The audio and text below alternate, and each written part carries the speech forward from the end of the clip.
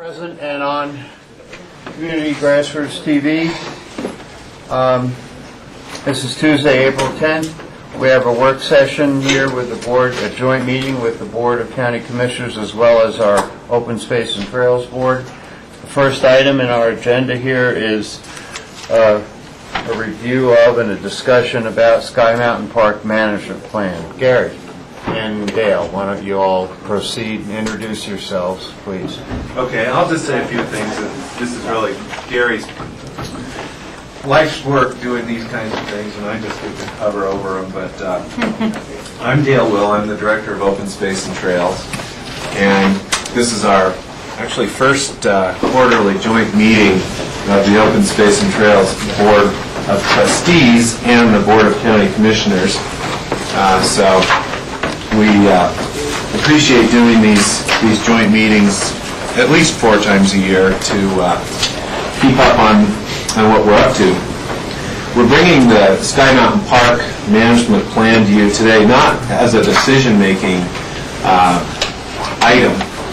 We're in the midst of a public process, and we will be bringing it back to both boards once the plan has been vetted further through public discussions. However, because of the significance of the community investment in this assemblage of properties, and because the plan is a fairly significant investment of staff resources and our preliminary studies we did, we thought it would be useful for both the boards to see a kind of work in progress and become more familiar with the details of the plan as it's unfolding, knowing that you can continue to develop your views of what should happen up here, and knowing that we'll be back for an adoption process in the future when those views will have to become final. The Sky Mountain Park is a new name that applies to property that a lot of us in this room have been worrying about for decades. And just to briefly touch on the history here, this whole 2,500 acres that we're now planning for was not that long ago when it was all private land. Although we live in a we live in a gateway community that's surrounded by public lands owned by the federal government. A lot of the lands in the kind of interior of our valleys are private, and the chronology of how this became public is really pretty extraordinary, because it happened in bits and pieces over a couple of decades, and I don't think anyone foresaw when the first couple of acquisitions started that we would wind up where we are today, and continue to kind of celebrate that we were able to put this together. But just to recap a couple of the highlights, really the acquisition chronology started with Snowmass Village, and Hunt Walker is here and John Wilkinson from the village.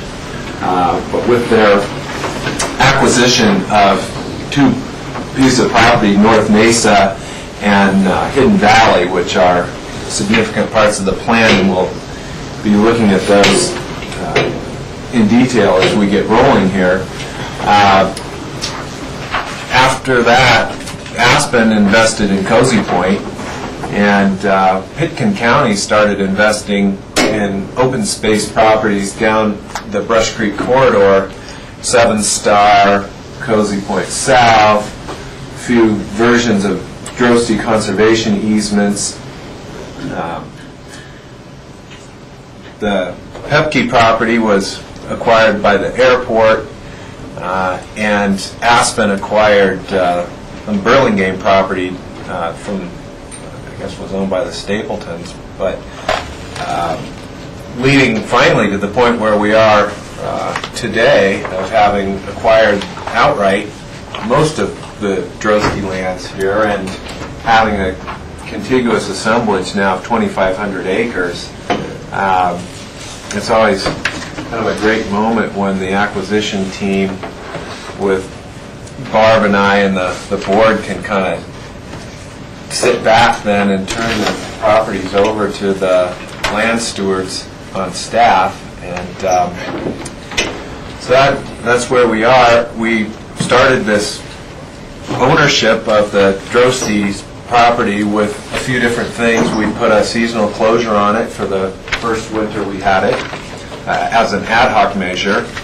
We convened a naming committee, and we commissioned a wildlife study that was supported by Snowmass Village and Aspen, and Gary can talk about the detail of that study, but I was quite proud that the three jurisdictions didn't stop with the acquisition, but stepped up to the plate with the most site-specific study of these properties, and some of them had never really had an inventory done on them at all.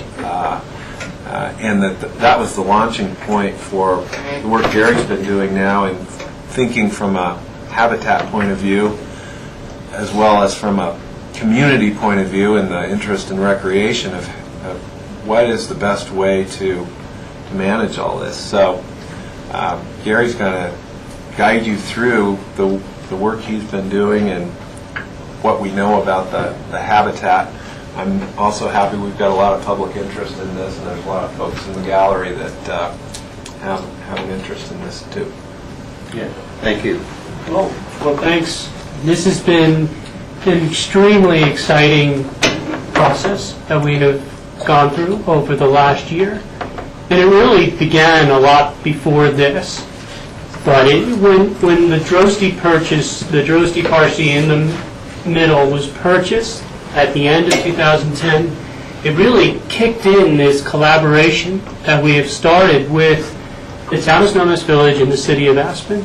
And it's been a really fun and rewarding process, not only for the fact that we can now plan for this whole 2,500 acres, but we have a partner here in Snowmass Village and a partner here in the city of Aspen, and Pickens County's kind of in the middle, and all three are vested and seem very willing to be a partner in the management of this whole thing. So one of the goals of this plan was to get rid of these individual names and try to treat this as one property. Now, Cozy Point Ranch has its own management issues, and Cozy Point will always be Cozy Point. But to get rid of, Drosty, Seven Star, I mean, we'll always internally talk about that, and there's some jurisdictional differences in that, but the public does not care. They don't know the boundaries. They're very interesting, just run on fence line type of things on the boundaries.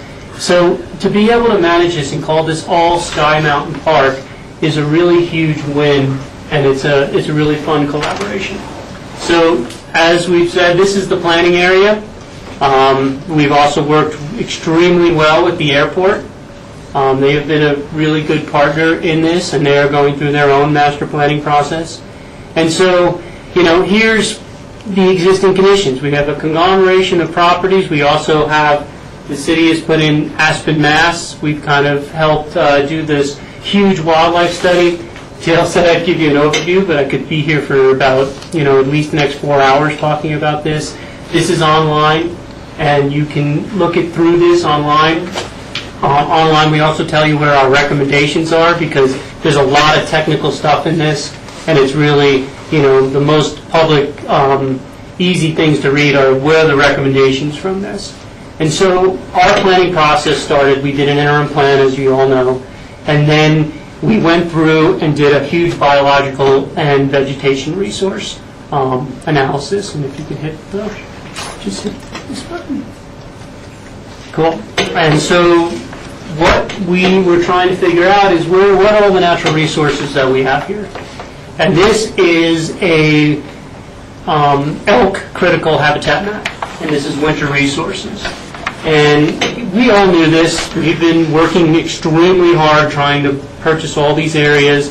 The Division of Wildlife has really worked with us really hard to protect this, because as you can see, almost all the orange is winter range. And then if you get into the red and the the black crosshairs here, you get into winter concentration areas, severe winter range, and then this green area, as we were talking about earlier, this is the main migration corridor. There's other areas where the elk will migrate into and stuff, but this is the main migration corridor through here for the Burnt Mountain herd. And so this critical purchase of Drosty in the middle made all of this connected and possible, and was an extremely great win for wildlife. And then one of the great things that the Open Space Board and the BOCC and even the town of Snowmass Village and the city of Aspen was able to do is we just closed these. We closed these properties without even a study because we knew this was already mapped. And so one of the things that we've been working really hard on with the public is educating them on this winter closure and how important it is. And I think through all of we've done, I put it in here, I could read it, but from the interim plan and this plan, we've had over 15 public meetings on this property, and this winter closure is basically what we'd call a no-brainer. Everybody understands it. We haven't had any pushback. This year is a tough one because we don't have much snow. We have had some violations, but our rangers are up there. We're also going to do more education of why, even without snow, that this is really critical still habitat. I've been up on the corners here looking in, and there's still elk up there. And they're pregnant, and this is the time of year where they'll be migrating through to their calving grounds, and so, disturbing them will be, potentially, disturbing to, where they're going to calve and all that. One of the other things we did, if you hit the play button, is figure out summer range. And on summer range here, we've been able to, pick out a couple sensitive species that we would like to manage for, monitor over time, and try not to fragment as much as possible. And this, in the purple, is Virginia warblers habitat. Virginia warblers really loves this gamble oak, and they like mature gamble oak. And then you have the sage areas, and the sage areas are really critical for brewer sparrows. And brewer sparrows only nest in sagebrush. And so some of the property has spectacular sagebrush areas that have a very amazing native suite of species. This hasn't been disturbed like other areas up high, and we still have the native suite of species. We have some other areas I'll talk about in a little bit that could use some help. But trying to figure out what the critical summer habitat was too, to try to work with the next piece, which is really, how are we going to put recreation on this property too? We have done a lot of public meetings, and there's a lot of public interest in public recreation. So if you hit the next slide. Now to get into, we have this beautiful document here. What do we do with the habitat in the future? One of the things proposed in the plan to do is to do some significant habitat improvement projects. This is everything in orange here is gamble oak areas that we would like to, over the next 5 years, start bringing back disturbance. And these are disturbance-driven ecosystems. Here's some gamble oak up top. It's pretty thick, it's very mature, it's over-mature in some areas, it's not. It's out of its normal range of variability, which means gamble oak areas used to burn frequently, and within every 50 years. And so this property has burned well over 50 years. And so these areas are, critical to start bringing back a disturbance regime so you make better habitat for not only elk, but you make better habitat for other species that need that age class diversity. Now, these aren't the only areas on the whole Sky Mountain Park that have gamble oak. We're going to start here, but we have to keep decent areas of mature stands available because, as I said earlier, the Virginia warbler likes the more mature gamble oak. Luckily, we have a ton of mature gamble oak. We're not worried about losing that habitat type. We don't have a lot of age diversification. So that's part of these plans, is to start doing some of this. And then, after we get this done, we'll evaluate. We're going to monitor all the time and be able to then go to the next level of where else do we want to start doing this. But this is a great start, and I've been working with the Division of Wildlife and our wildlife biologists to pick areas that would really work. We're hoping to start this summer on some of this. Next thing is these aspen stands. These things are, you can see some here, it's kind of a decadent stand. The aspen's old. In the drought, we got hammered pretty hard, and this is kind of the elevational limit of aspen, but we see some recruitment, so we're going to do some more monitoring on aspen and then come up with prescriptions if necessary. The next slide. Now these are the sagebrush areas we were talking about, and they are in, these two sagebrush areas in particular are old agricultural areas. They look really beautiful as you drive by them on Brush Creek Road, but amazingly, what you see if you go check it out is sagebrush looks beautiful, but there's only crested wheatgrass or some smooth brome in the understory. And so one of these things we're going to do, and one of the projects we're going to work on this summer, is working with Colorado Mountain College out of Leadville to do sagebrush species diversification projects. We're going to do some test plots, and we're going to figure out ways to try to get the cheatgrass, not the cheatgrass, but the crested wheatgrass, to not be such a large component of this without having to do major habitat changing. Because we know we could just kill it all and then start anew, but we'd rather find a more benign way to be able to do that. And they also have an agronomy program. We're going to try to grow some of the native species that we have up here to put into these areas. So this is kind of an exciting little project that we're going to work with Colorado Mountain College and be able to do that. There's a lot of these purple areas that are noxious weed locations, and that is one of the things we're going to really focus on in next year. We're going to work with the town of Snowmass Village on Upper North Mesa to really get a handle on this, because we do have some large areas of noxious weed infestations that we have to start taking care of. It's about 90 acres here, so there's a lot to do. And then there are disturbed areas. Disturbed areas are another one that we're going to work really hard. Old roads and just disturbances from past use that we're going to restore. And then the cool thing we found was the silverleaf milkvetch. And I made the stars almost the same color as disturbed areas. Sorry about that. But you can see them in the plan. They're a little better delineated. But these, we're going to do a study to see where else this occurs. They like the shale barren areas. It's a very rare species in Colorado. It's not rare globally, but it's a very rare species in Colorado, and it's something that we're going to monitor.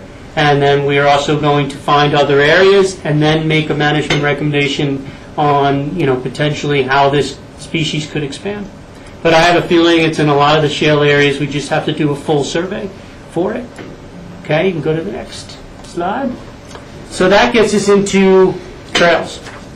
And the trail part of this whole thing, the existing trails is right now we have the Radar Road, goes to the Skyline Ridge Trail, comes down the View Line Trail that was built last year with the town of Snowmass Village, and then goes to the rodeo lot right here, the town park. Sorry, Hans. And so I keep calling it a rodeo, and he keeps making sure I remember it, town park. And Quarter in the jar. Yeah. No, not for me. I'd be poor by now. But on this one, this is the existing trailhead that everyone's using to access. The existing trails are high line and low line on the edge here. There's the rim trail that goes through Horse Ranch. Well, the cool thing about this property that we found, Hunt already knew about them, but the public really didn't know that there was existing equestrian trails that were separated from the rim trail. And an outfitter just started using them this year. So, some of them are a little steep. They have some noxious weed issues, some brushing issues, but this is going to be a really great public amenity for people because it starts right out of the old rodeo lot, and it's the overflow lot now, and then goes up, and it's a nice 3.5-mile loop to a picnic area up here, and it's really pretty. And it's totally, you separate the mountain bikes from the horses. It's really pretty. So this is going to be a nice little amenity that we, will sign better and we'll work on over the next coming years to really make a better public amenity for everybody. And then we have the Brush Creek Trail that comes right through the middle of this that goes to the Aspen Mash Trail. The Radar Road is one of the things that we're working on with the airport. In the plan, there's no alternative to the Radar Road right now because we are working with the airport on trying to find an alternative to get the public off the radar road onto a more sustainable grade that stays out of airport operations. And so we have been working really well with them. I think we have an alignment. We just haven't put it out there yet, but we're going to have an alignment, and I think it's going to work it's going to be a great one for trail people, and it's going to be a great one for the airport because it really keeps out of what the future is for the airport. And then we also, we're trying to figure out new trailheads. One of the potential new trailheads is working with Monroe and the city at Cozy Point Ranch to allow parking here, especially horse trailer parking. They're proposing new trails on Cozy Point Ranch, and it would be a great spot. We also proposing altering the Snowmass Village island, and altering that island so you have safe crossing for horses through there. Monroe and I found a pretty good location that's not going to really mess with a lot of the existing vegetation, but allow his ranch vehicles to get across, but also to have horses be safely get across Brush Creek Road. We've heard from the horse people that if they could have, you get into the island, you have that safety point, so you only have to look one way and then you have to look the other. And the town of Snowmass Village has been open to a modification of the island. It won't be anything huge, but it would really facilitate and activate this use to get the horse people onto Brush Creek Trail. And also, one of the new trails that we're proposing is this Cozy Line Trail here. And this Cozy Line Trail would connect to Skyline Ridge. And then the Skyline Ridge would take you around. One of the things we're talking about from Skyline Ridge is to have a horse and hiking only trail that connects to the cemetery. We've kind of dubbed it the Flatline Trail. And so, the Flatline Trail would go and connect to the cemetery. They're working with the cemetery folk on providing a parking area here, which is pretty cool because it'll be a horse trailer parking, and it'll connect you directly to here and separate you from mountain bikes. Some of the other trails that are being proposed are this Rimline Trail that follows an old trail. There's an old trail for most of this. Some of it's extremely steep, and we're going to try to keep the reroutes to a minimum, but some of it might have to be rerouted to deal with some unsustainable grades and erosion and stuff like that. We're also going to try to route it around this sagebrush area that we're going to restore with Colorado Mountain College. And then another proposed trail is this view line connection. And in the plan, this view line connection to the High Line potentially would go away. We're trying to work with the neighboring, because there's an existing radio tower road. And the radio tower road exists. It's an existing disturbance. It already connects to the top of Owl Creek. People use it today. It's not illegal access. The radio tower's for just radio things, and it's not for public access, but maybe we can work on a way to do that, and then this would be not necessary. And this would provide that kind of connection to the top of Owl Creek. And then the town of Snowmass Village is proposing to reopen a new trailhead, reopen an old trailhead on Owl Creek Road.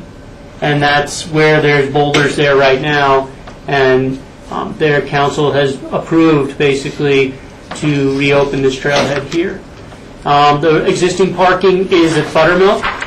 We worked with the airport to potentially locate one on airport, but the airport operations probably would never allow a trailhead here. And maybe sometime in the future when the airport operations get thought of here, maybe we could do it. But for now, Buttermilk works pretty well.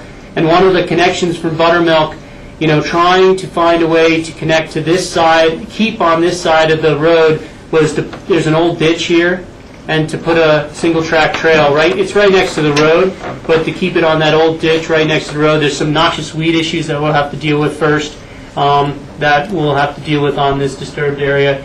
But that's really the trail thing. And then the last one is the one that is potentially a connection from the View Line Trail up to the Skyline Ridge Trail. And this came from public comment.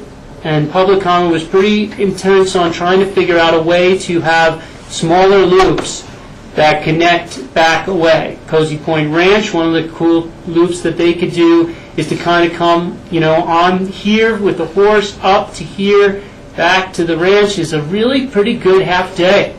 And to go all the way through is a much longer day. So that was one of the trails that came from public, and Kevin's here, and we've been working with Kevin on this. You know, this is one of the ones that the Division of Wildlife has an issue with, but, you know, for us, the reason why we put it in was also to say, hey, the public really wanted this, and the next slide is going to show one of the big things of why we can propose so many trails is we are proposing to keep dogs off most of this 2,500 acres. And, you know, the public has been relatively supportive of this because if you see everything in green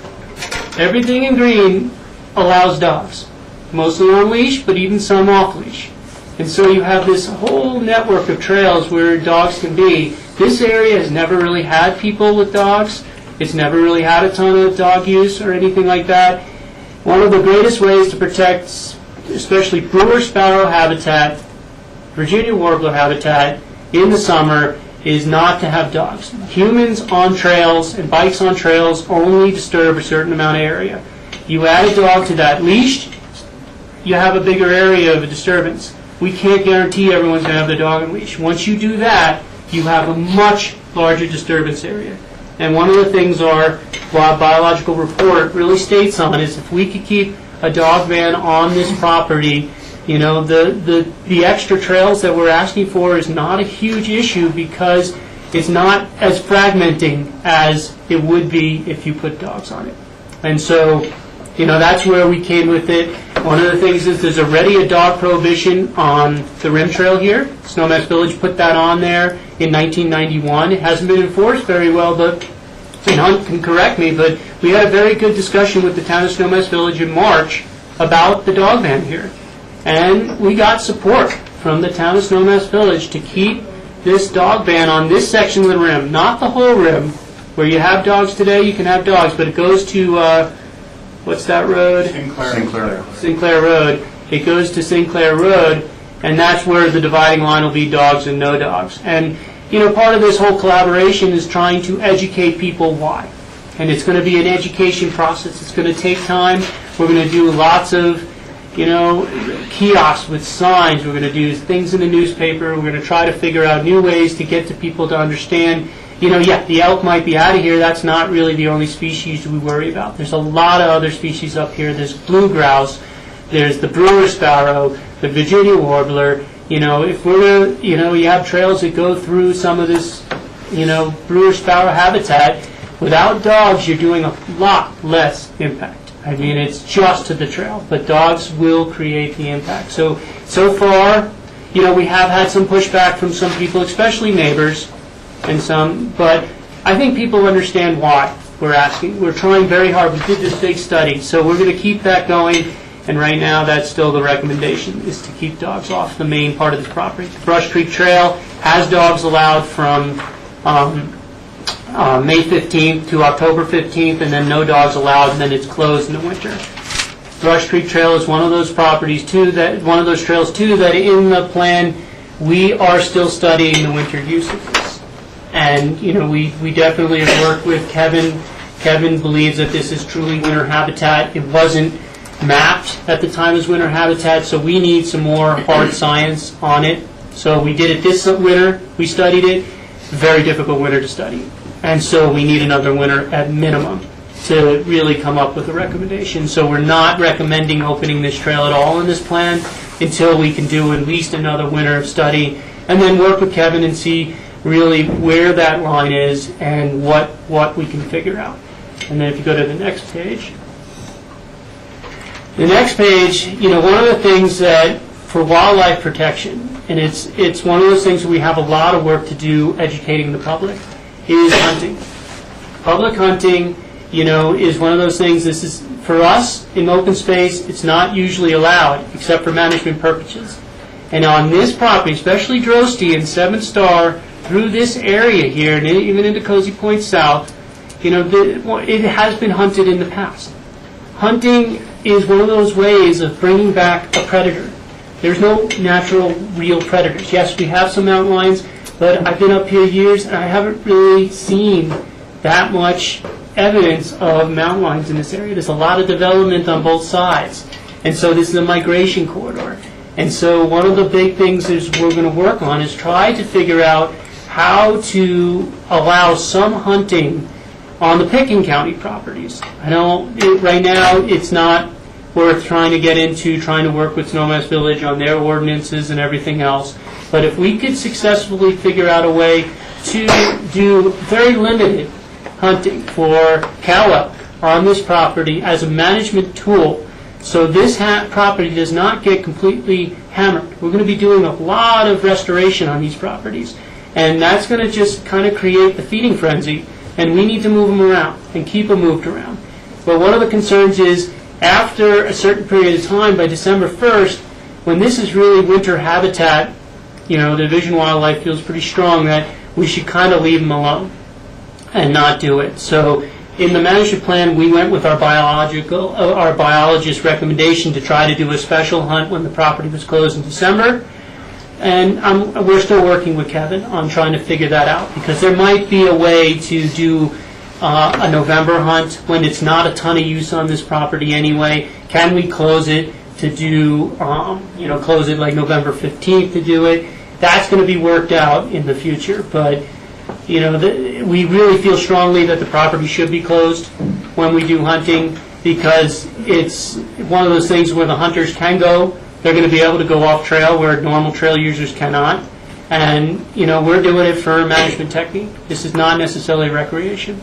So, Rachel, go ahead. Yeah, I understand the need for hunting at some times, and that issue. I was sitting here thinking, well, would you do bull tags only, because the production rate for the females has been so low, as opposed to more cow tags? That's a great question. I'll let Kevin kind of answer that one.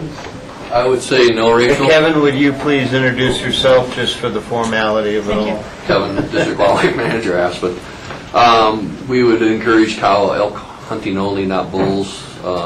You can basically almost harvest as many bulls as you want to and not have too much impact on the population unless you drive your bull ratio down below 10 bulls per 100 cows. So what we really need to do is get a harvest on cows, and is that because the goal is to bring the herd down overall in population to suit? We're trying to get down to we're trying to get down to our population objective, basically, for the area.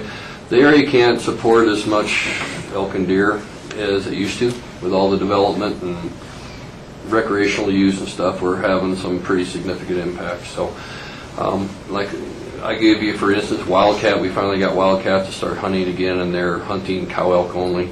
So we need to put pressure on the reproductive unit of the population versus the bulls, and it's usually, like I said, just a strictly management thing. It's not a recreational thing. And then I know it's just been a little while since we've seen, but what are the target goals for these units? How much do you need to bring the population down? Well, we're going to redo our DAU management plan for elk. We just haven't done it. We did it for deer here, I think last year, year before that. So right now the population objective is around 3,300, and we're up around, I think, 4,500 elk, supposedly. And I think you have to look at that over time, too, because over time we've changed our population models from when I first got here 25 years ago or whatever. And it seems like every time we change a population model, there's different parameters, and so you have to look at more of a trend versus an actual number, I think, because things change and give you different numbers. Thank you. And our wildlife report, our wildlife biologist supports the cow elk hunting only too, because they really want to reduce those ratios between cows to calves. So there's less cows out there. So, and that's part of the deal, and that's one of the reasons why we feel that continuing hunting in some form will be very important on this property. And so we're hoping we can come up with a solution that works for the Division of Wildlife's goals, but also for the goals of the property. And I think we've been working really well with Kevin on that. So we're going to, before we come up with that final plan, we're hoping to work on some issues. And then really lastly is one of the big goals on this property is to do a lot more environmental education.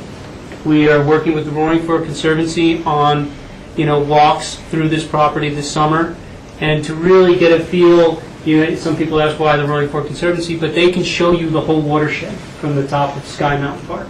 And that is so critical for people. Instead of being down at the river, you could be up top, and you could see most of the upper Roaring Fork watershed. It is a pretty cool thing to be able to show people what a watershed looks like and why is it so important to protect. And so, we're going to do a lot more education in the future. And so, those are the main tools. Obviously, I didn't cover the whole plan, but you guys have a copy of the plan. Feel free to comment on your own. I'm happy to talk to you guys again about it. What's the timeline for? Yeah, so the timeline is the public comment is going to run through April 23rd, and we have gone to the town of Snowmass Village, and we have talked to them, discussed with them the management plan. We are going to go to the City of Aspen Open Space Board on the 19th of April at 5:30 in the Sister Cities room, and so we're going to talk to the Open Space Board, and it gives a chance for the public to hear it 3 times from different jurisdictions. This will be on Granicus, and I'll send out an email to a link to all of this. And then, once that public comment period is over, we're going to assess where we're at as a staff of all 3 jurisdictions. I really have to thank Hunt Walker. I think Jeff Woods is here with the City of Aspen and Austin Weiss. It has been a really great collaborative effort with them. Snowmass Trails Committee, the Horse Council, the Roaring Fork Mountain Bike Association. Hundreds of people have shown up at these meetings. You can see by what's here today, this has been a very exciting project for the public. They've been very involved. We have gotten tons of comments, and it's been fun. And it's an exciting proposition because you put so many pieces together, which is really just an awesome thing. You can actually do work at landscape scale, which is not always possible in these areas surrounding development. So it's really impressive that you're able to do that. And then in May, we'll be coming back for adoption. And through adoption, we'll be going through both boards for adoption and through the town of Snowmass Village and the City of Aspen for adoption. Good. Thank you, Gary. I don't know how many of the other board members on either board have had a chance to go through this ecological, biological report. It's rather thick, hugely educational, both reinforcing some of which we know and then identifying much that, speaking for myself, I didn't know. It's just amazing what it is. It doesn't answer the question for us at the end of the day exactly how and when we will build trails. This is a proposal, and the recreation piece certainly is critical to this. We bought it, and multiple jurisdictions have wanted to own this property for decades, have a handle in preserving it for the ecological wildlife values, and we certainly recognize that the recreation piece is, in the public's mind, really hugely important. So we're going to have to be careful how we do this, and we'll have to weigh in exactly what the process is for the BOCC to finalize, how this is going to happen. Annie, as far as your board, have you recommended We haven't this? considered this at all yet. So you're just beginning also. Okay, good. Because, and it sounds actually, because this is April, and we have public comment to get, and then there's going to be a public process with both boards. I would just suggest that we'll have to just go through it step by step, and if we need a little bit more time, and we don't want this to go on forever. And there's a lot of data right here and that we need to digest, but also we need to discuss and bring in various elements of the community. So I would hope that we do have a plan that we can, kind of take a snapshot at, take a look about what's next, Gary, as far as the public process after comments are in. You might share that with us. Yeah, I will definitely share. And the great thing is on May 15th, when it opens, we have access. You have trail access. The trails that are already open will be open. So, It's not an issue, it's just what trails are we going to continue with, and which ones are going to be. In the adoption process, you're going to see a priority list and a cost. Once we get what we're actually going to do, and it's also on the ecological restoration, you need kind of a cost on some of that too, because it's pretty extensive. So we're going to come to that in the adoption land, is to kind of give you a priority list of what we've heard from the public, and then also a priority list for ecological restoration. But that'll happen in May. Thank you, Gary. Dale, you had your hand up? Yeah, Jack, I just wanted to invite any of the members of the public that have come in to share their observations about the property and the process to date. Well, 1 second, please. I'd like to ask everyone, we do have lunch. Do we want to take, honestly, a quick 5 minutes or whatever it takes to get some lunch so we can initiate that right now? Because otherwise, somewhere down the, we might have a real problem getting that in and having some public feedback. So I'm going to request that we take, 7 minutes, 10 minutes at most to get settled in for lunch. I assume the boards are invited. I don't, honestly, I haven't checked. Fran, have everyone invited to have okay, others are free to help themselves too. Let's get the board in there first, though, the two boards. Grassroots, we're going to take a quick break here. Thank you.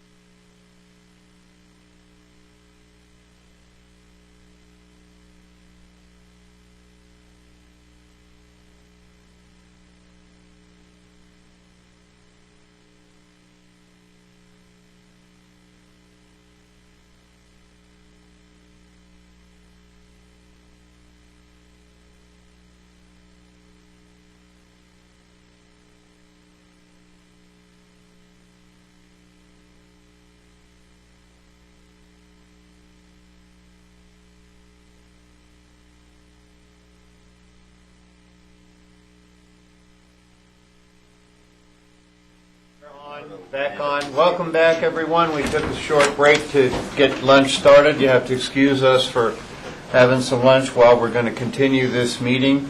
We have a joint meeting with Open Space and Trails and the BOCC. We're currently looking at the Sky Mountain Management Plan that has been proposed by Open Space and Trails. We're all first seeing it now for the first time.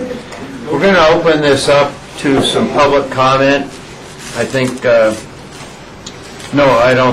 know we are going to request that we limit it to about 3 minutes per person, honestly, because we do not have the time to get into a long dissertation, and there is further work to be done. So I am going to try to enforce that very much so. Please keep your comments straight up and to the point. Who would like to speak first? Adam, please identify yourself. My name's Adam Olson. I'm a Valley resident and a sportsman all my life. I think that hunting's very important on this property. I think that the sportsmen are getting shortchanged in this scenario, considering mountain bikes have never touched ground on the property in the past. This is a non-historic use that's suddenly taking priority, and that's unfortunate. I think there's great opportunities on this land for easy access for youth hunting, which is a category that Kevin Wright will agree is a declining population. Hunting is $1 billion industry for Colorado. This is not a hobby for a lot of people. I feed my family.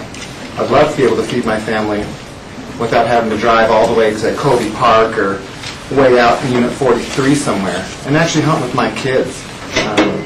But please don't be so close-minded on the hunting that you ruin it for future generations. Thank you. Anyone else would like to speak for a couple minutes? Certainly would welcome. Steve, please introduce yourself. Steve Child. I'd like to talk about the weed control on the property, and I'm the chairman of the Weed Advisory Board for Pitkin County. The Weed Advisory Board, I'm sure, would like to coordinate with you in terms of coming up with a plan for getting the property rid of noxious weeds. And I found it interesting that you have 21 species identified on this property, as do we on our place on Capitol Creek, and it's probably pretty much the same list of species. But I'd be glad to work with you, and I'm sure that the rest of the Weed Advisory Board would be glad to work with you on a plan for that. Okay. Thank you, Steve. Jeff? Hi, Jeff Woods, Manager of Parks and Recreation, City of Aspen. First of all, I want to congratulate the team of the county, Pitkin County, Snowmass, the City of Aspen, along with Outdoor Colorado through the GOCO grant. We purchased basically the 850 acres that knitted together as 2,500 acres of land into a cohesive unit that we're talking about now. I look at it not as a unit, but as a landscape, and I think it's amazing that in this short order, basically a little over a year ago, we were talking about purchasing this property, trying to figure that out, and now we're trying to figure out how to manage this for future generations. And I agree with everything I've heard here so far. I think there's all kinds of balancing of uses, of management techniques, and we've put together the most important purchase that I've been involved with in the City of Aspen since I've been here, because of the scale of landscape we've knitted together. And I'm very confident this team will figure out the best approach for the land. We hired went outside the valley to hire experts that were some of the best in the nation to help us look at the land and really do a thorough evaluation of understanding the land before we really did anything other than a short-term interim access on existing routes. I'm confident this team will come up with a good approach with your guidance, both BOCC, Pitkin County Open Space and Trails, along with Snowmass and Aspen, that will balance everybody's uses. So again, I just want to thank everybody and look forward to the process going forward, because this is an ideal model of how to manage land and work as a team for these really important conservation efforts. Thank you. Yeah, thank you. Further comments? John? Can I borrow your pointer, Gary, for a second? And please introduce yourself. John Wilkinson, Town of Snowmass Village. We reviewed this plan and are very enthusiastic partners to what is going forward with this. One of the hiccups we had in Snowmass was the dog ban on the North Rim Trail. It was written into the original PUD that dogs weren't allowed. It wasn't enforced until we discovered that it was in there. We're getting a lot of kickback from our community on this, and there's some movement out there, but for now, we're going along with that recommendation.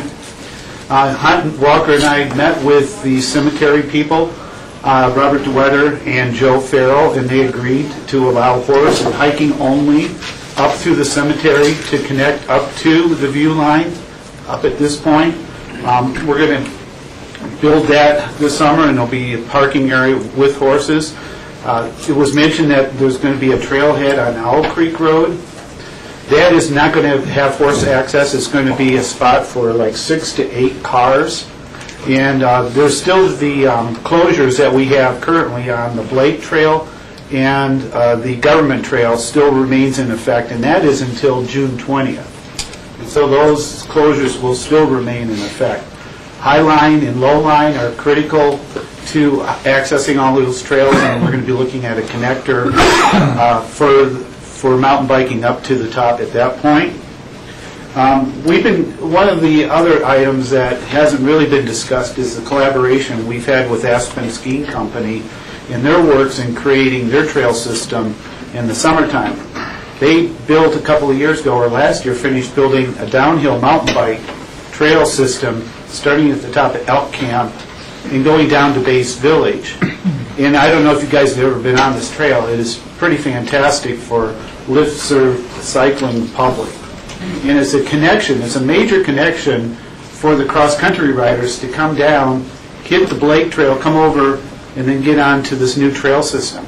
And so this is bigger than even what you thought of when we were doing the Sky Mountain Park planning, is that we're interfacing and working with ski company at the same time, their system. We now have approximately, I'm going to say 50 to 60 miles of trails accessible from both the Aspen side and the Snowman side and the Cozy Point side. It's just tremendous. This is putting us on a world-class level of trail systems for all users.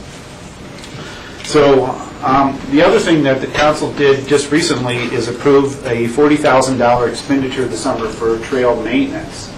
And that's going to be used in conjunction to help build the trailhead and maintain the trail. So we're working very closely with Gary and his group and the city of Aspen, trying to put this all together into one big cohesive unit. And so I'm very proud to be part of this whole process, and I want to thank the county and Open Space for allowing this to be part of our community. Thank you, John. Appreciate it. Kevin, would you like to give a few words of wisdom here for us? Kevin Wright, Laurel Park and Wildlife now. So I guess I'm kind of here just to answer questions for the most part. I don't envy Gary being in the middle here and getting pulled from all different directions by different interests and things. So we do appreciate the purchase of the property. Obviously, from a wildlife perspective, it's has been a very critical link for wildlife in the Upper Valley. Obviously, I think we're excited about the wildlife, the habitat improvement plan, and habitat work that's going to take place on the property. I think obviously strictly from a wildlife perspective, we have some concerns about some specific trails, and I have some concerns about one trailhead. So I think we'll. Well, thank you, I guess I Kevin. would, rather just answer questions probably. Yeah, and I will state for myself, I've worked very closely as a citizen and elected official with the one-time DOW, now the Division of Parks and Wildlife. I value their feedback.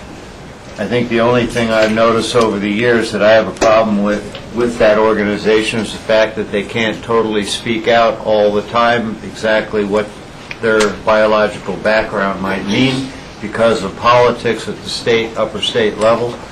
But we're going to rely on feedback from you, Kevin, and I hope you can give us specific feedback on specific trails. Whatever degree you can give us your experience and your knowledge and share with that, it would be very valuable, because I think we do have some easy and some tough decisions to make here, and I want to make sure it works the best for everyone. And that might mean there's some compromises, and there might not. I can't predict. We're early in the game here. Go ahead. I just want, Gary went into the hunting issue, and, definitely we're working with Gary trying to get that accomplished if at all possible. Obviously, the division is going to support hunting on the property and have encouraged that to do so.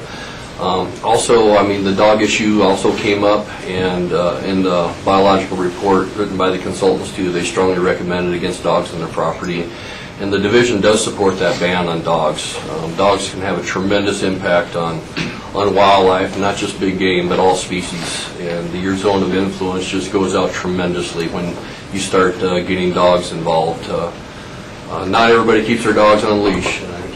Anytime you walk into a wilderness area, you can see that very evident. Usually when I'm out on horseback or something in the backcountry, 8 out of 10 dogs are not off the leash and running everywhere. So people really do not leash their dogs as they should, according to regulations and things.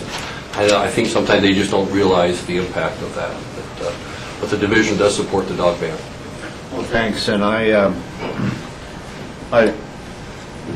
do know this is the beginning of the process, but any of the board members present would like to ask Kevin any questions at the moment? Anything right off the top of her head, or just wait the process evolves a little bit? Kevin, we will be in communication. I would request also with feedback on trails that there's a possibility that, and I don't think we're planning on, say, all trails were approved, they'd be built immediately. What phasing might be, how this is going to work over time. Want to make this a park for everyone without diminishing the values. Any other public comment out here? Monroe, please identify yourself, please. I'm Monroe Summers. I'm the leaseholder of Cozy Point Ranch, and also I have an agricultural lease on Cozy Point South. We're going into our 13th year as stewards of those lands, and the entire time that I've been involved with this property, as I was just talking to Tim about a few minutes ago, Tim being one of the people that was very instrumental in having the city buy it back in 1992-93. I've been associated with the property that long. I've been the lessee and manager since 2000. We've been totally landlocked. We've had no trail access whatsoever, which is very unusual and handy and major handicap for a large public equestrian facility. I think we're probably the largest public equestrian facility in the Upper Valley, the only public and the largest facility, and maybe the largest indoor heated arena in the entire valley. So we basically haven't been able to offer all the services that a typical equestrian facility would, and we think that with the addition of this Cozy Line Trail tying Cozy Point Ranch into the Skyline Trail is going to be a huge opportunity, using us as one portal, one end of this system for the equestrian community and the general public at large. We've got a nice facility there. We've got clean public restrooms. We've got trails already established to Brush Creek Road. It's just an absolute natural. It's going to be fabulous, we think, for the public and for our clientele. That's all I have to say on it. Well, thank you. Any questions, comments? I actually had a question for Kevin.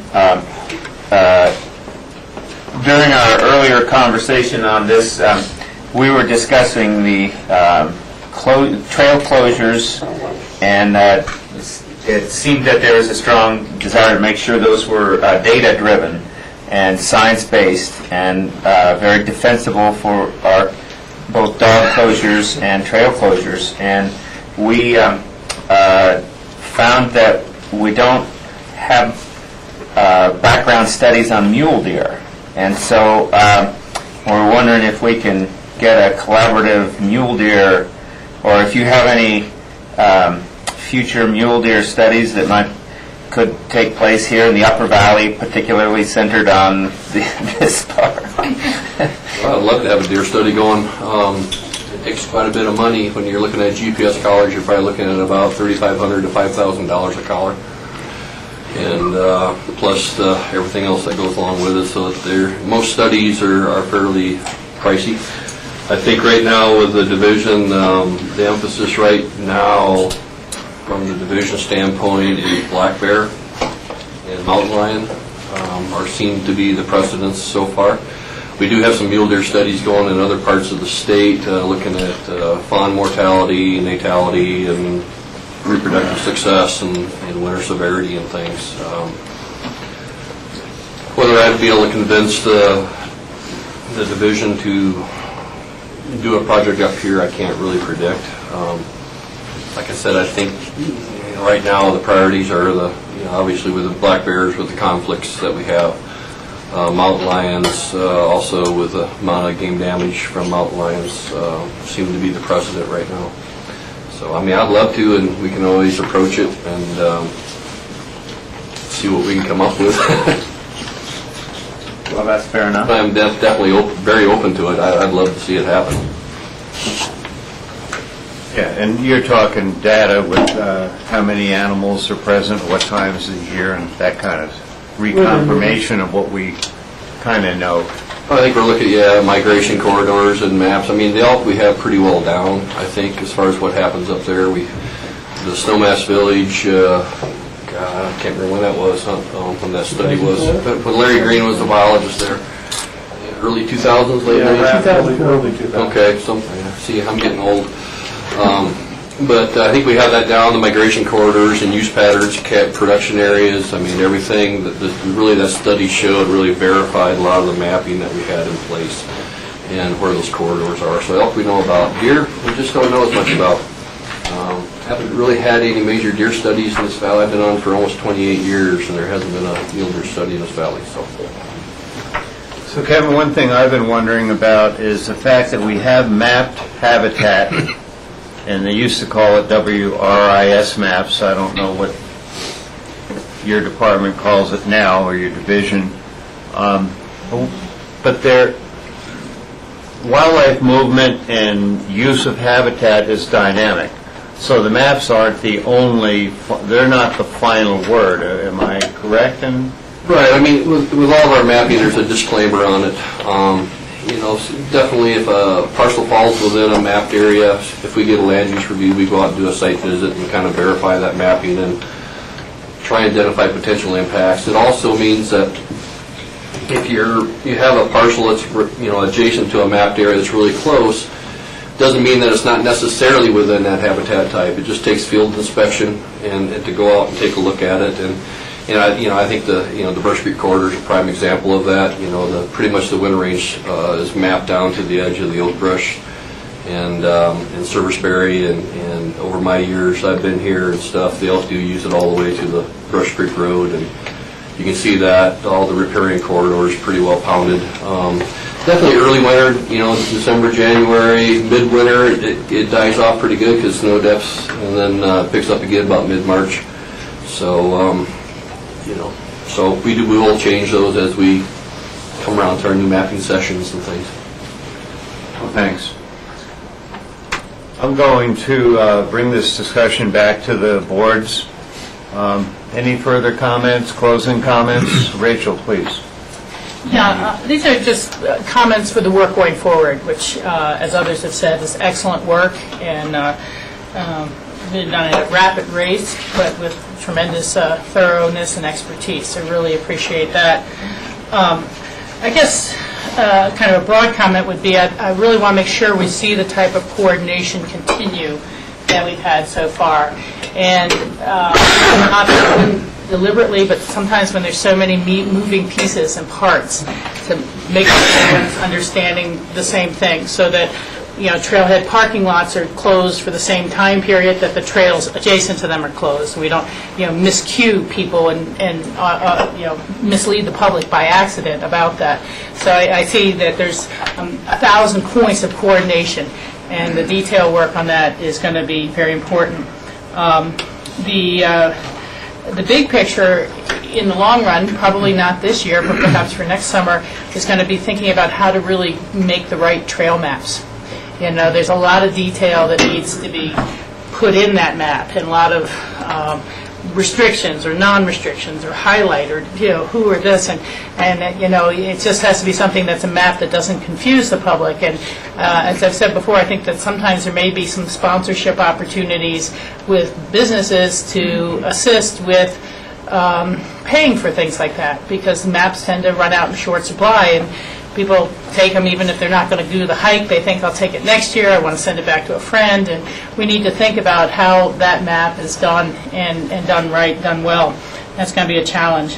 I think from our board, from where I sit on our board, I want to see some sort of balance of how we're going to be using the financial expenditures on trails versus the other trail needs in the rest of the county, so that we don't focus all the trails and trail work and money here.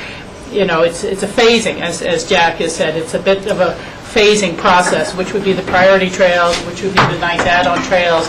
How does that balance? And I know we have in our packet information about how the Rio Grande completion is moving forward, but we have other trails in the valley, and so it'd be nice to kind of put this in the context of other trails, so it gets the attention it deserves, but doesn't get too much of the spotlight, so that other community neighborhoods feel they're left behind. And then the final thing is that the type of signage that we're going to need at these trailheads has, again, got to have a lot of real deliberate thought put into it. I could see having components that are interchangeable, so that, you know, when you close the sign is up there, it stands out, and we may end up changing the dates of closure. So we want it set up in such a way that if it, you know, December 1st doesn't work and we have to move it back to, you know, November 15th, we haven't ruined a whole sign, or we're not duct taping over anything, and yeah, restrictions, because even now we think maybe there's dogs will be okay on an area, we'll find out no, dogs are not okay on that area. And so how do we do that, and how do we make it visual enough? You know, there's great signs out there now, monument markers, things like that, where you can have visual images, but the visual of a baby calf, elk calf, with the mother is going to do more to make people think, oh, I really shouldn't break the rule.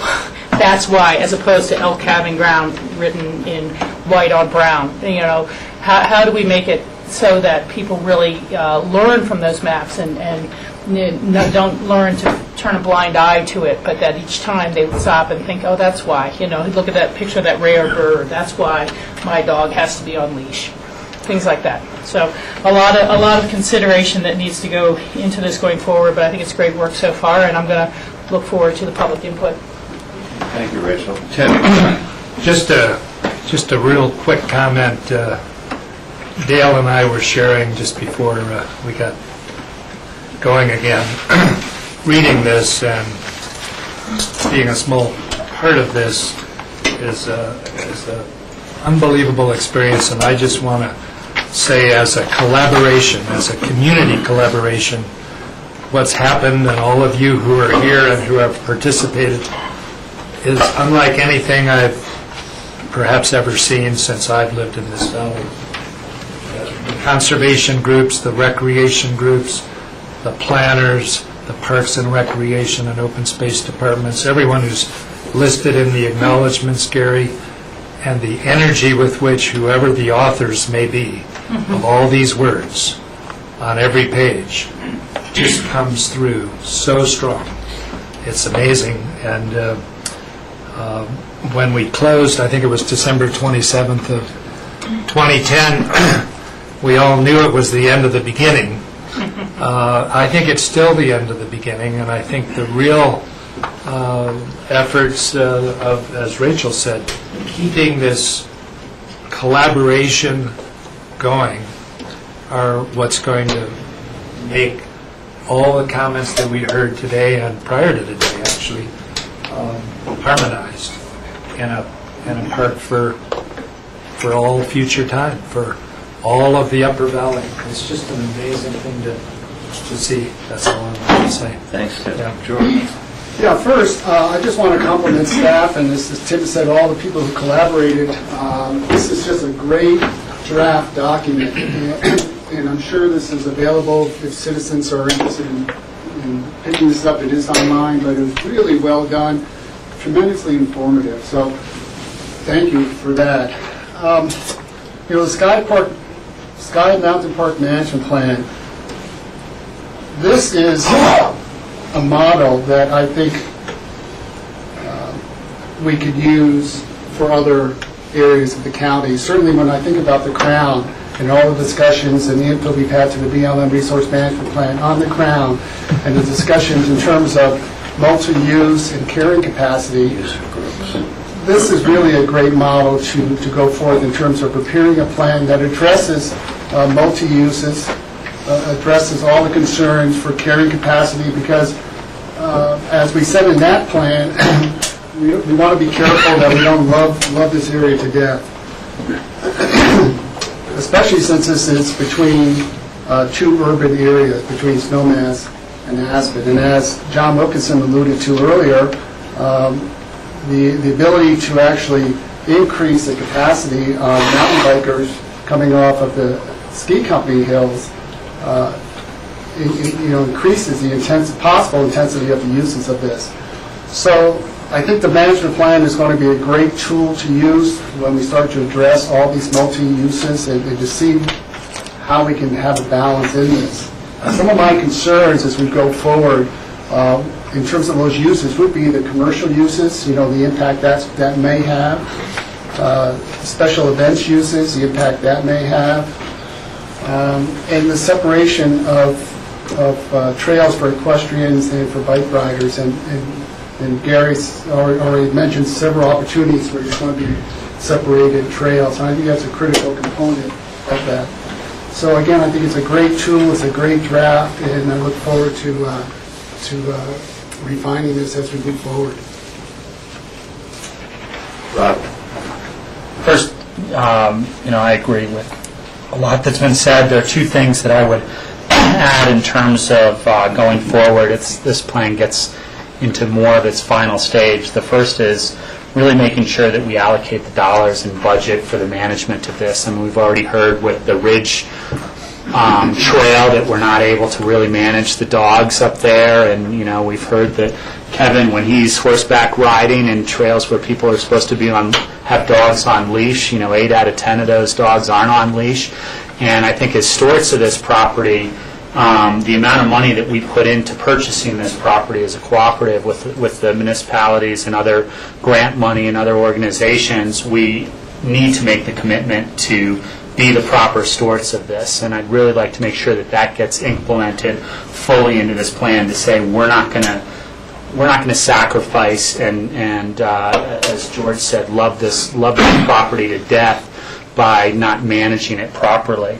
And then the other thing is really kind of looking at this as a long-term management plan as opposed to something that we're going to implement immediately, and really implementing some ideas of guidelines of how this is going to happen. Once you build a trail, it's pretty much there, and it's people are going to use it even if you put closed signs up, and they'll use it if as road trails and that sort of stuff. So I really think a slower is better approach for this whole Sky Mountain Park area is really the way to go, and I want to make sure that we implement into our final draft of this plan a conservative approach to this build-out and to this access, and making sure that we don't make mistakes that we can't come back with. So those are the two aspects that I think I would add. Thank you. I'll just finish this conversation with a couple of my own comments. I know we have some more feedback, so I won't get more specific, except to say that there are a couple proposed trails that almost are duplications. One up Owl Creek, I'm kind of wondering about that, how practical it is, but that's why I mentioned phasing. We do have the social, quote-unquote, paved trail already, so I don't know if we need to go across the way and disturb anything. When I read the biological report, I do not remember if there are hawks nesting on the property. I have to say, I apologize, but I kind of like to know. I didn't, yeah, there are, okay. There was good. one. And I certainly will support the hunting. I think we need to be very thoughtful as to how that comes about because of the safety, public safety. And we're going to have to work with the public on this. There's one issue that hasn't been discussed that I think should be part of the continuing conversation, and it's about closure dates. And I know the DOW, Division of Parks and Wildlife, I have burned that route in my brain. It's hard to get away from DOW. I know they prefer fixed dates, but golly, we need to have a discussion about having more flexible opening and closings for need. And just like Hawk said, based on biology and, facts. Because I think the weather, gee, am I very brilliant? Not at all. Look at the weather this year. It speaks for itself. It happened in '02. Droughts are here. Big snow years 3 years ago, etc. I think there are a lot of variables here, and at least we ought to have that conversation before we just go with, and with all due respect, Kevin, I don't know if I've ever disagreed with you guys, after I understand all parameters and opinions, but this one I want us to pursue because it would probably be great to have it open, have certain areas open earlier, but then again, what happens with other things than just elk? This is not all about elk. This is about birds. This is about plant species, etc. So we need to have that conversation. It's clearly not time to open now because we know there's calving in transition to getting over to the Owl Creek side, for example. So I'm not saying that we should do A, B, or C, but we ought to have a conversation. Lastly, I just can't reinforce, as we've heard just about from everyone, how wonderful this collaboration has been. Not only county, open space, town of Somas Village, and city of Aspen, but the citizens as well as GOCO, AVLT, Division of Parks and Wildlife, everyone. It's just been fabulous. We have tough choices to make, but I also agree with Jeff. I know we can make these, and we're going to have to accept the responsibility for what we did when we bought this property and then commingled it with the great property in Somas Village relative to North Mesa. And we're going to take that responsibility. We have taken it on, and we are going to get it done right. So with that, we're going to end this part of our agenda. I know Dale has a couple more things, and we have, I'm going to say, honestly, less than 10 minutes, Dale, but you might, thank you, everybody. There's a couple things I know you wanted to bring, especially one GOCO item to us, so let's have a very brief conversation, everyone. Yeah, go ahead. Well, a nice segue off of Sky Mountain Park, which, for the record, received the largest open space grant from Great Outdoors Colorado ever granted on a single property acquisition in their storied history. They just celebrated their 20th anniversary. But GOCO has got a problem, and on the Commissioner's regular agenda for tomorrow, we have proposed a resolution which really is trying to protect the status quo in terms of the state lottery dollars that were allocated by the voters of the state of Colorado to supporting GOCO and the Conservation Trust. And there's going to be, I just learned from Barb, in the morning in Denver, a legislative committee hearing. And there is some chance that the current proposed new scratch game, which would ultimately have to be approved by the voters, but there is some possibility that the legislative committee is not going to refer this out.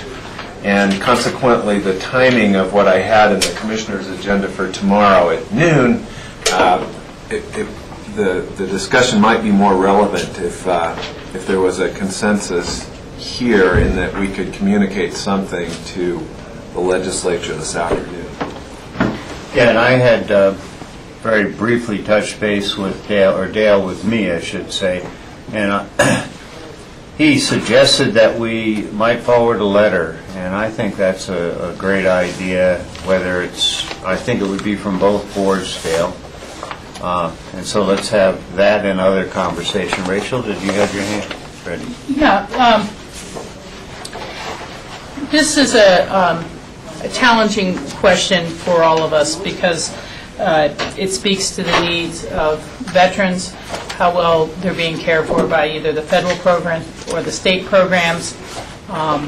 We've been a nation at war by choice or direction for over 10 years now, and the returning veterans' needs are severe and they're real, and it's something the National Association of Counties is trying to take a look at as well. And yet, at the same time, when you look at GOCO, what GOCO has meant to Colorado and the history of GOCO, where I might not be describing it quite correctly, but originally the language said "and capital projects," and over time it started to be only capital projects and state prisons, and the voters actually had to take a second crack at it to clarify that was for open space and outdoor recreation and these sort of purchases. And so that was very resoundingly reaffirmed by the voters, that it doesn't get siphoned into prisons. Just last year's end of the legislative session, there was a movement to start to divert GOCO dollars to K through 12 because they were so underfunded. And I certainly have heard it brought up at Club 20 that we need to use GOCO dollars to fund higher education, or we're going to lose Gunnison, or we're going to lose some of these other Western Slope colleges. And so when you look how poorly most of our state's priorities are funded, you could find 1,000 reasons to put GOCO dollars somewhere else. It's really, really unfortunate that the state has not addressed these problems. It would be a drop in the bucket towards our transportation $60, $90 billion shortfall. It would be a drop in the bucket towards higher education, which, based on my most recent presentation I saw, is going to be about a $1.5 billion shortfall in school funding by like 2016. It's just a massive amount of money that we're not raising as a state or investing as a state. So I just see this really as the slippery slope that you can't start down.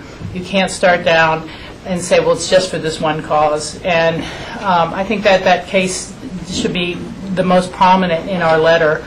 I do support a letter going forward, but that there are dozens of important investments for the economy of the state of Colorado, for the development of Colorado, for our children, for our seniors, for all sorts of things. But you don't make other programs successful by making a successful program less successful. You don't take away, and I think that the development pressures in Colorado are just continuing to grow. We've seen that throughout the recession. We're still one of the highest in-migration states over the past 4 years. All the work on water is still planning for something close to a doubling of our population by 2050. And the ability for communities to preserve some open space in some of these important wildlife areas during this accelerated rapid growth period that's going forward through 2050 is incredibly important. So I think we need that as some of the principles in the letter, this tool will help Colorado deal with its future growth issues, its quality of life issues, its economic viability, tourism, wildlife issues as the state's population doubles. And that and the slippery slope I see as the two most important components, and that the state should look to a type of ballot measure that allows the public to express their support for veterans by a small increase in their property tax or a small increase in some sort of a tax. yeah, I don't know what it is, real estate transfer tax, could be anything, but they're trying to take this easy route that says, we'll just carve off a piece of an existing program because that's how we should fund this, and I just simply can't see it.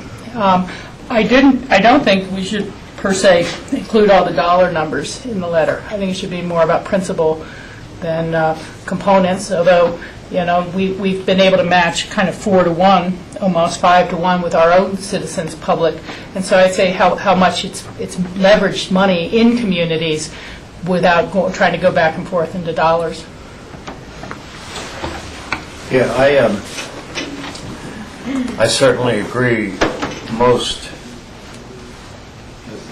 I do agree with everything that Rachel said, but most importantly, the fact that she stated that we should not diminish a successful program by undermining it because we have so many needs is critical, and that ought to be, in your own words, better said than I, ought to be put in here. I also don't think we should talk about all of our success because only just a reference to our success and continuing working ability with GOCO, but golly, this is not about Picken County. This is about the whole state, and that's what I'd like to reinforce.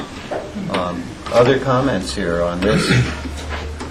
Quickie. Yeah, Tim. I totally support a letter, and Senator Tim Worth said that our economy is a wholly owned subsidiary of our environment. And I think the open space program and GOCO's participation in it has proved that throughout the state, and it shouldn't be diluted. Thanks. Dale, do you have anything on the rest of the... Could I? Yeah, please. I also wholly support a letter supporting the protection of this GOCO fund, and I would urge, if there's a spot in the letter, to make the comment of how proud this community is in its support of veterans. And there are multiple veteran programs that bring veterans in to, in part, use facilities that are funded by the GOCO program. And those facilities are available, and they go a great way towards the quality of life for all citizens, including veterans. But I wholly support sending the letter. Well, thank you. Dale, these are updates. Is there anything that you need any direction on at all? Because we're about ready to adjourn. No, I haven't had a chance to really talk to the commissioners about the whole plethora of projects that Open Space has ongoing really since budget time. So we appreciate being able to give you these updates, and we're happy to come back and talk about any specifics. I'm going to draft a letter and maybe chase after Jack and Annie later this afternoon for signatures, and we will get them down to Denver, and we appreciate that. Rachel? Yeah, two of those things. One, we're scheduled to adjourn at 4, just so you know. I don't know if we'll be over or under if you're catching signatures.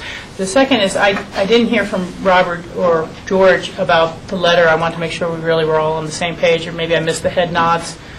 Did you hear my head rattle? Yeah, I didn't hear it. It rattled.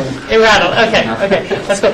I did have one other thing in the packet just to bring up for a brief second, and it really is something Michael Owsley has suggested before. On the Emma Town side, is it possible for us to consider working with a mural painter or someone like that to paint the plywood? We have one through the Aspen Art Museum. I don't have any details yet, but actually Ranger Moe's fiance works with the youth program from the Art Museum, and I agree. I hate seeing that bare plywood, and at least for the windows we have a plan. So. Okay, it'd be good to get a chance to see it before it's. I mean, I love the art museum, but it's modern art. We got to clear. Speak frankly now. But I just want to make sure that maybe we take a look at it before money is invested per se. But sure. Yeah, I actually have a different point of view on that. And I talked to Gary about this as well, and I think painting that may actually incentivize other people to do some more tagging on it. Yeah. And we had a very bad incident of tagging this past winter, which cost open space substantial dollars. And I think there's other ways. I talked to Gary about the opportunity to take that plywood off and in place, put on some sort of clear, what's the word? Plexiglass? Yeah, like a plexiglass that you could sort of see right through it, but I don't want to start painting on that structure, because I think that's the direction we don't want to go in. Yeah. Well, maybe we can bring it back for a further discussion as what's going to happen. At the very least, I could see, staining the plywood to be a darker color, not black or dark brown, but it just looks so raw, like it's just been packaged up to ship somewhere. And I have seen some pretty good. I have seen some pretty good mural work done before on different buildings, and actually murals have a certain historic character in Colorado. But I was just wondering what was going on with that. Well, and just a quick note, the plywood on the face of the building is there to keep the snow throw from the CDOT plows from sandblasting the front of the building with mag chloride. So we probably have an opportunity to maybe take it down for the summer. And we've been trying to strategize a long-term solution involving some kind of a curtain on the Jersey barrier, which has been used in Vail and some other places in those situations. Well, I think we ought to just touch base, maybe open discussion. I'll ask, well, is there any feedback where we want to go? We don't have time to discuss that in depth. Staff is at least in process gathering information, doing whatever on this. Philosophically, I agree with George, and I like the idea of unscrewing the plywood, and that kind of would work for us, but we'll have that discussion. We need to end this meeting. John, question. We're already in special meeting, so we can just continue that to the Human Services? Or do we formally need to go out? You need to convene. You can stay in the special meeting, but you'll need to convene as the Board of Human Services. Okay. Well, then, what I'll do is ask for a motion to end the special meeting, because we've already ended exec. We'll clean it up and go again. Is there a motion? I would make a motion to end our special meeting with Open Space and Trails. Second. Second, all those in favor? Thank you. Andy, are we going to adjourn, or we want to go outside, or? I think we talked about what we need to talk about. I think we can. Do you have anything else? I think we can Yeah, if adjourn. you have something else you want to talk about. I think we're done. Jack, what's your pleasure with the 5-7 minute Let's break? take 10 minutes. Thank you. So, Crashers, thank you. We're going to come back in about 10, and I'll go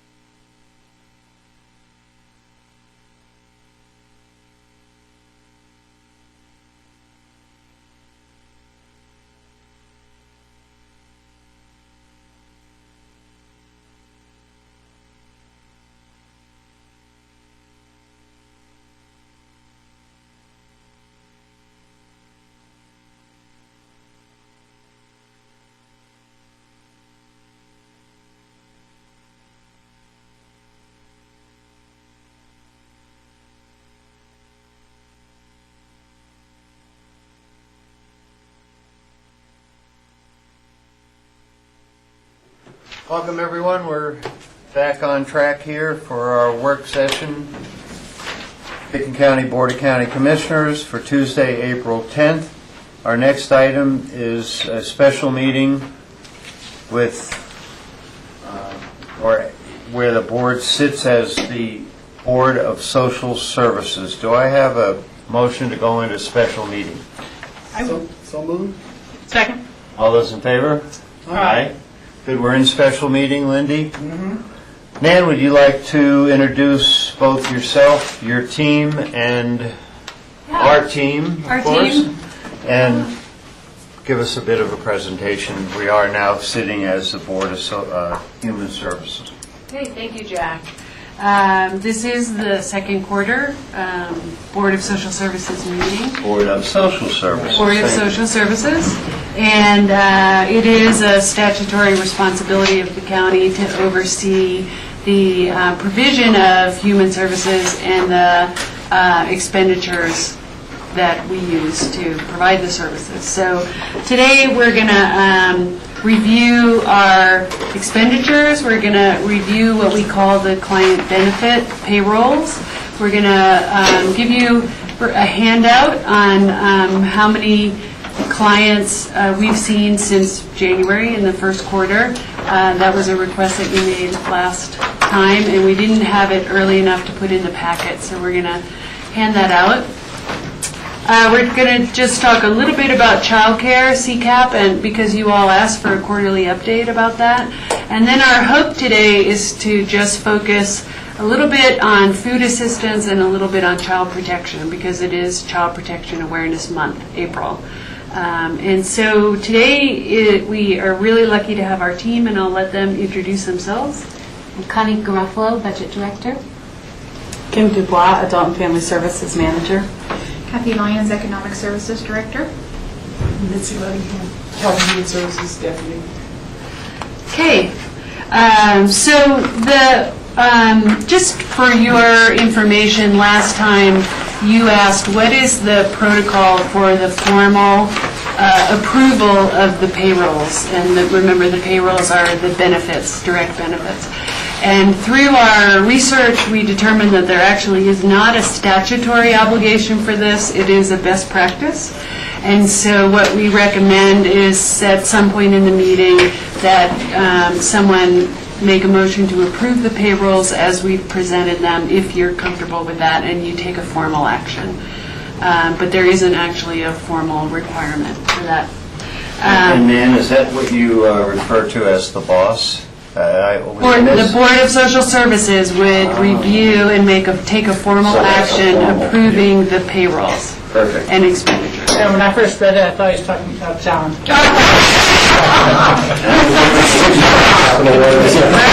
Right now, Jack, you be the boss. So whoever wants to be the boss is the boss.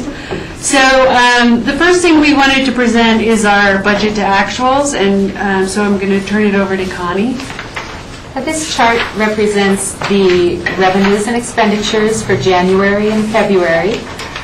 We don't get reports back from the state from March until about the third week in April. And this is a little bit different format from the last time we brought this to you. Hopefully it's easier to understand, but I still appreciate any comments or suggestions you have so that we can get it as clear as possible. This chart shows 5 different program areas. There are 4 main allocations: the admin, child care, child welfare, and TANF, or Colorado Works. But then we also put in child support enforcement, which is not officially an allocation, but it's a part of our budget. For the first 2 months of the year, we are on track in all of these areas. It's not very much information at this point of the calendar year, but so far everything is looking good. You'll notice that we have an area where it's summing up all of the different programs, and then we have our offsetting county revenues, which is the tax support that helps to fund these. The state and the federal government provide part of the funding, but then we also have a mill levy that supports the rest. Do you have any questions about this chart or about the numbers? And you're referring to the mill levy or the local tax support as a community healthy fund, right? No, not the Healthy Community Fund. Or then that's the direct general fund out of budget? It's part of the general fund. The first levy off of the general fund goes to Human Services. So Jack, there's a separate mill levy actually levied for Human Services that you'll find on your tax bill and such, and that mill levy is set to meet our maintenance of effort requirements, and that's basically the management Within these programs. state programs. Yeah, I think it's not broken out on your tax bill as part of the whole Picken County. Comes in as a general fund.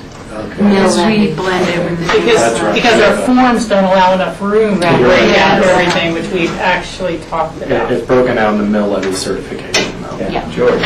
So, Connie, for example, if we look under admin for the program and look under the expenditures, and then the second line is surplus and deficit. Can you explain that line? I'm not sure I understand what that means. Yeah, so in these different program areas for admin, we expect to spend over $400,000, but the direct state and federal revenue that we'll bring in does not meet that amount. It's only about $300,000. So the state and federal funding is about $130,000 short of what we plan to spend in that area. So the balance then is made up for with the property tax. And right now, we're showing that have a deficit of 10% in terms of the percentage used to date.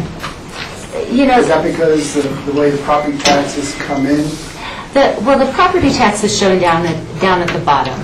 The property tax is not split out specifically for different program areas. It just covers the whole. Right now, at this point of the year, we have received more revenue than what we've spent. Sometimes it's just a matter of the timing of how things are coming into the budget. But as we go through the year, you should see it evening out. Okay, thank you. Okay, go ahead. Any other questions? So what we noticed by having this meeting on the second week of the month is that we don't fully have the quarter. We don't fully get the expenditure reports from the state for about 3 weeks to a month. So what you see here is January and February just for expenditures, because that's what we have. But the rest of the numbers that we have are quarterly. And so, Nan, is this the piece, even though it's just 2 months of a snapshot of a 3-month, this is the piece that we would ask for a motion to approve? No, Or it's is it actually, in total? it is actually the payrolls. And that's the next part we're going to go to on page 3. So a reminder, so the monthly payrolls refer to the direct client benefits in programs like Age to Needy Disabled, Child Care, Old Age Pension, LEAP, Colorado Works, and Food Assistance. And the thought is that we want someone else to eyeball these expenditures to ensure that there isn't anything fishy going on, and to protect us and to protect the county. And I'll let Kathy, do you want to say anything about the payrolls? Basically, these are a compilation of all the money that has gone out to individuals or families in our communities to help meet their basic needs. So some of these are actual cash benefits that they can use to pay their utility bills or pay their rent or their mortgage. The child care payrolls are the money that goes directly to the child care providers for the families that are eligible. And then the food assistance is a benefit that is on their food assistance card that they can use like a debit card at the grocery store. So that's what all these numbers represent. And as you can see, we've had from 2010 to 2011, we had a huge increase, almost 50%, 50%. And then we've had 3% comparing to first quarter 2012 to first quarter 2011. Thank you. Do you want to hand out the client numbers, and then maybe if you guys are comfortable with the payrolls, we can take a motion and move on? Go ahead, Rob. Now, let me just clarify what you just said about this not being a full first quarter.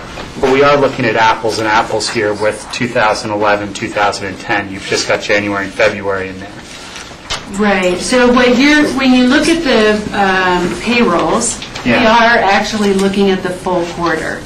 We are looking at January, February, and March. It was only the expenditures, the first table, that we weren't able to get all the numbers for. So the chart I just handed out really shows how many households have been served during the first quarter, how many new applications we received during the first quarter, and what the total benefits are through the first quarter. Now, this chart does add in Medicaid benefits, because we do get a report that shows how much money Medicaid has paid to medical providers on behalf of clients for Pickens County. And so that is not included in the payroll chart because it's not a direct benefit to the client. So that's why the numbers are different. And then what we've done is taken that total benefits and divided it by the total number of households served to come up with an average benefit per household per month. Do we have any questions on this? We had asked for some specific numbers. We appreciate you bringing them. Looks like we don't have any further questions on this. Oh, Rachel. Yeah, I'm sorry, Jack, just taking a second to understand it. Is it, on the households served, these are each individual program, but by saying duplicated, someone may have been Medicaid, obviously, and food stamps, and one of the other programs as well. That is correct. And currently, we do not have the capacity to determine an unduplicated number across these programs. Okay. They may also have been duplicated from month to month on the same program. And so this is 3 months. Okay. So, for example, if you had an individual on food assistance, they would be counted in that 471. They're counted 3 times because we also cannot figure out from our reporting software that we have, who is a new client and who is an old client month to month. Okay.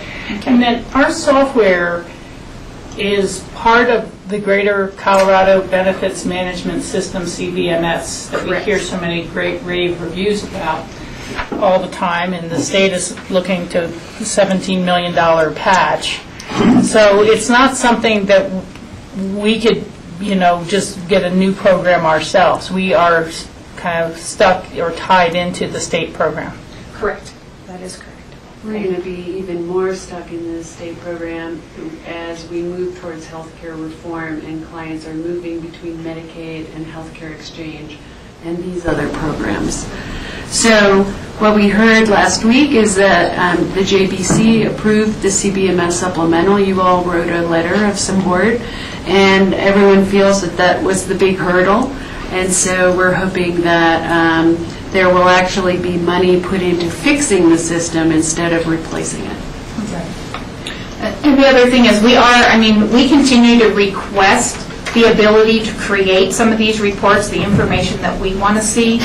So some of those are on a future work plan for the state, but we don't have that information available now. Thank you. One of the things to note about this chart that Kathy did, which is great, is that in the first quarter we had 119 new applications. So as people are always saying, is our things slowing down? The economy's getting better nationally. Are we seeing it? We're not seeing it. Yeah. Just a question regarding that, because 119 new applications doesn't mean much to me unless there's a comparison. How many new applications are there on average every quarter? Mm-hmm. How many new applications were there January through March last year, the year before? That could be a really low number for all I know in terms of, people going on programs. There may be people that have gone off and go back on and off and on. So I don't know if you have any of that data in terms of what the average quarter new applicant number is. I don't have the exact numbers with me. I can tell you they do continue to increase, although not anywhere near what they were before, but it's usually a couple of % per month that we're seeing increases. So, and I'm sorry, what do you mean by not nearly as much as they did before, 2008, 2009? From 2000, yeah, 2000. We probably saw a 50% increase each quarter over previous quarters. So now we're still growing, but we're leveling. Yes. Okay. We're not decreasing. Yeah. And we can bring those numbers in. Now, if this is a chart that makes sense to you, that you like, we can bring up some comparison information as well. And now that we're presenting it, we can start to compare first quarter to second quarter and look at if there are trends or flows in application processing. But Nan, so I have a question. The data, and Rob was insightful in asking about, apples to apples, okay. But at the end of the day, I'm wondering if we should not just shift our quarterlies or how we do this so we actually get a full quarter snapshot. Is there any benefit to that, do you think? We could, the only place we're not getting the full quarter snapshot is in the expenditures. Otherwise, this is a full quarter, and the payroll is a full quarter, and the CCAP is a full quarter. So, but, I actually had that same thought, Jack, and maybe what I'll do is look at the July meeting and make it a week later, so that we make sure, or 2 weeks later, to ensure that we have the full We'll work with John quarter. as to however it plays and your recommendation. I don't think it matters to us, but we ought to be thinking in, I think, certain Quarter. blocks of information if that's what we're trying to accomplish here. Okay. And I think the other number that I'd like to see is how many people served, or I don't know what units served are discontinuing service. Meaning, all right, so if we had 119 new applicants, but we dropped 300 previous people, that would mean, I'm not saying that's the case, I'm just saying that speaks to what these numbers are in terms of having the previous quarter, how many drop off from services. If there's someone that's no longer eligible for food stamps, they drop off, and that's an indicator of something. Not sure what yet, but it's something. So do we have that capability to look at how many? I'll take a look at that. I mean, what we have is we can report on what the active caseload is each month. And so you can see from that track that we're not decreasing in our caseload numbers. In fact, we continue to go up a little bit again every month. We do have some reporting capabilities on what's closing during a month, and so I'll look at what we can bring related to that. Thank you. You're welcome. Well, good. I think now, are you done basically with payrolls and all of that? I appreciate, after sitting all these years as a commissioner, I should have known off the top of my head, but when you said mill levy, I'm going, because I have a mental picture of my bill, it wasn't Health and Human, that's why I asked if it was community fund. So at least for Jack's sake, we clarified that one. Yeah, that's good. And how it's embedded in our general fund, that's really where it is. So I'd like to have a motion, if there is a motion, I'd like to ask if there's a motion to approve the quarterly program payrolls for Health and Human Services. So moved. Second. Second to Rob. All those in favor signify by saying aye. Aye. So you've got your general support Thank you. as represented by staff's presentation. Thank you. Thank you. Okay, let's go ahead and move I wanted to on. give you an update about CCAP, and Kathy, you want to excuse me? So we have seen, after we did release the cap last time in January, we did move the families who were on the waiting list into the program. We have since had several families go off the program either because they withdrew from the program or they weren't able to verify their income or their activity. And so we currently, as of yesterday, have 8 active families on the program with 1 application pending. We're waiting for some verifications to process that application. Payrolls did go up in February, and I think that was based on adding those additional families at the end of January, because our payrolls do lag a couple weeks behind from the date of care. So we did see that increase on February payrolls and March payrolls.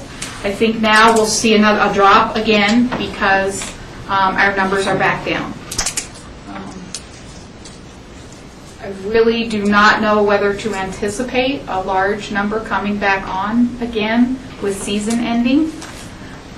It has been so fluid, and not here, but all over the state. I mean, it's like there's no steady trends happening anywhere related to child care. Other than, I think, child care, they're reporting statewide that the numbers are down. So what we're looking at is potentially a projected overage of $51,000, which is a little less than what we projected in January. We have been in touch with the state, and they're reporting that statewide we are $7 million underspent in CCAP. So even though there are counties who are willing to sell their CCAP dollars, remember we did that last year, Eagle gave us their dollars, we bought them for the MOE. The state is recommending that we not take that action because they think there's going to be such an overage that all the counties that are over will get fully bailed out. So we are on top of that, and we'll be watching the monthly closeouts to see, like, all of a sudden, did that $7 million go to $1 million, or, did everybody start spending their CCAP dollars? But at this point, we're not anticipating a need to buy CCAP dollars. We anticipate that we'll be fully bailed out, which would be significant savings for the county.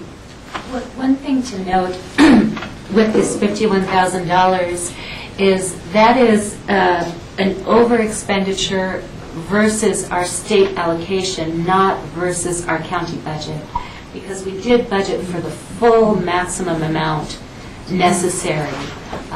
So if we are overspent here, we're not overspent in our county budget. Because we budgeted for it.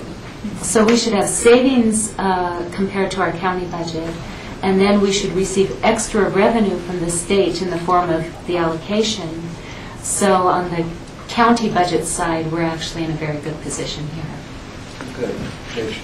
Yeah, thanks for that update. I think as we look at this quarterly going forward, it'd be probably good to have the general fund dollar that we allocated for the year, next to it as well. I mean, not that's a big deal, but it'll keep us in mind the different moving pieces on this one. And there's no ability to go back for 2011 overages that we had, because we've already kind of closed that out. Right, I checked to see if there was any coverage, but we pretty much we covered ourselves except for, I think, like $9,000 or... That was covered then with the... Everything was covered with the dollars that we bought from Eagle, and then with the state closeout.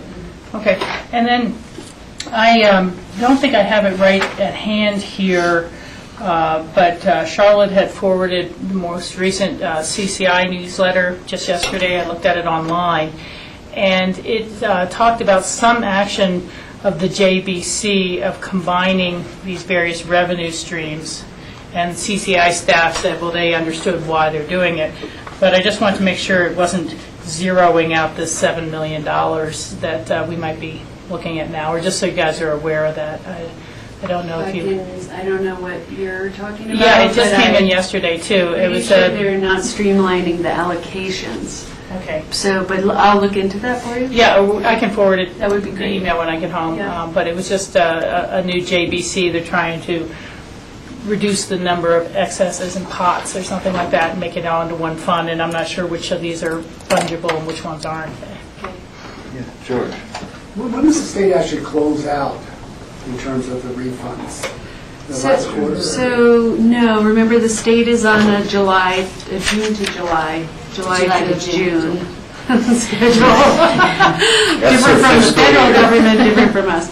So what happens is we finish in the summer, right, so June 30th, and then they start the closeout process.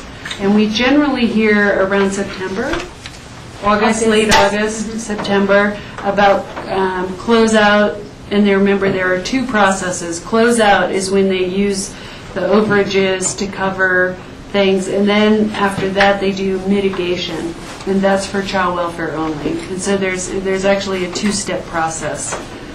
But we should hear generally by the end of August, early September. And we have been successful every year in closeout and mitigation.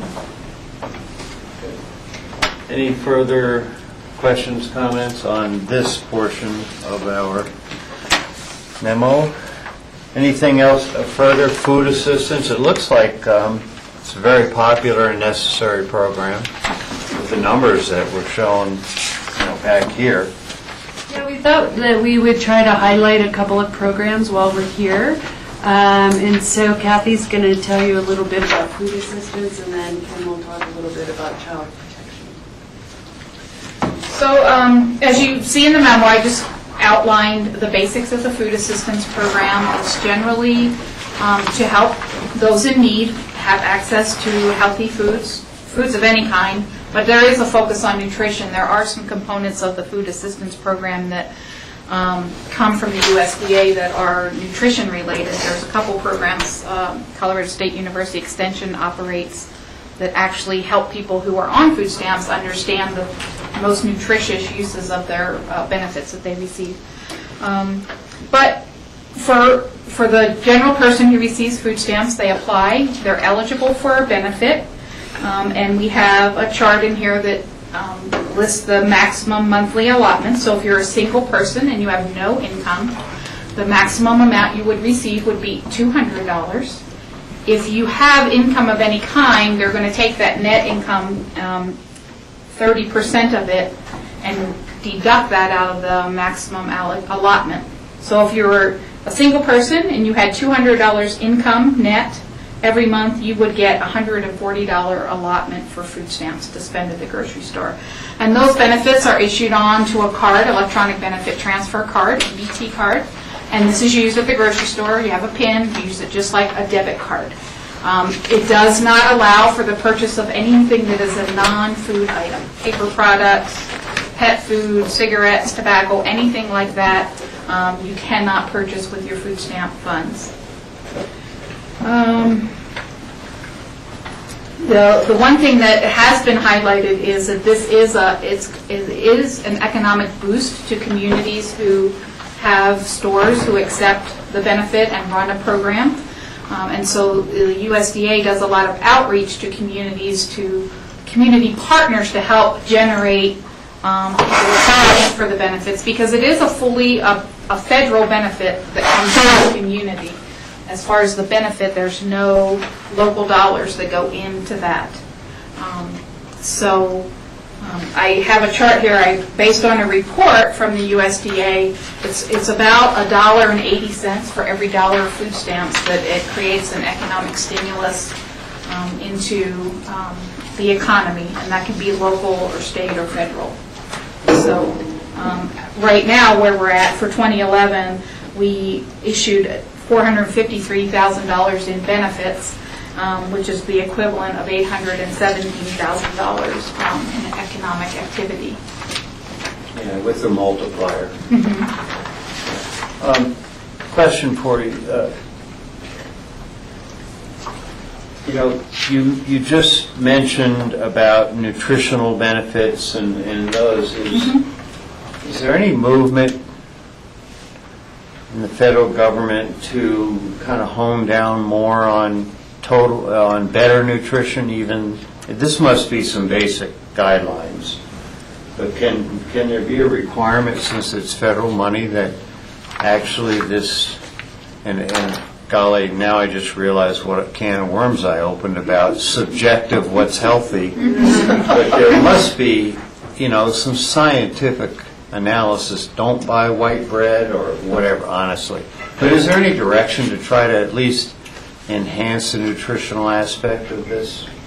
You know, directly through the food assistance program, I would say there is not. I mean, what we try to do is through other programs that are also operated from USDA, so the commodity program, we try to partner with CSU to help us have some recipes, nutritious recipes that go into those bags of groceries that we give out.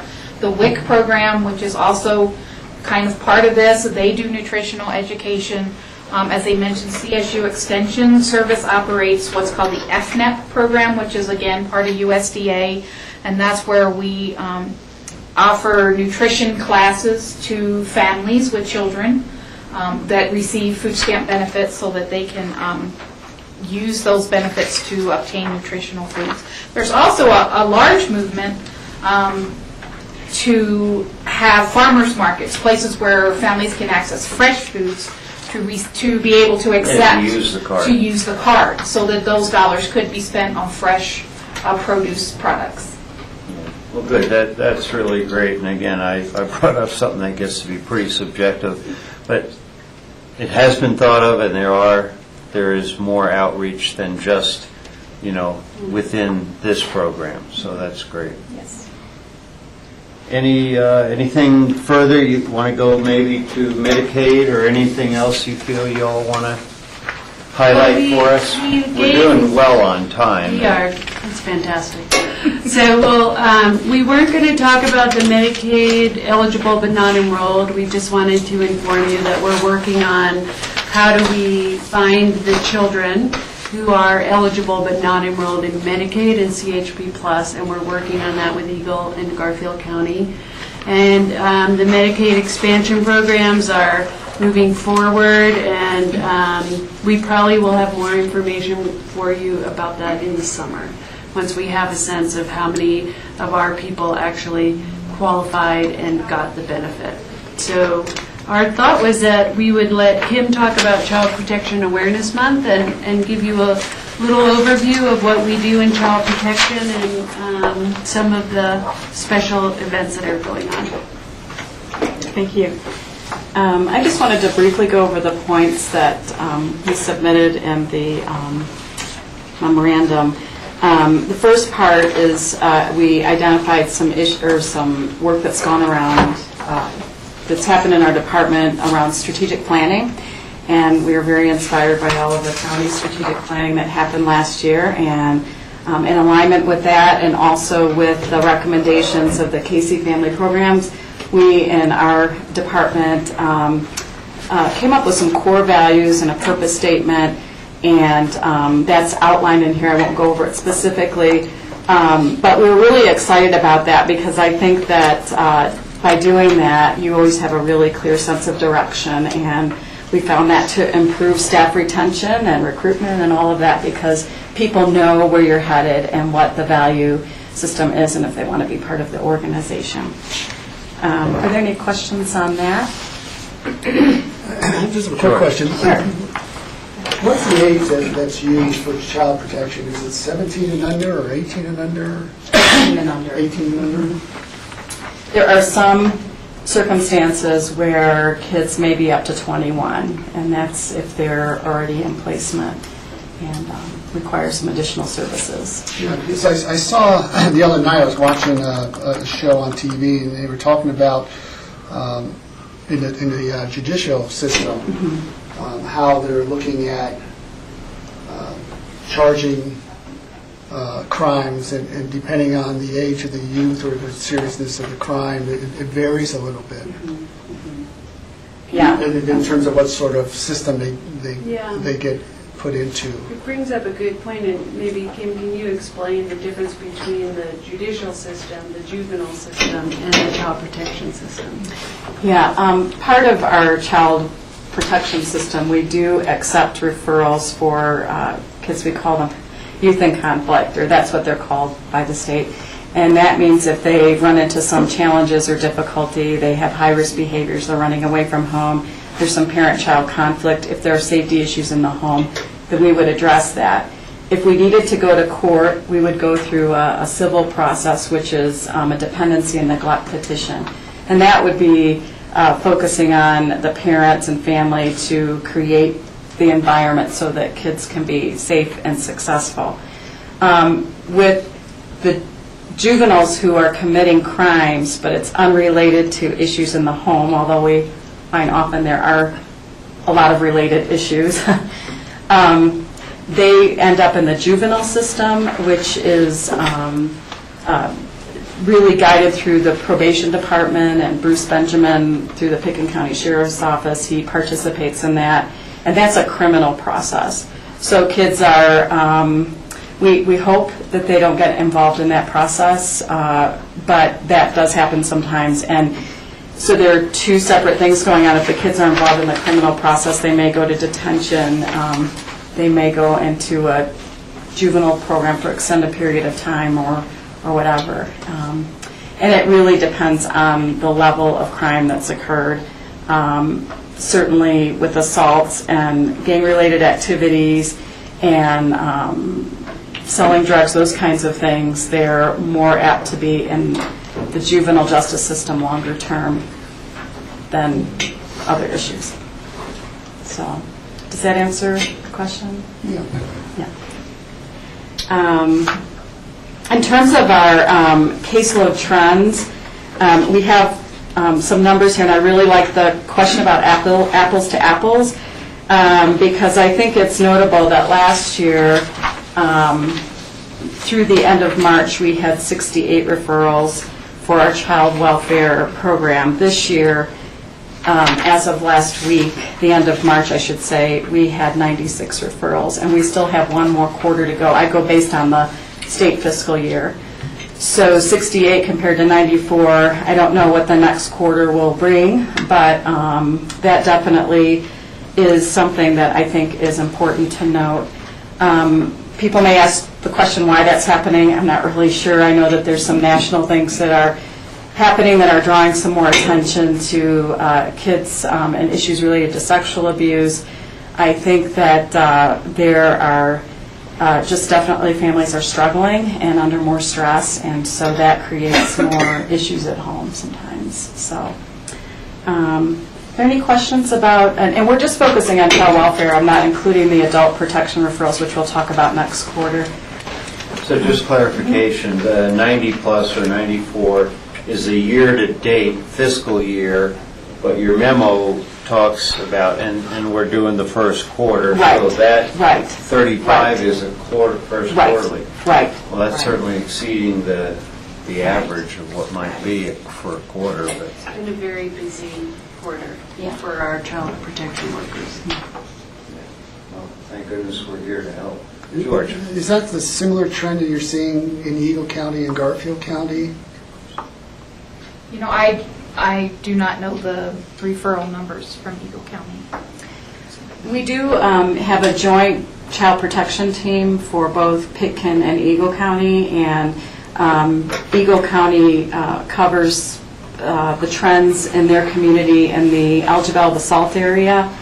And there have been, the issues have been more complex and deeper, and there have been more referrals anecdotally from what I know from sitting in on that group. Thank you. Go ahead and continue, please. Oh, that's Rachel. Yeah, I just have a question. Because you break down the referrals received since January, some were accepted for further assessment, further work, and others were not. Maybe spend a little time talking about what assessment means and how you make those determinations. You know, we read about some of the real tragedies that happen on the Front Range, and want to make sure that's not happening here. And it just raises a question for me: is the bar so high that maybe a few slip under that bar that we should be more actively involved in? Thanks. That's a great question. A lot of people have that question. We have a whole process, and actually, I brought some information that I shared with our child protection team around how we make our decisions, our triage process. how we prioritize. And I brought that with me. It's a lot of reading, but if you're interested in reading that, you're more than welcome to do that. The referral starts, of course, the first phone call, and then we have a system where we triage, go over all of the referrals and determine if they meet the criteria that's been established, where government would need to go into a home and say, we have some concerns about children's safety. And that is standard across the state, that criteria. And I'm going to flip around a little bit. There's some discussion about our administrative review division. They came out and did an administrative review a few weeks ago. Audit, thank you. And one of they debriefed with us, and one of the things that I felt really good about is that they said that the referrals that we're accepting are right on line with what the expectations are, that we provide really good services, the right service at the right time, that families are definitely benefiting, and that they don't have any concerns about child safety in Pitkin County. And for me, that was the bottom line. You know, sometimes the I's are dotted and the T's aren't crossed exactly like people would like them to be, because there's a very high level of documentation. But to hear that was music to our ears, I think. So I can safely say that. In the referral process, though, to go back to that, we triage, and we have to make decisions about, number one, if we respond, and then what is the time frame within which we respond if we decide to do that. And like I said, there's a whole bunch of criteria that we look at to do that. Do you have a question? I was just going to say, so if someone made a referral comment to you, is it just a paperwork review at that point, or does anyone go to the home to assess whether there should be further intervention? I mean, do you reach out then to the school teachers of the child, even if the school wasn't implicated, to ask, have they noticed anything? I mean, how is the assessment? Right. If we're not sure, for instance, we get something that seems, on the face of it, pretty marginal, like it's not really clear, but we have question marks, we can call and get collateral information from people. And we do that. And we, I think, are very diligent about really making that initial assessment before we make a decision. So yes, we can do that, and we do that.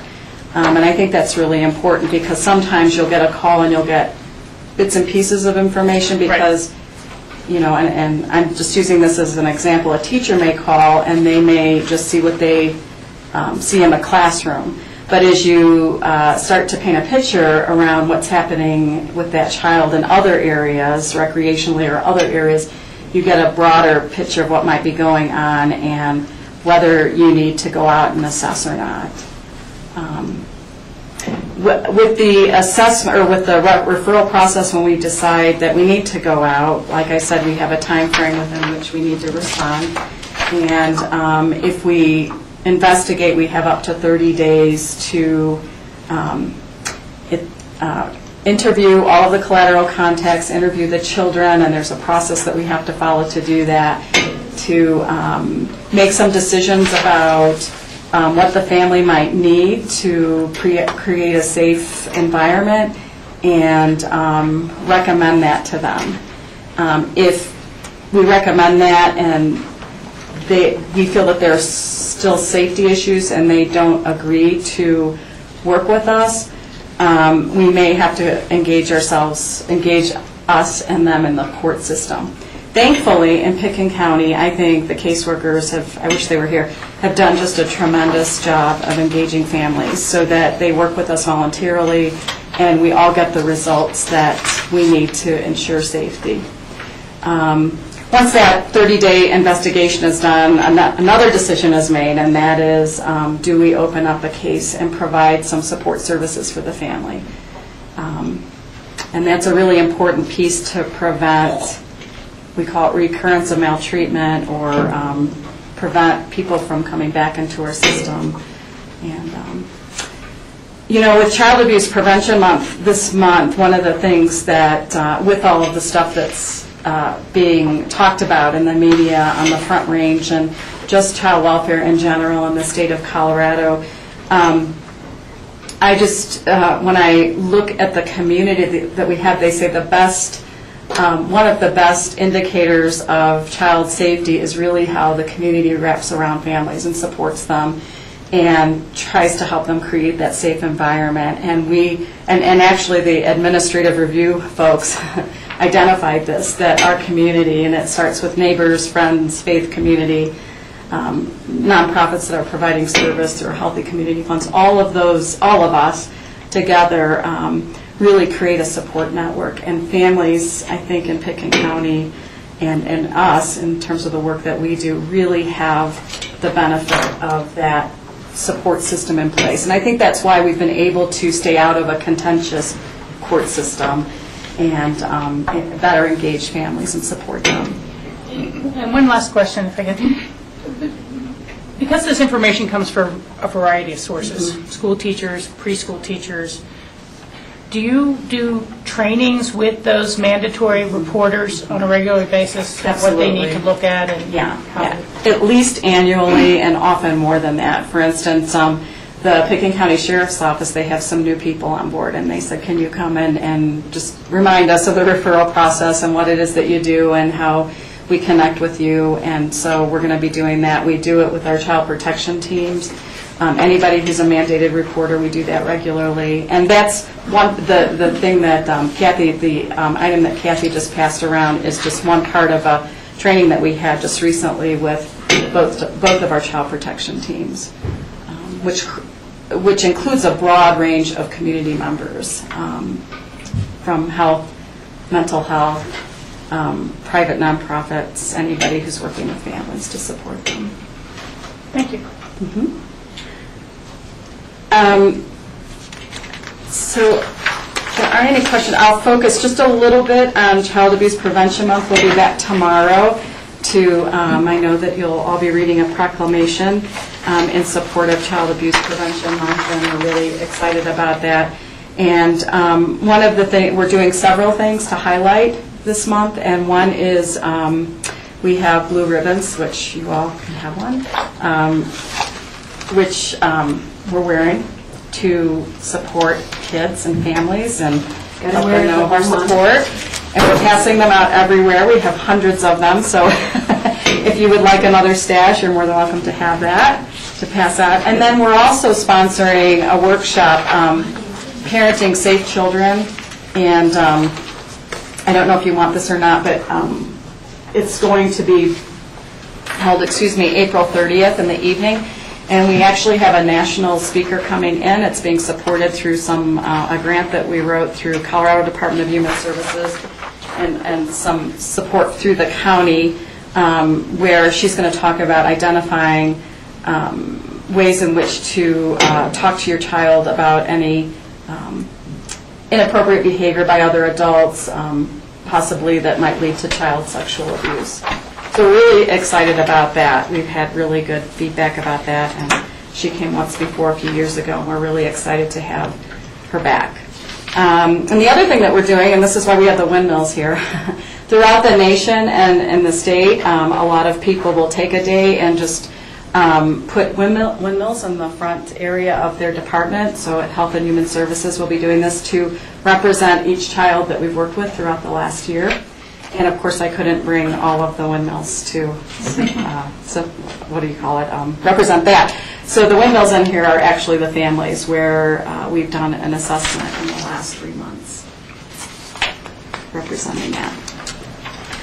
I have a question. As far as child protection and for example, with your statistics about the types of breakout, neglect, physical abuse, emotional abuse, etc., it seems like we have been collectively very successful in Pitkin County. But at the end of the day, if there are problems that are insurmountable in a family, is that next step possibly placement, something that we try to avoid all the time, of course. But at the end of the day, that can be the only option, whether it's with family, of course, first, and et cetera. And what we we've found is that placement, out-of-home placement, is actually, can be detrimental to children. And that's certainly what we're understanding. Right, that's right, right. So Kim and her staff do an amazing job motivating families to find other solutions, whether it's to adopt the safety plan or to find other relatives who will care for the child or something that keeps the children in their family of origin. Yeah, great. Well, it's certainly a commendable goal and one that we seem to affect almost all the time. So, great job. And just can I have a part about our case aid specialist, because you all approved an additional employee in our department, and I first of all want to thank you all very much. She's been on board since the end of February, and she's bicultural, bilingual, and it's amazing when you don't have someone, you don't know what you don't have until you have it. And she has really been able to deepen and strengthen our work with families who represent other cultures. And I feel very lucky, and I just want to thank you all for supporting that. And I can have some more information at our next meeting about that if you'd like, but I just wanted to put that out there. She's kind of getting her feet wet and understanding things from our departmental perspective. So, but she was very busy the first week. She walked in and literally we had several emergencies that she needed to be a part of, and it just made a huge difference. So thank you, and I also want to thank the county for reallocating resources based on need. And I know that some people in other places maybe had to sacrifice some things for that to happen, but it has made a huge difference for the families in our community.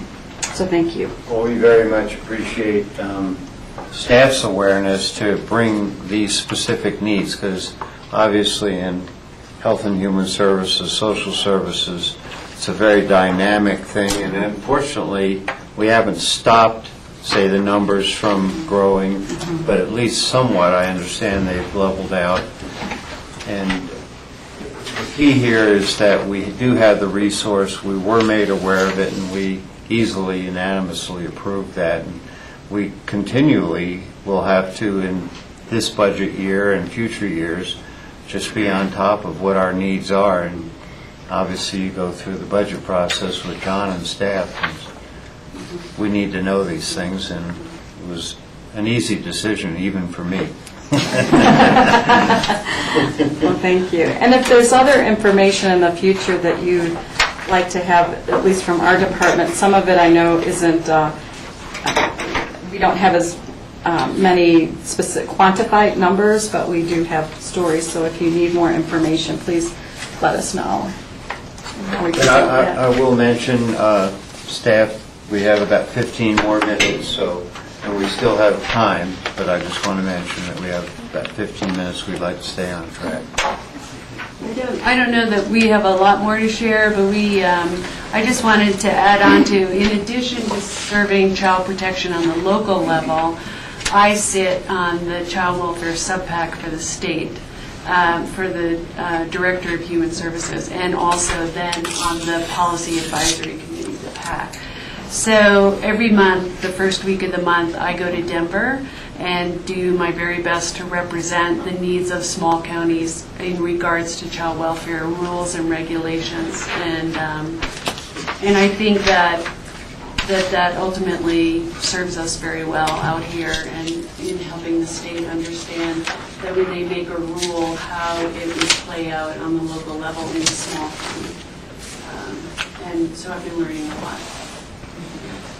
That reminds me, the Kids First program, we talked about, or I think even there was a staff suggestion, recommendation, that we had a representative from the county serve on the board of directors for Kids First. Has that occurred, or is that discussion, what's... Nothing has moved forward with that. I do remember that discussion, and we have not been invited I can talk to Shirley about that. I don't know if it's just an oversight or busyness. We have included a representative from the children's preschool program on our child protection team. And so we are trying to create more alignment between human services and early childhood from our viewpoint. Yeah, I mean, I don't know if we need to have a board discussion at another time, but I was really supportive of that because, especially because of the pressure we were getting from Kids First specifically in terms of changing the way we allocate for CSAP. And I thought it was important that we had representation on the board so we were more in touch and tune with the dialogue and the concerns to be able to share that information. And my guess is since there never was a final discussion between city and county, that idea is still there. It's just a matter of whether maybe at the next joint meeting you want to talk that further or not, or, we kind of ended up having to hunker down and deal with our CCAP issues. Yeah, Mitzi. George, thank you. Jack, I might say, I think I remember that there was some issue brought up regarding that, some procedural or administrative issue. There's actually a question about staff, but I think it would be, it was you? We would sit as in an advisory capacity. Okay. Yeah, and that's Something like where that. I We can thought move forward. we clarified, at least and we are there at the meetings, et cetera, and I absolutely agree with you, George, about the pressure. Just not sure we want to, and that's a board discussion, but for me, to link up and actually have an official position, it's the city's funding revenue stream, so that's a further discussion if we care to have it. Okay, so tomorrow we certainly will have our Child Abuse Prevention Month, a proclamation. Y'all will be here also. Good. Rachel.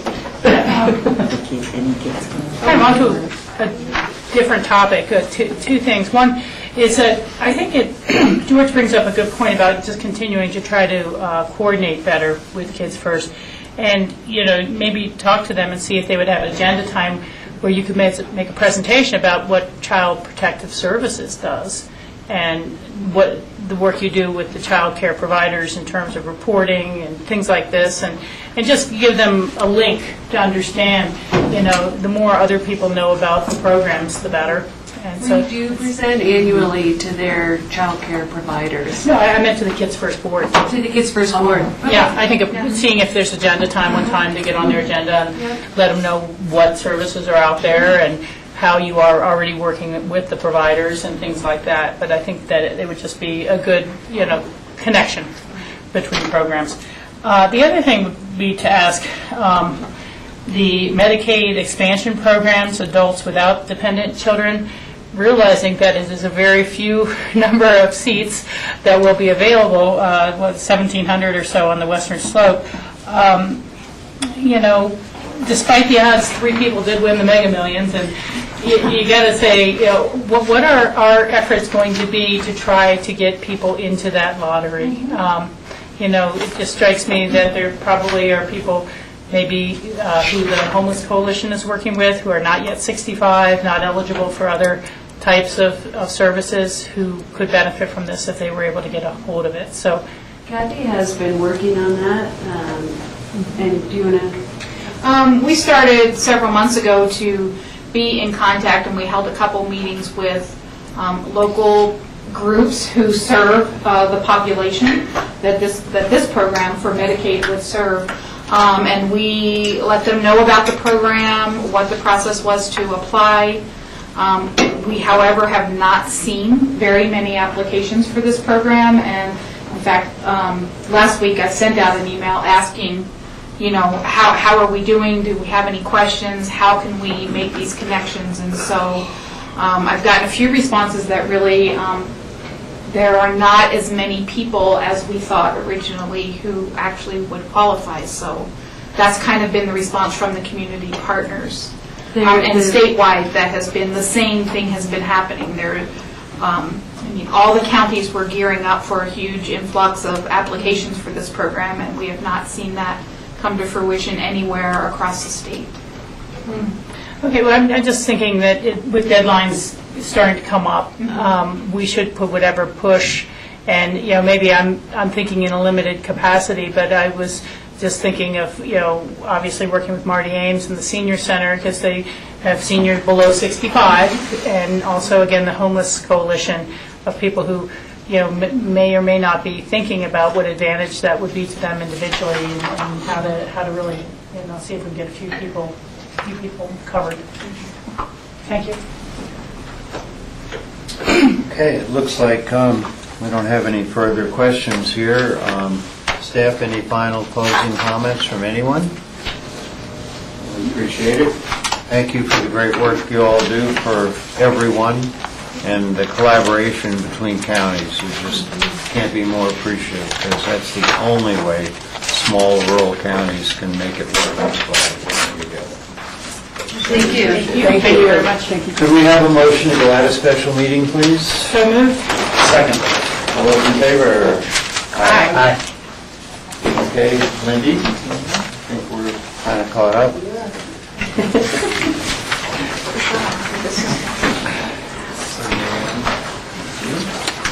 Yeah, discussion we've had today. Christian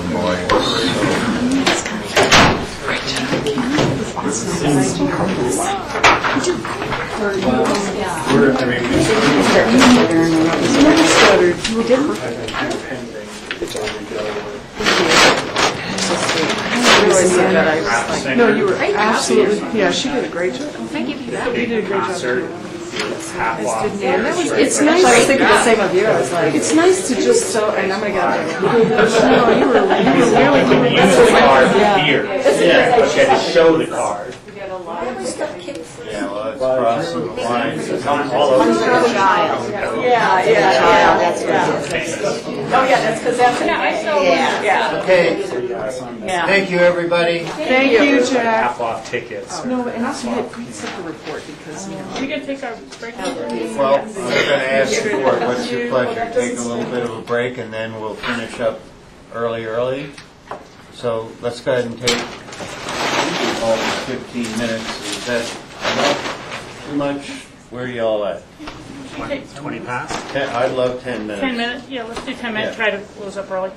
Okay, so we'll make it like 22, no later than 5 after.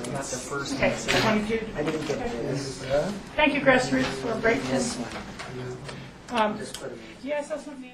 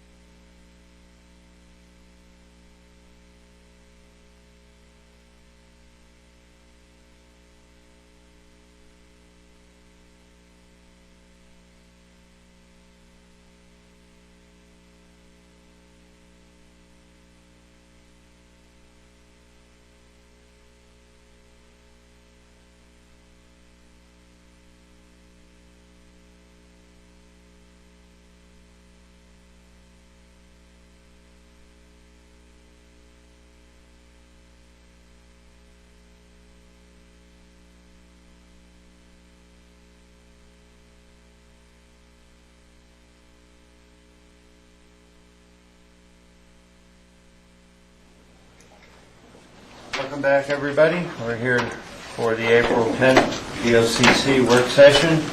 Our next item on our agenda are memos of interest.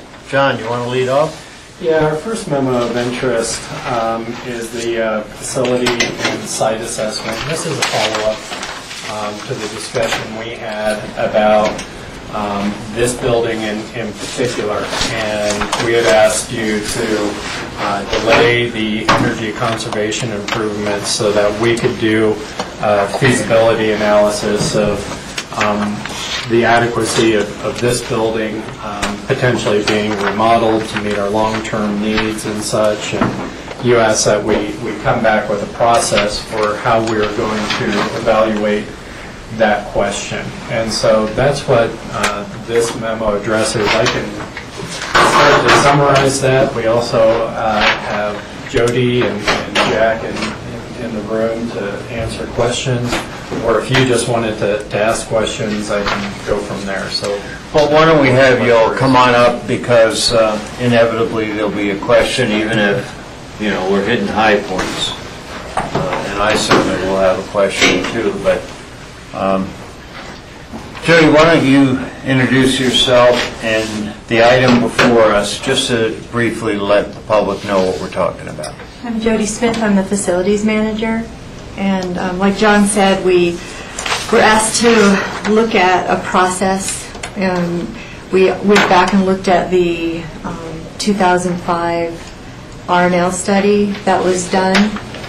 We looked at what they were projecting. We wanted to take an opportunity to use some of the information that they gave us and maybe scale it back, or just look at opportunities as far as this building, the courts, the public works off-site program.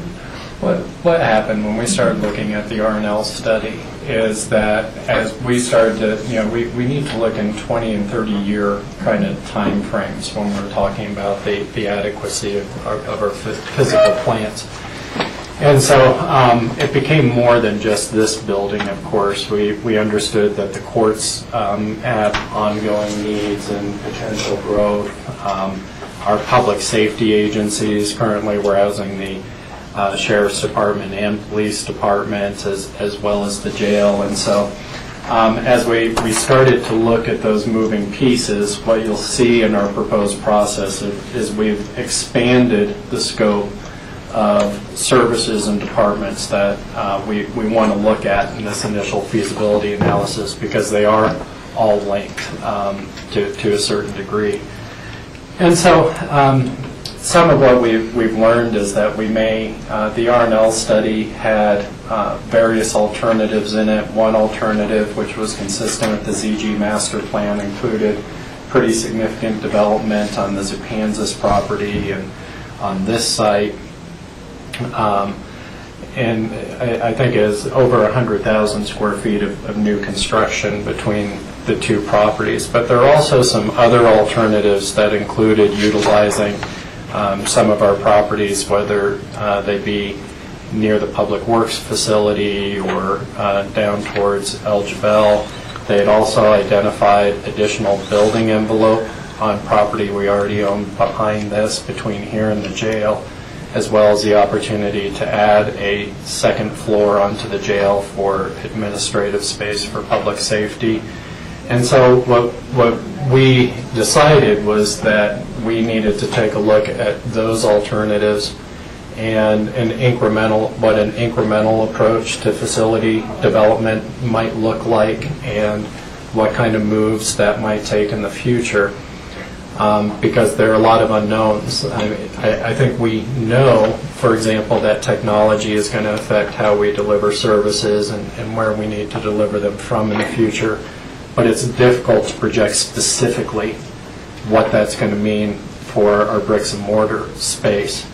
And so an incremental approach to development allows us to kind of see what the future holds before we build anything. But what we wanted to be able to tell you is, here's your potential to step out. Here's how we think it meets the needs. And, you know, is our original plan from 2005 a better alternative? Is there an incremental alternative that may start with just a remodel of this facility? And then down the road, as we have additional capacity needs, incrementally building space on property we already own, the right decision. And you need to see how that would be sequenced and who would likely be where in those kinds of scenarios. And so that's the analysis we're going to be doing. It'll start off with an assessment of our workforce, what our projections are for workforce in different areas and where we see growth and programming needs, and that'll basically be adjusting the study that R&L already did. We know that some of the bases that they use, we're operating in a different time, different set of projections about what our workforce might look like, tying that back to square footage needs, and then showing you how we can match those up. Does that make sense? Whomever, I couldn't see both of them at once. George? What would be the timing for that to come back to us, specifically the Plaza building? Because the reason I ask that is we've taken off doing any substantial energy efficiency upgrades until we sort of go through this process. Yeah, we think the initial feasibility, which would be, to kind of, and what the initial feasibility what we'll be able to tell you is where we have building footprints and where those footprints would have to exist to meet our future workforce projections, okay? And whether we would suggest then purchasing Kansas or not. We anticipate being able to have those types of questions answered by July in time for our budget process and maybe longer-term capital planning going forward. And so, that right now we have some dollars budgeted towards Kansas. Maybe that's the right decision. Still, we don't know. But if not, we may want to reprogram those dollars back into this facility and start looking at, can we remodel and gain some efficiencies here? Okay. Yeah, when I look at the proposed processes on our page, I wouldn't doubt that they're all important pieces, but they seem very randomized in their sequencing. For me, say 4, 5, and 7 seem to make so much sense together somehow. Review their master plan staffing projections, assess the workforce planning assumptions, and look at technology advancement and service predictions. It just seems because we're starting with number 1, to perform a property inventory to identify current building uses and needs. It seemed like a lot of that should be in the review of the R&L master plan. I don't think too much of that has changed since they did that in terms of what we do at Human Services or what we do in the courthouse. I'm just saying we need to update them. I think it has changed, actually. Okay. Yeah, and that's why, and for example, Rachel, what we're projecting for needs in community development versus a growing senior population. I think those service environments have changed since we've done that study. I'm not disagreeing with that, but it just seems to be that you start by reviewing what they had said before we redo what we think we'll need now. It just seems out of sequence to me. I agree there's new service projections and things, but it seems to go kind of back and forth between, perform the inventory, then coordinate with the city of Aspen, then perform another inventory of real estate holdings, then review the old master plan, then assess workforce planning assumptions, and it just seemed very, back and forth instead of more of a appropriate sequential to me. Maybe they're all going on at once. Yeah.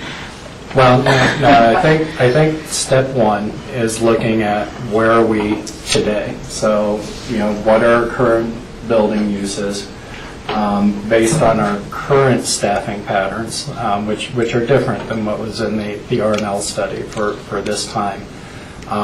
What are our current uses? And then if we were to apply some of the space standards that were established in the R&L study. That gives us kind of a current state. Then what we would look at is, okay, let's do our workforce projections. So let's adjust the workforce projections. So that gives us the future state. So what we'd like to be able to tell you is, look, based on these space standards, this is what we're saying we need today, okay, which may give us kind of a near term, does remodeling this facility make sense, and does it meet our current needs maybe for the next 5 to 7 years?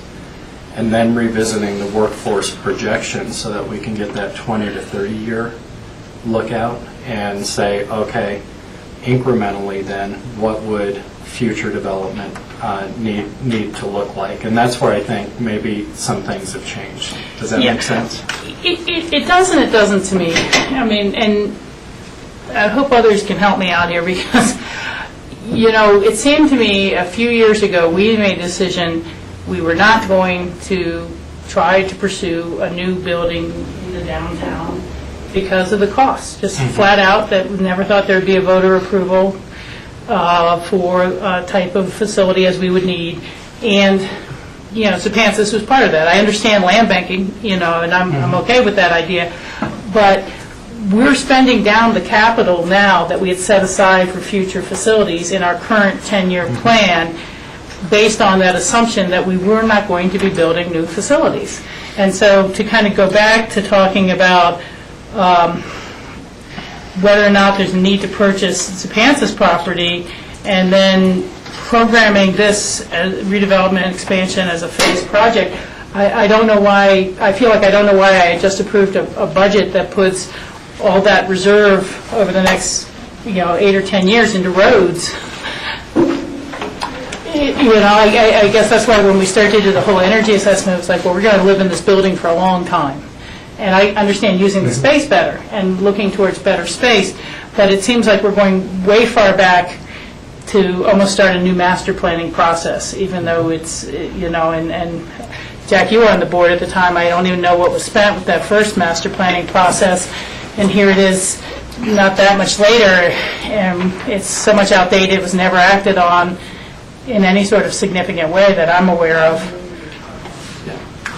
Well, I don't think it would be doing good due diligence for you as a board or for us as an organization. I think right now we've done enough work to say if we remodel this building, we can probably meet the downtown needs at least for the next 7 years. And we could probably do that at a price that's less than buying Zupancis. But I think the longer term question is, do you land bank so that you have the possibility to meet your needs over the next 30 years? And should we be putting our dollars there and continuing to make do with the facilities as they are now? Or are there opportunities to use our properties we currently own to do future facilities on that would meet our needs? Because that's really the key question in terms of, do you land bank or don't you land bank? You land bank if you know you're going to need that land at some point in the future, even if you don't have the ability to build right now because you're going to have needs. It makes more sense that if you already have land and you have an ability to meet needs in the future, not to land bank and to invest those dollars in your near-term facility needs. Yeah, and I don't mean to be the difficult one here on this, but I mean, I'd be happy to look at all the rest of the land inventory. Our primary land is out at the Public Works facility, and then it becomes much more of a political discussion about the impacts of moving your facilities, some or all, out of town. And, you know, again, it just feels so much like we've been there, done that, even though there's new things. I'm happy to support updating where we are today with technology, where we are with different service demands, but I also feel like we just passed a 5-year budget, 1-year budget with 5-year plan. that was going in a certain direction, and I think that this, if we're going back to facilities being the priority, then roads aren't. And you know, that's the challenge I'm having here. Yeah, and I don't think that's what, we've got monies budgeted, probably not enough, but we've got monies in our budget right now towards Zupanzas in that 10-year capital plan. I think the key question is that where we should be putting those dollars? Mm-hmm. Or could we come up with a proposal to apply those dollars in these facilities that meet some time frame of need? I don't think it's realistic. I can't sit here and tell you, I wouldn't sit here and tell you that within 30 years are we not going to be potentially building facilities to accommodate county services. I think we probably are. And so I think if we're going to forego that opportunity to buy an adjacent property, we should have an answer for how would those facilities build out and where would those services be located. And do you as a board think that that's good planning for the county? Some items that were in the R&L study that were surprises to me, they may not be to you, is that it identified we still had a building envelope for an additional 18,000 square feet behind this building, which is a building slightly larger than the one that we're in. And it would kind of create almost a U around then the Veterans Memorial Park. We also have the capability of putting some additional square footage on top of the Sheriff's Department. I'm not saying that we should budget those in our 10-year capital plan, but I would say that we need to be able to tell you those would be the places that we think you should, move future development at the time that you need it to meet county needs. If we can't tell you that, and I think that's part of our due diligence, is to figure out, does that building envelope exist? Is it a real possibility? Do the development costs look higher because there's a utility corridor there or not? Those sorts of things versus land banking next door. Because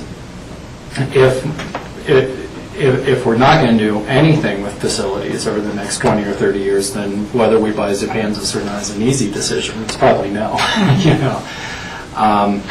But I don't think it's that easy of a discussion, because I do think that our facilities, while they serve us well. They're fine now, although they have some working conditions that I think could be better. They're functional. Is that going to be true if our community continues to grow and the organization continues to grow in the future? And I do believe that what we're suggesting is we may identify a cheaper future alternative, and one where we can apply existing dollars to meet our immediate needs in this facility. Now, with dollars that we already have budgeted, we may need to find some more. You're right. Because we only have $2 million, and it would probably take closer to $3 million if the recommendation were to completely redo the interior of this building for more efficient space. Yeah, I mean, I just kind of see it as, if we buy Zupanzas, we will not have the money to do this. Exactly, I agree. And that it's such a, then would we ever have the money to build on Zupanzas, as a different project? That's why I kind of thought by reason of default, as much as anything, and it was more of a board before you got on, it really became, we're just not going to be doing that. It's just not going to happen. And then maybe, I just, before we let go and say we're not going to do Zupanzas and we're going to put the dollars in here, I just want to be sure you have a clear vision of what that might mean for the future. Not that we're necessarily going to be able to build it in the next 10 years. I agree with you. My thoughts kind of bring me to a middle ground between the two of you, and it's really looking at it at the 60,000 foot level right now in terms of something that you've said a bunch of times here, which is determining the need. You know, I mean, another 18,000 square foot building out the back of this is doubling, you said is bigger than this building, is doubling the size of government services within, you know, a 30-year time period. Is the population going to grow that much? Are the services going to grow that much?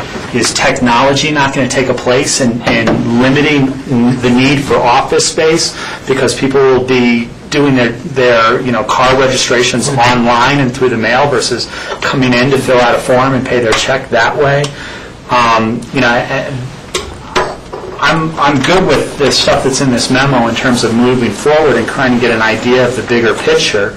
But, you know, this idea of having a growth of government at that level scares the hell out of me, and really in terms of determining what the need is, and, you know, do people need, you know, 200-foot square offices, or do they need 100-foot square offices? And readjusting this building, I think we've already had some information brought forth that kind of says there's a lot of space that could be much better utilized within this building, the basement of this building, you know, the office configurations, those sorts of things. So, you know, in terms of starting a plan with this and getting us information, I don't want, and I agree with Rachel about going too far and putting too many labor hours into going down the wrong road when we've already kind of said, well, if you can't do this, you know, no way, no how, then, you know, why are we putting that much research and effort into it?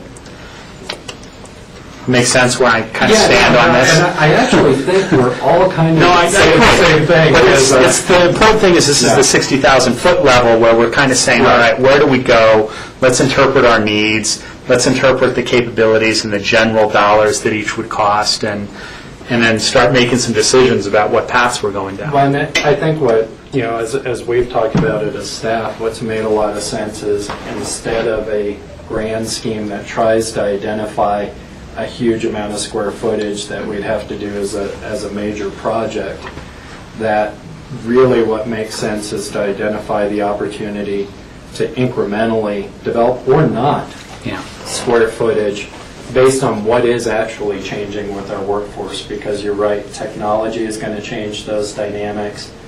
Our demographics could shift again, which, you know, could change the services that, you know, need square footage or don't need square footage.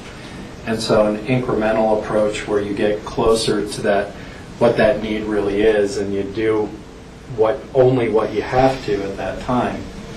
But it's kind of like that space reservation concept where you just want to be sure that you've got space available to do that kind of incremental, and that you have an idea how those steps could take place, not necessarily that they will. Because you're right, and I don't think staff is looking for a major project.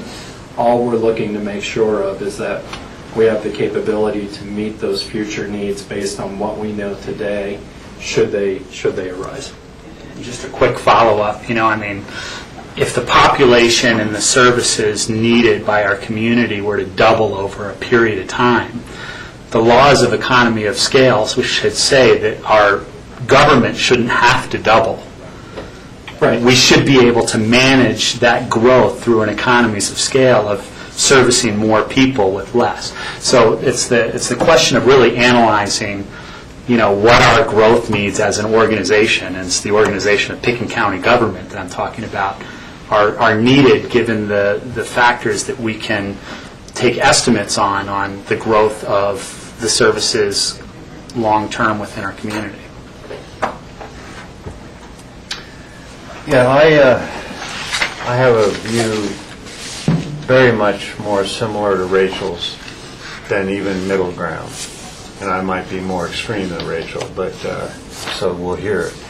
I was around, of course, for the R&L study, and I had real problems with that study. It was just a massive planning study that used industry standards for space for staff without understanding really what staff needed.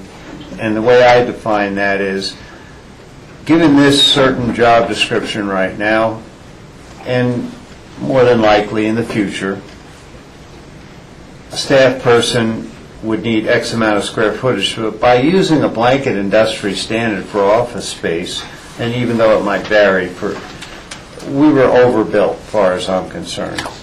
And that bothered me. I think we spent, when you take real dollars and dollars relative to staff's continual input and support, that was a $250,000 project, I think. Then when I look at this, somehow gears have changed for me. I understood and I absolutely agreed with backing off on the energy upgrades. Let's just look at the box, as it were. There's a couple things that I can state, even though I'm a short-termer. I think they're consistent with community values. This is the county seat, Aspen. My feeling that the board supported before you came on board, so we haven't really checked in, was that this is where services are going to be provided, not by building another expanded or multi-use facility at Public Works. Public Works is Public Works, and, well, there might be, who knows what open space is, so there's possibilities out there, but not moving ComDev or not moving Health and Human Services, because we can sell the building to the hospital and they build another massive building or something. That's just Jack speaking. But what bothers me about what I read, and I'm going, here we're talking about, well, Courthouse Plaza, well, sure, but senior populations, Health and Human Services, for example, those elements, how does that link up to the assessor, to the treasurer, to clerk and recorder? I mean, is there a huge expansion? We're not going to have a huge influx of population in this county. We're going to have incremental growth due to, normal influx and birth. And there are hundreds of land use approvals out there, or at least potential 35 acres, and that will be X amount of people in a livable unit. We're not going to, I can't ever imagine us creating multiple subdivisions where there's huge density out, and remember, we're talking unincorporated Pickens County. Any growth that occurs, real population growth, and I think it's going to be somewhat limited, is in Aspen and Somass Village, and we'll say a portion of Basalt to, recognize that there could be redevelopment or something down there, along the river, whatever. But I don't see this huge question about large amounts of growth or about where we're going to locate services. Now, it isn't a very reasonable question to ask, how does this building play with Zupancis? Feedback I got from the master planning, the campus, as it were,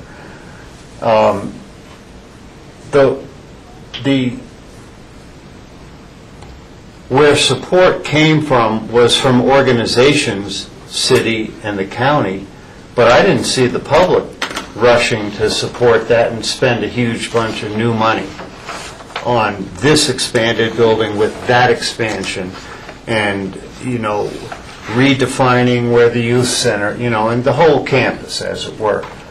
And I absolutely agree. I inferred that we had already made that decision as a board that, it's not realistic to think we're going to build the facilities, quote unquote, and I'm going to just refer to the campus plan, a lot of extra square footage, including housing, but forget the housing.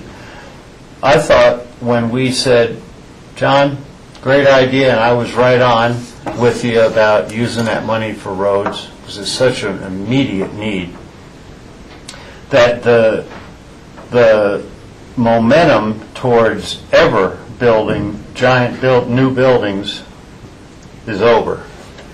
And I don't have as good eyesight as Rob, so I've got to go down to 30,000 to 3,000. That's where I work from. And You know, I have a sense of where we are now, and for years, you know, with 7 or a decade or whatever, and in 20 years, I don't know, about 30 years. But I think things are going to change, so I don't think it's even realistic to talk about 30 years. All you can do to project numbers, whether it's staff or population, is take the state demographer's numbers and keep multiplying them out. I mean, that's usually the way it works, and I'm never happy with that. And I know someone else that's really knowledgeable about statistics in this community doesn't really agree with that idea either. You just don't take blanket, you know, numbers and use multipliers for population. So I think we need to rethink this. Well, we need to touch base on some threshold baseline questions. Because again, I don't know why human services and senior population is in this. That's a different campus. Now, if we're thinking of trying, well, what does that mean? Do we actually build a new senior center out there? That question I've not been ever presented personally or from anyone else. I thought our goal was to analyze what this building could be and how could it be the best building possible. Because we're not coming up with money for a new building. Not in my lifetime, and you know, that might be a decade or whatever.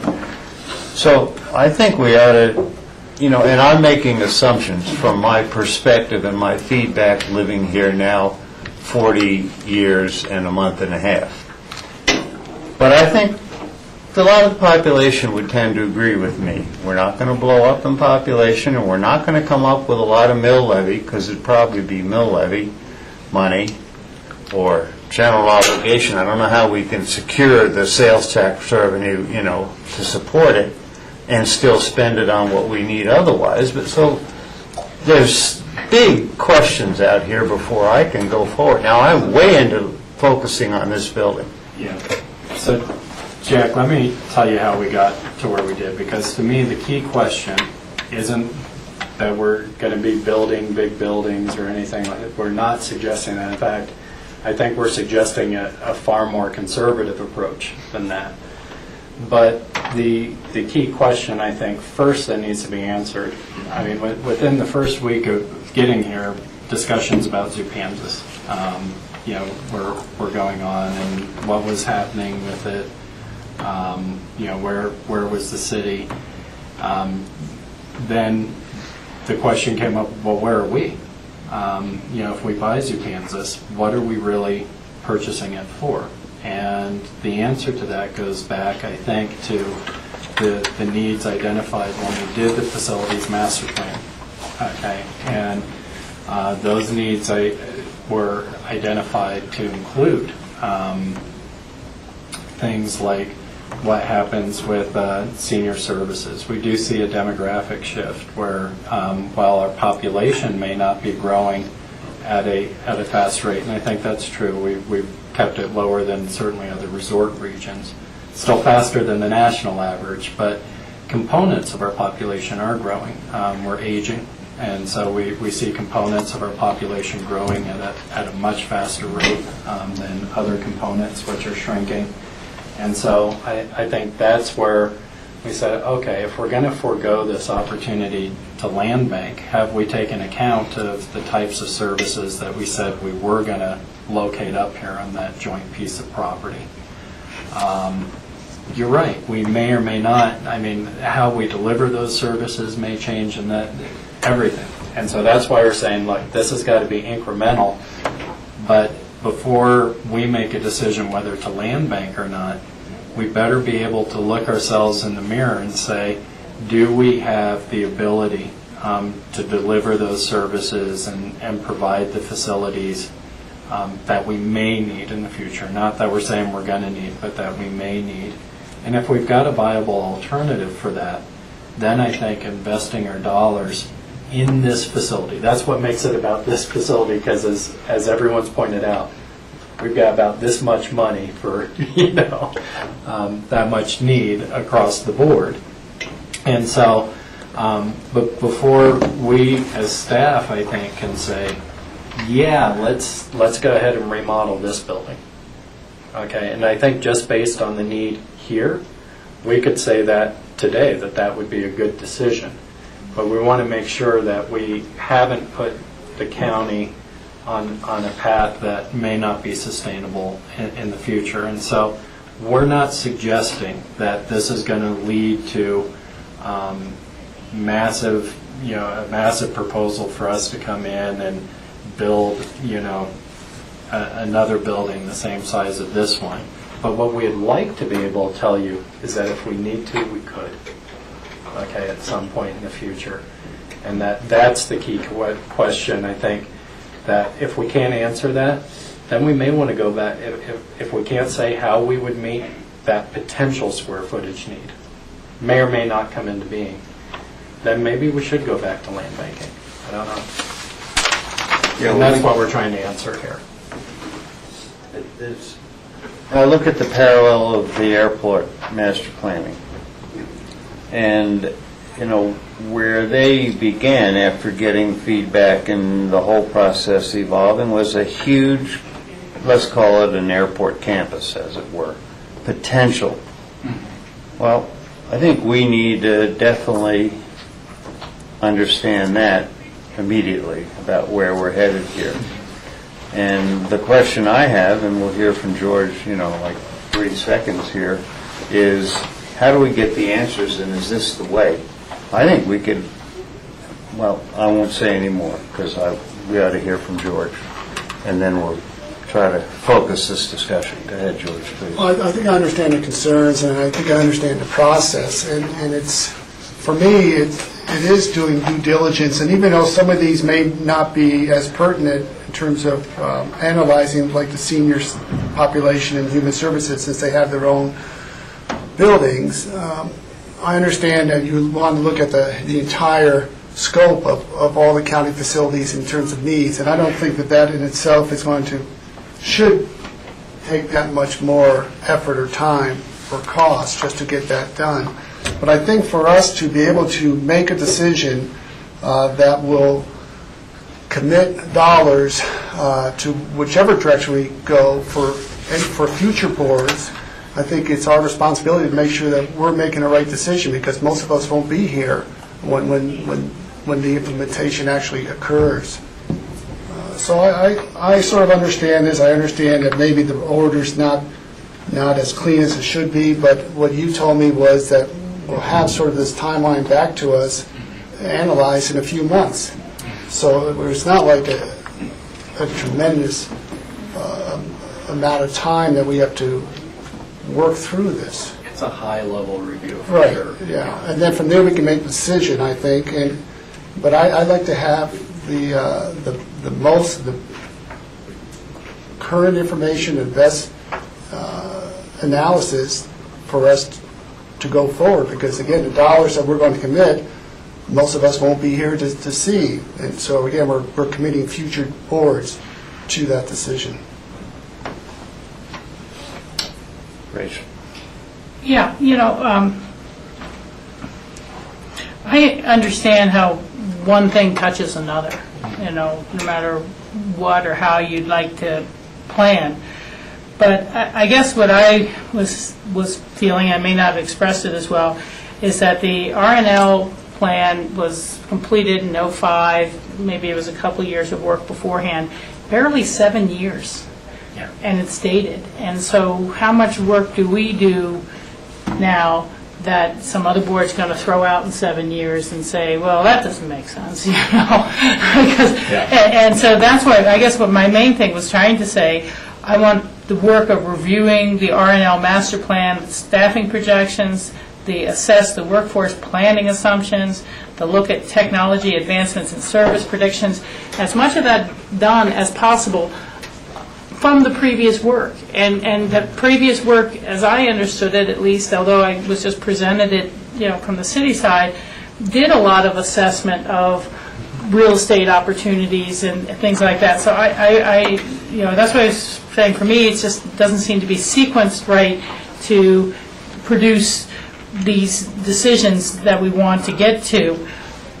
And so that's kind of where I'm going. I want to make sure we're using as much of the previous work, pointing out where there's differences and why, whether it's the technology or whatever.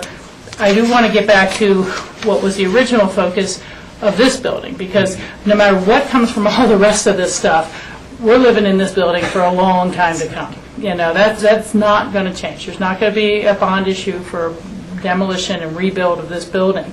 There may be some other phased approaches to additions or adjunct facilities, and that's fine. So I think seeing where the phasing, the incremental phasing approaches makes sense. But I just want to see it very, very focused. And I think that, you know, it may be that in some ways the facilities, Rob, we've had for a long time have been under capacity and underserved. Not that we're going to double population, double county government services, so on. I think we've been really asking people to work under pretty troubling circumstances at times in some of these offices. I mean, thank heavens we're able to do a little bit with the clerk's office for elections, but knowing will their offices be getting smaller or bigger is a lot to do with the technology. But, you know, so I just want to see it focused, I guess, in such a way that we acknowledge some of our shortcomings, because it does still come back to this building here, whether Zupancis is land banked or not, or half of Zupancis is land banked. And we share the ownership of that with some others, like the city. So I guess I'm not trying to say I don't want the study to go forward. I just wanted to offer my comments on the shape of it and the process and what we're going to get out of it. I do, last comment, but senior population, human service needs, nonprofit needs, I'm not so sure so much as nonprofit needs, but I do think that that's the one area that really deserves a really big list, is the senior population and program needs, because that is a changing, but that I see a little bit as separate from this building. I don't see us adding that center to the Zupancis property. You know, I don't see them coming into this building, and so that's where I see that almost as its own study, to really be done thoroughly and done well. And Rachel, thank you for that clarification. And it might help to understand we actually have already started with the RML study, so that's where we've identified the alternatives of building envelopes, and that is where we started with kind of looking at where all our projections are. And so we may have assumed that too much since we've already, particularly Jack and Jody, have spent some time analyzing the RNL study to understand how we might approach this project. And the reason we did pull Zupancis in is that in the original campus idea, if we were to purchase Zupancis and build a centralized facility, I believe that included human services and a new senior center on the Zupancis property. It did include bringing those up. Well, I don't remember that part. I think that was part of the study. Was it? Is that correct? There was a lot of different options. Yeah. Yeah, I know. Okay. So it didn't focus, but it was one of the options potentially. Yeah, well, you know, and we can write that into anything. But I guess hopefully out of this, if you're going to look at the senior piece, hopefully we analyze the site that we have and its expansion potential and what could be. I mean, it's actually the hospital site, but it's not ours. But we don't have any potential to expand it, to go another level. I mean, you know, there's a giant building next door. You know, so, well, what are view plans? You know, I'm just speaking off the top here. So if you all know already, good, that's good to know. We have no potential there. That's what I'm hearing without an in-depth discussion. But I think that's kind of what we hope to flesh out. I think right now we know the envelopes don't exist. Could they exist? You know, could we amend our IGAs with a? We haven't explored that, and so that's something I think we'd want to know. If we thought our expansion potential was up here, I think you guys would want to know that for the future. If it's there, then, we can tell you that, in the future, when the time's right and there's money and there's need and those sorts of things, you can either do that here or you could do it over here. So. Okay, well, I'm not sensing that we've heard no, never, go forward. So we should be, but I hope staff definitely tread somewhat lightly here. And I really, for me personally, I don't want to reinvent RNL's master plan or a piece of it. You can use it as a background, a database, that's fine. But again, there were assumptions in there that I couldn't agree with, but because I think what we're saying is, let's go forward. Johnny, you're going to have to shepherd this, whatever you gather out of this conservative approach here, at least by certainly a couple of us. And George is right. Clearly, we should have the bigger scope from whatever height we look at it, because we ought to make those decisions. I don't know if this is going to tell me a definitive answer about Zupansis, because I think land banking is a good idea. But then again, what does it mean for dollars and the trade-off? So I'm certainly willing to, agree with the others to go forward here, but really, I'd rather do certain levels, and then if you get to a certain point without spending a lot of money, come say hi. That way we're a little bit conservative getting in the door and make sure we can craft as we evolve this. I think there are certainly important questions to ask, but the answer about where this county seat is never going to change. And for me, as a citizen or elected official, most services for county government will come from Aspen, but I don't mean, for example, that has to be Health and Human Services or the Senior Center. I'm not saying that, but the really core, the things we look at is here and next door, for example. They're not moving out of town. I don't think the public would like that. And then again, if you look at what you propose, you explained, John, I shouldn't say you proposed, about the potential of doing something at Public Works. Do we know what the future of Public Works is? Are they ever going to need to expand, quote unquote? We're not going to build a lot more roads. We don't need a lot more snow plows. But who knows with technology and size and, like we saw at the airport with the monster size of some of their equipment. Well, who knows what the future is. So, again, looking at this, I don't want to have a direction that, well, maybe in 20 to 30 years we might do something there, but we not know what that is, and that worries me because that means going back to R&L again. So please go cautiously, I think, and I don't expect we do anything otherwise, but you've heard it reinforced. Yes. Okay, so we do have direction, and thank you. Thank you. Thank you. We appreciate it. Okay, so more fun on the next page. While staying on easy topics. Yeah, we're going to go to a discussion, a follow-up discussion on the Aspen Chamber Resort Association's membership and the U.S. Chamber of Commerce. We as a board had a discussion about this, and we kind of got to a neutral 2-2, as it were, a straw vote, as it were, with the board, because it was a work session. And, we decided not to move forward. There is a request by Commissioner Newman to pass a resolution in support of leaving the National Chamber. And in fact, I think your idea was to get that message forwarded to the ACRA board before the retreat. So here we are at the last moment for a discussion. And thanks for that summary, Jack. And you're right. We had a discussion about different ways to approach this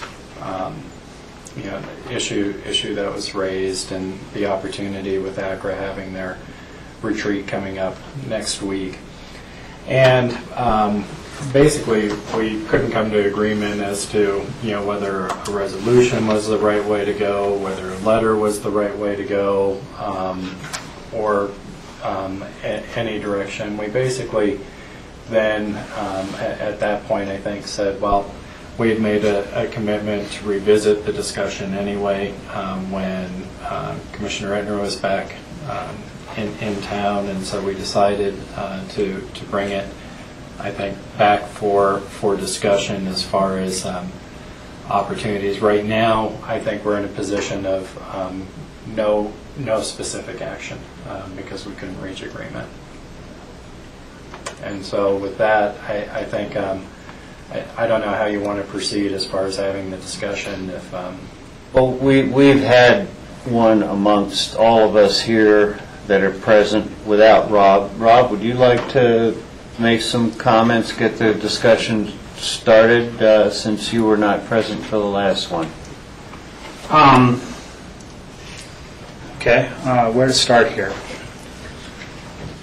I can't support this resolution for primarily three main simple reasons. First, I think the best approach is a letter or something that states our position. So that would be reason number one. Reason number two is I think that this particular resolution, although I can't really agree with leaving the chamber for a number of reasons, I think this particular resolution has misrepresentations of the U.S. Chamber's actual position on things. And three, I think that writing a letter to state a balanced approach and our opinions is really the direction to go. Why don't you define, let's start with the easy one, a balanced approach.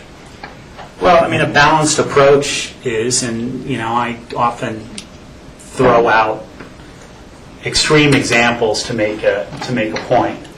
We in Pickens County can ban fossil fuels from Pickens County. That would be great for the environment, but it would devastate the economy here.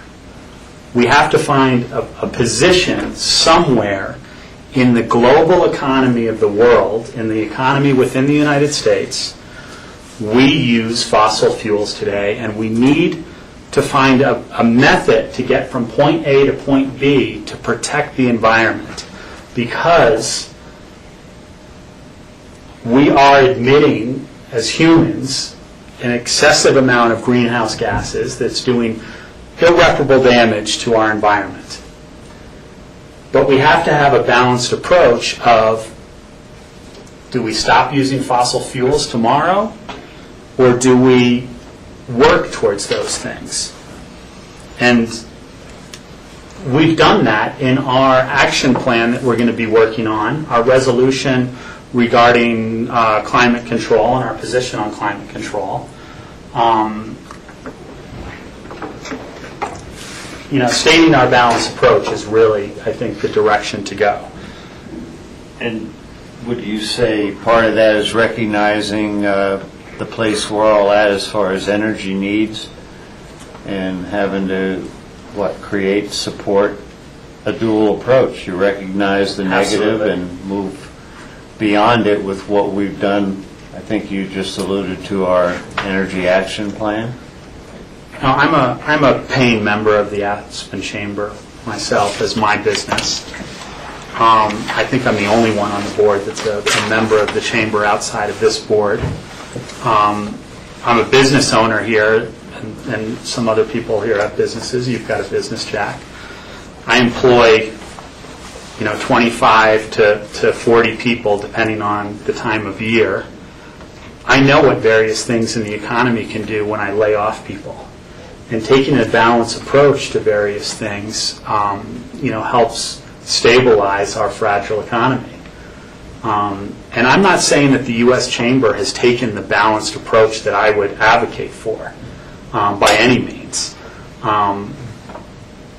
But there, some of these radicals that we've got in here in this resolution, the U.S. Chamber of Commerce continues to, and this is my point number 2, a misrepresentation. The U.S. Chamber of Commerce continues to oppose action on climate change. I don't think anybody in the U.S. Chamber, and I could be wrong about this, but I hope that everybody here on this board, given this resolution, has gone to the U.S. Chamber website and has read the U.S. Chamber's position on climate change, because there are several pages on their website that specifically plot out their position, and that information is crucial. Their position on climate change is a balanced approach, that they fight for protection of jobs, they fight for protection of the economy, they fight for those sorts of things in a balanced approach.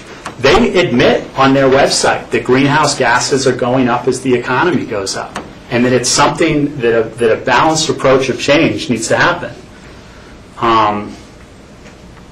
So their purpose is not to fight policy on climate change. Their purpose is to find a balanced approach. The cap and trade argument. Cap and trade died because Democrats in states like Virginia, a Democrat senator, Vanderbilt, wouldn't vote for cap and trade because there's coal in Virginia. Other senators, Democratic senators, would not vote for it. Obama had to fight for jobs for his reelection, and realized when he had a majority in the House and a majority in the Senate that it wasn't something worth pushing at that point, because he didn't have the votes among Democrats. So, and my understanding from what I've read, and spent a good deal of time trying to understand it, is that that's pretty widely believed, that that's a big part of why cap and trade died, not just because the U.S. Chamber lobbied against it. So, I think stating our opinion is a much stronger position than misstating someone else's position. Okay, it struck me, because I'm a fairly aware citizen and elected official. When you say balanced approach, I'm not sure when you make a statement that the job of or the policy of the U.S. Chamber is a balanced approach. I'm not sure that's factual, because I feel their number one priority, and I will admit I did not go on the website, but the number one priority is jobs, is economy, is the bottom line.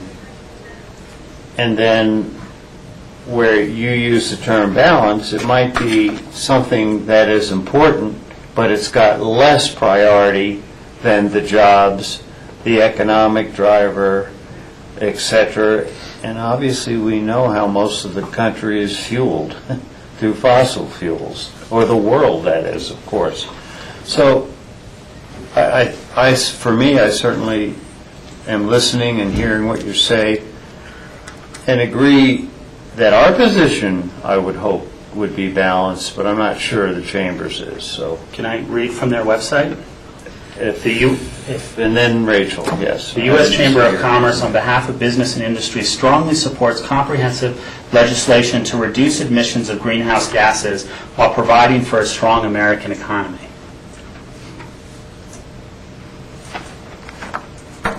Okay, Rachel. Yeah,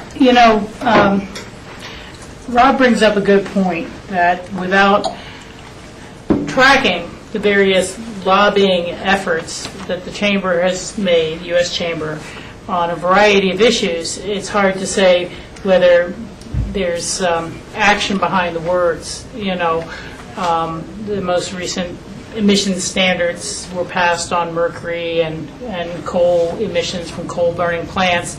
Was that fought by the U.S. Chamber, or was it supported by the U.S. Chamber? I don't know. But if you say you support one thing and then really can't find a way to line up behind it, then we're balancing all the way to hell in a handbasket. And I'm personally a little concerned that we are just talking about rearranging the deck chairs right now. And, you know, I mentioned to Cindy last week, but our comments as a board in the draft environmental impact statement for developing the oil shale and right down there by I-70, that's going to be the future of western Colorado pretty soon if we continue on this fossil fuel path. You know, Amory Lovins has said that, you know, the whalers, the market for oil whale dried up long before the whales did. And maybe we're really going to embark on that as a clean, renewable society, global society. But maybe not. You know, the new glut in natural gas has allowed people a new way to simply continue to burn a different fossil fuel. I mean, that's been my concern, is that you go from natural gas is going to be our bridge fuel to a renewable solar, wind-based, you know, hydrogen-based, whatever economy, and now it's basically becoming a bridge to nowhere and a bridge to delay because it's cheap, it's readily available, and we can dismiss the environmental impacts, you know, to one neighborhood or another pretty readily, and that seems to be what's happening around the country. Even though, as it's practiced now, fracking releases in natural gas far more methane and is far more damaging in terms of greenhouse gases at an effective rate than carbon is. So I'm very concerned that, again, no matter what, we're rearranging the deck chairs on the Titanic at this point, unless there's really some very dramatic action to curb climate change. The point before our board today, the way I'm looking at it, is, you know, there's not a majority to move forward with a resolution. I don't know there's a majority to move forward with a letter. I think there's been enough discussion in the paper, and Michael certainly heard our discussion last week to bring forward as he, you know, hears the arguments and makes his decision about what way to cast that vote. But, you know, I don't see that there's really that much more time or energy that we should spend on the discussion of a letter or a resolution. It was in the newspaper article about it last week, but I don't have it in front of me. The ski company's letter to the chamber was that they no longer believe the U.S. Chamber represents business interests of the U.S. for the most part, that they're funded by a very small pool of anonymous corporate contributions. No way of knowing if it's all Coke Industry and you know, Exxon Mobil or where it comes from, but it's not transparent. It's not acting in a transparent manner, and that there's a lot of interest that is more about how do you protect offshore jobs rather than U.S. jobs anymore. And that most small businesses, Main Street businesses, are kind of saying, why should we support an agency who's not interested in advancing the things that make our business good here in the U.S., but they may do a great job for protecting hedge fund profits and large corporate profits. So I have as much trouble with the U.S. Chamber because of basically their political nature. You know, I like a Chamber of Commerce that works to improve service levels, and training for employees, and works for better, you know, management employees. And it's not just a political animal out for short-term 6 months and 12 months and who's going to win the next election. And I think that that's the unfortunate part about being a member of the U.S. Chamber anymore. But I don't think we have a majority to do it, and I think we have other business to deal with. I have just a couple of comments. It's unfortunate. It's the first time I've really heard arguments that have been really partisan. You know, Democrats did this, or Democrats didn't do that. And I think that's unfortunate, because that's not really part of the discussion. But we talked about a fragile economy. You know, the ski industry in Colorado is the second largest industry in the state. It's a driving force. And when you look at a fragile economy 30, 40, 50 years from now, unless we start to address climate change with legislation, this fragile economy is going to be no economy. And so a balanced approach that the Chamber, U.S. Chamber, seeks, I think it works fine for industry. and that's oil and gas industry specifically. And that's why I think we'll not see the U.S. Chamber support any legislation going forward to address climate change because of the largest lobbying force in D.C. with the most dollars to spend is the oil and gas industry. And they obviously have the self-interest. So I think we're able to, with our discussions, we raised the issue, we voiced our concerns, and hopefully the ACRA Board of Directors will take that into consideration when they have those discussions. Yeah, I think the issue is way bigger, actually, for me, relative to the U.S. Chamber, because I'm more so than specifics in what you read, for example, Rob, about their position. You can wordsmith and you can be sincere about whatever you want to say about an individual topic, but it's the bigger issue of who the Chamber is and what they do and how they're doing it. Thank goodness for I guess, a Supreme Court decision on campaign financing. But this is a serious problem, and I don't think a resolution or maybe even a letter is going to address that, because we're talking about changing the shape of how business is done in this country, and equally important is how it's done in Washington, D.C. And are we going to really, in this board, pass a reso that's going to have an effect? Well, I think George's intent is positive to raise the issue, etc. We're certainly aware of it.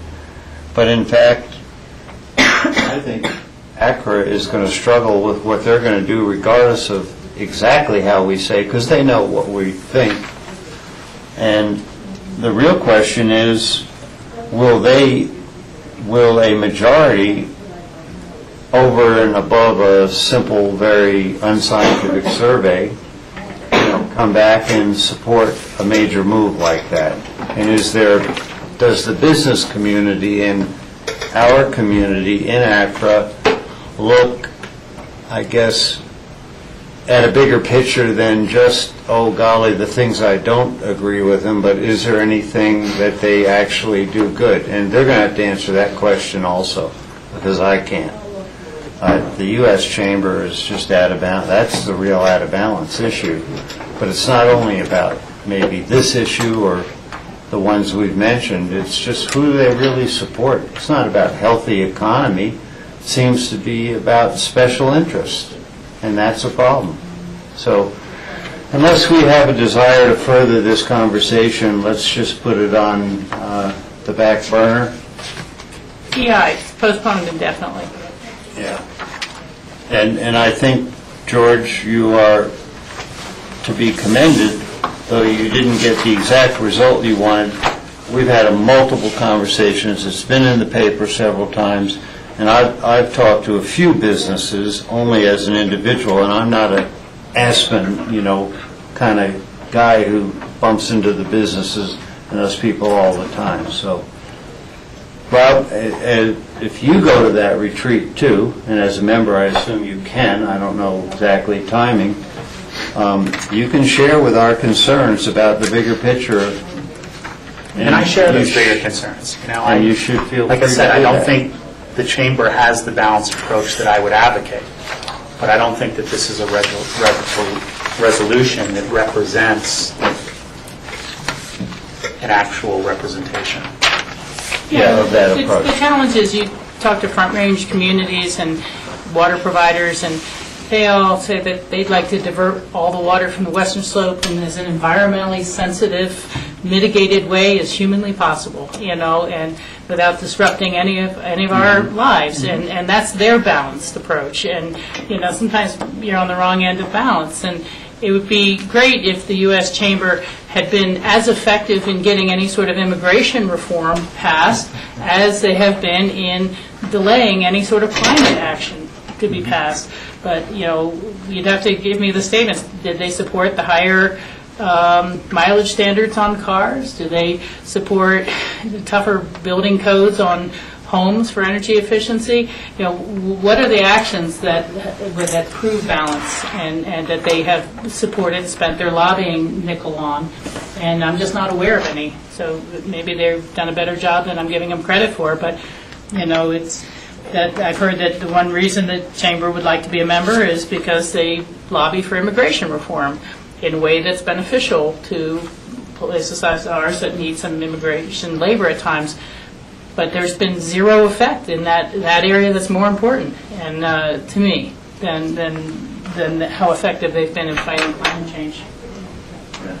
Okay, so we'll make that the last words on this issue. Go to the next one.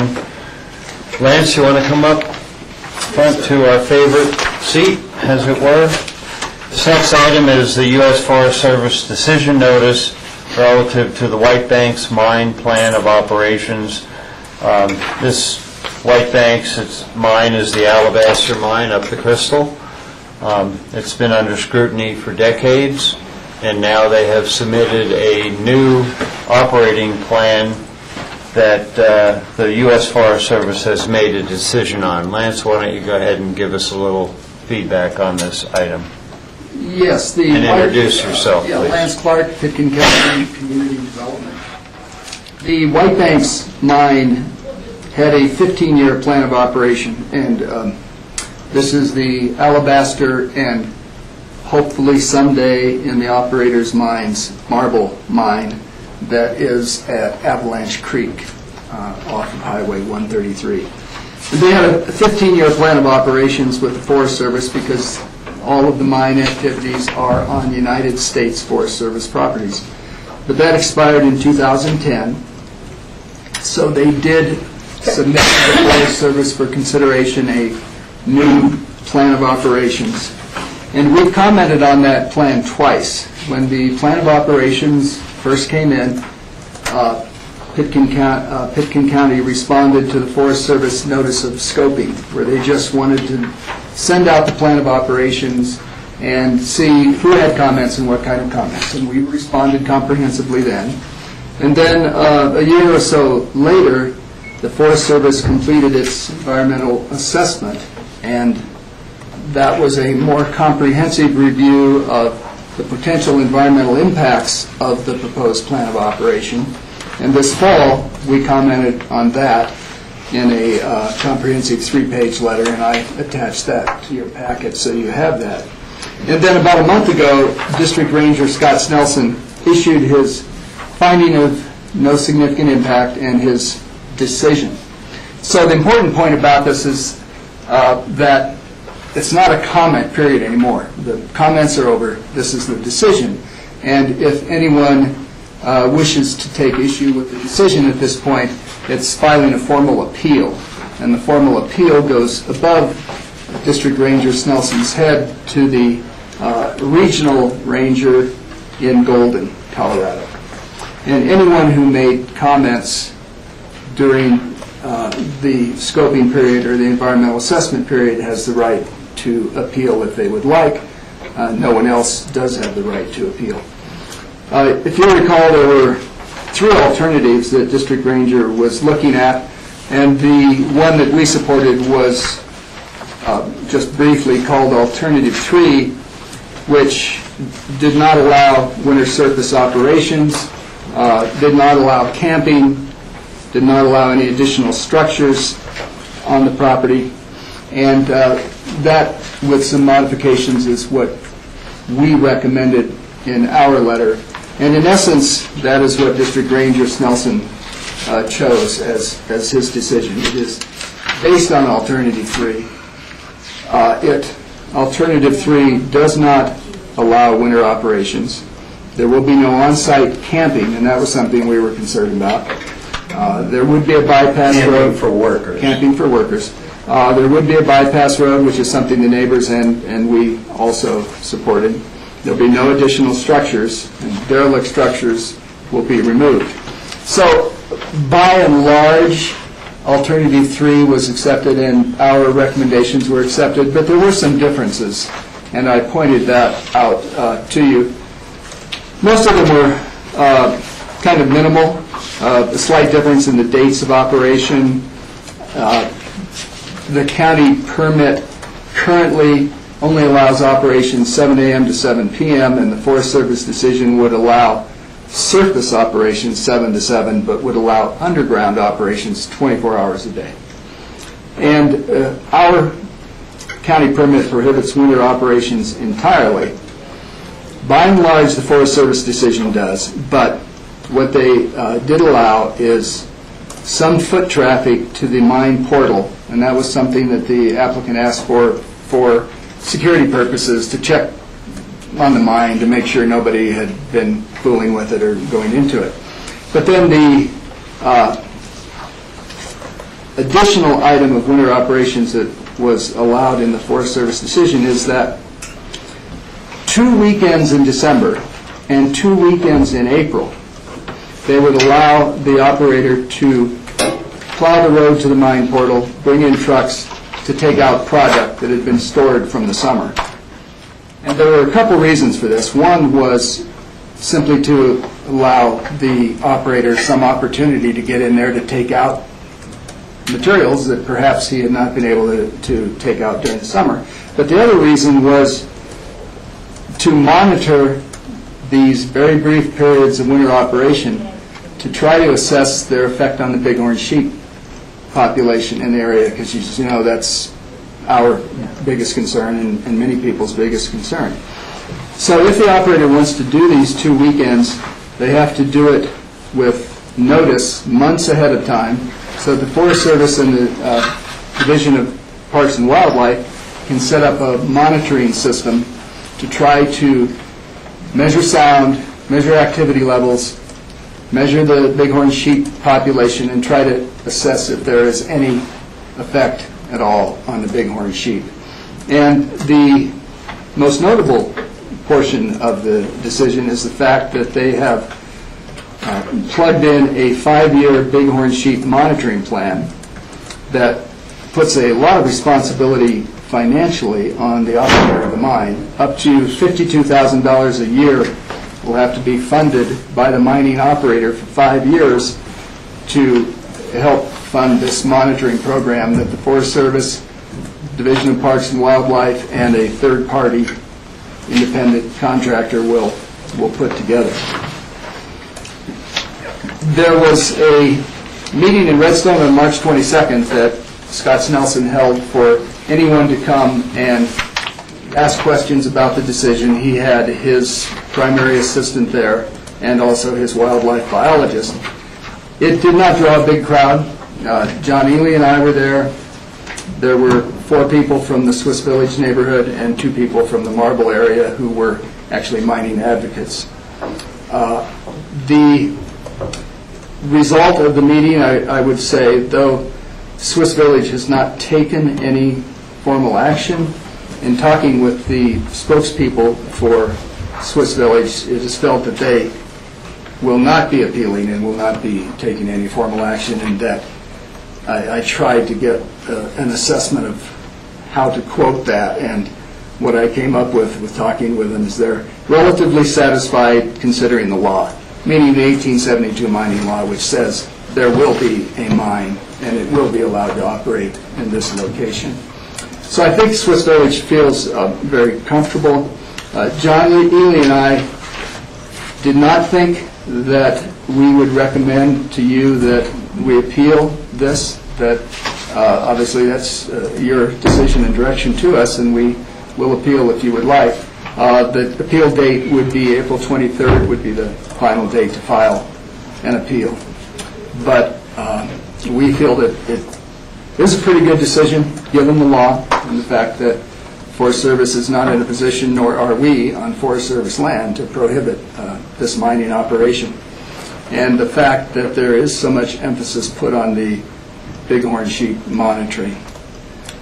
It's a 20-year plan, but Scott Snelson made it very clear that it's an incremental plan, and it's really this 5-year monitoring of the bighorn sheep is going to be a very big determinant in his decision as to whether to allow it to continue beyond 5 years. Okay. Well, thank you, Lance. Any comments? One question, I thought, Lance, I read, and I support Scott Nelson's decision. I think he captured 95% of our concerns, which is great. But I thought there was something about, based on the truck traffic and the concerns with the egress on and off Highway 133, that the mining operation may have to look at adding a lane or an acceleration, deceleration lane for safety, but is that really a reality at all? Well, the way that he stated it was that the operator would have to coordinate with CDOT. He didn't say anything more than that. And I think what that probably means, though I did not question him specifically, is that they will have to get a CDOT access permit for this level of operation. But he clearly did not state any specific things would have to be done. He was leaving that to CDOT. Now, the number of trips are limited. They have limited the truck trips to 10 round trips a day. Truck trips. Well, we have to coordinate with CDOT, so I don't know if there's signages out there now, but if the company does start mining operations, would we request that CDOT or the company put some signages on alerting motorists that trucks are entering? Or yes, I think that's still a concern of mine and yours and everyone, is that whether it's flashing warning lights that say truck traffic ahead, whatever, I think that is a very real concern that has to be dealt with beyond just coordinate with CDOT, and I agree that we should follow up on it. Any other comments? Rachel? Well, with your staff action, it says absent any different direction from BOCC, it's in the staff's intent to draft amendments to the county approval. Are you going to include things such as the Bighorn Sheep Monitoring Program in our approval so that we're approving it subject to receiving the annual results of the study and that it will continue throughout the 5-year period, that sort of thing? If it's an evolving plan, even though it's a 20-year permit, 20-year approval evolving plan from Forest Service, do we approve annually and get an annual review of operations similar to Elam Gravel Pit? We do. We haven't had one for years because they haven't operated since 2003. Right. We have actually a 25-year permit that is in the form of a settlement agreement. And so they're good to go in Pitkin County, subject to Forest Service approvals for 25 years. So we're coordinated, but we can amend such that we even coordinate more about wanting to make certain that the Bighorn Sheep thing monitoring takes place and that we're aware of all the results of that. If any of the if any of the years of the 25-year approval have lapsed or gone by, then I think our permit should just track with the number of years that are left. And I don't know if it's possible that it is subject to renewal on an annual basis, or if that was part of the legal settlement, then we have to leave it out. But it's a 25-year permit approved in 1998. So it's good until 25 plus 1998. And they have to come in annually. 25 minus 1998, if that's when the agreement. No, it started in 1998, so 1998 plus 25 years is when it would expire. Okay, so their 2012 permit should be 2012 to that expiration time period. Of 2023 about. Well, we're just amending that 1998 permit. That's what we'll be doing. Okay. Yeah. And then can we amend it so that we're a little more specific, that they will obtain a CDOT access permit and comply with any conditions that CDOT would put on the permit? We will certainly try. Take a look at that. It's an interesting permit because it's an agreement that they sign and we sign. But we certainly can try that. Let's see what John says on that. Those are my only two thoughts.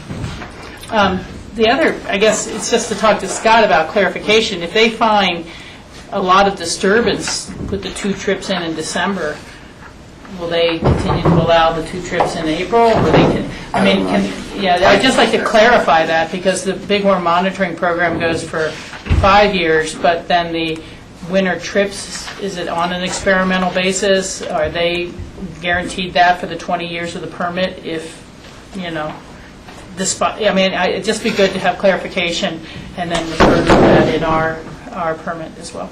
Sure. Thank you. Other questions, comments? So Lance, I have just a couple. Okay, quote unquote, our permit or agreement is for 25 years, and obviously it doesn't track with the new 20-year program. Or does ours get extended? Not if we don't want to. But can it? Sure. But can we require it? We can ask for it, I know, but can we, I don't know where Rachel was going exactly, but it seems like, well, now a new date of 2012, or was this 2011, I guess it was, I'm not sure when this was given, there's 20 more years. So that's like 2030 something. So it seems like we ought to track just with the new timeline to have annual review. Yeah, I was thinking annual review up until the 25th anniversary of the settlement date, and then you'd have an opportunity to do new permitting in Pickens County. I wouldn't want to give them an automatic extension because the Forest Service plan is 20. Okay, yeah, as long as we can be, what I'm looking at is a player, so we would be thinking of, and you clarified for me, that, yeah, well, that's the time to get a new agreement. But I don't know if the agreement is actually, we have authority. We have authority through the lawsuit that was a settlement. So that's a question I guess the board can answer in the future. 2030. Yeah, whatever. But, or 2023 is the 25-year date, or somewhere thereabouts. That I have, I could understand if in an imperfect permit that Scott has allowed November 30th, they've gone from November 15th to 30th, and so there is a possibility of picking up material in December.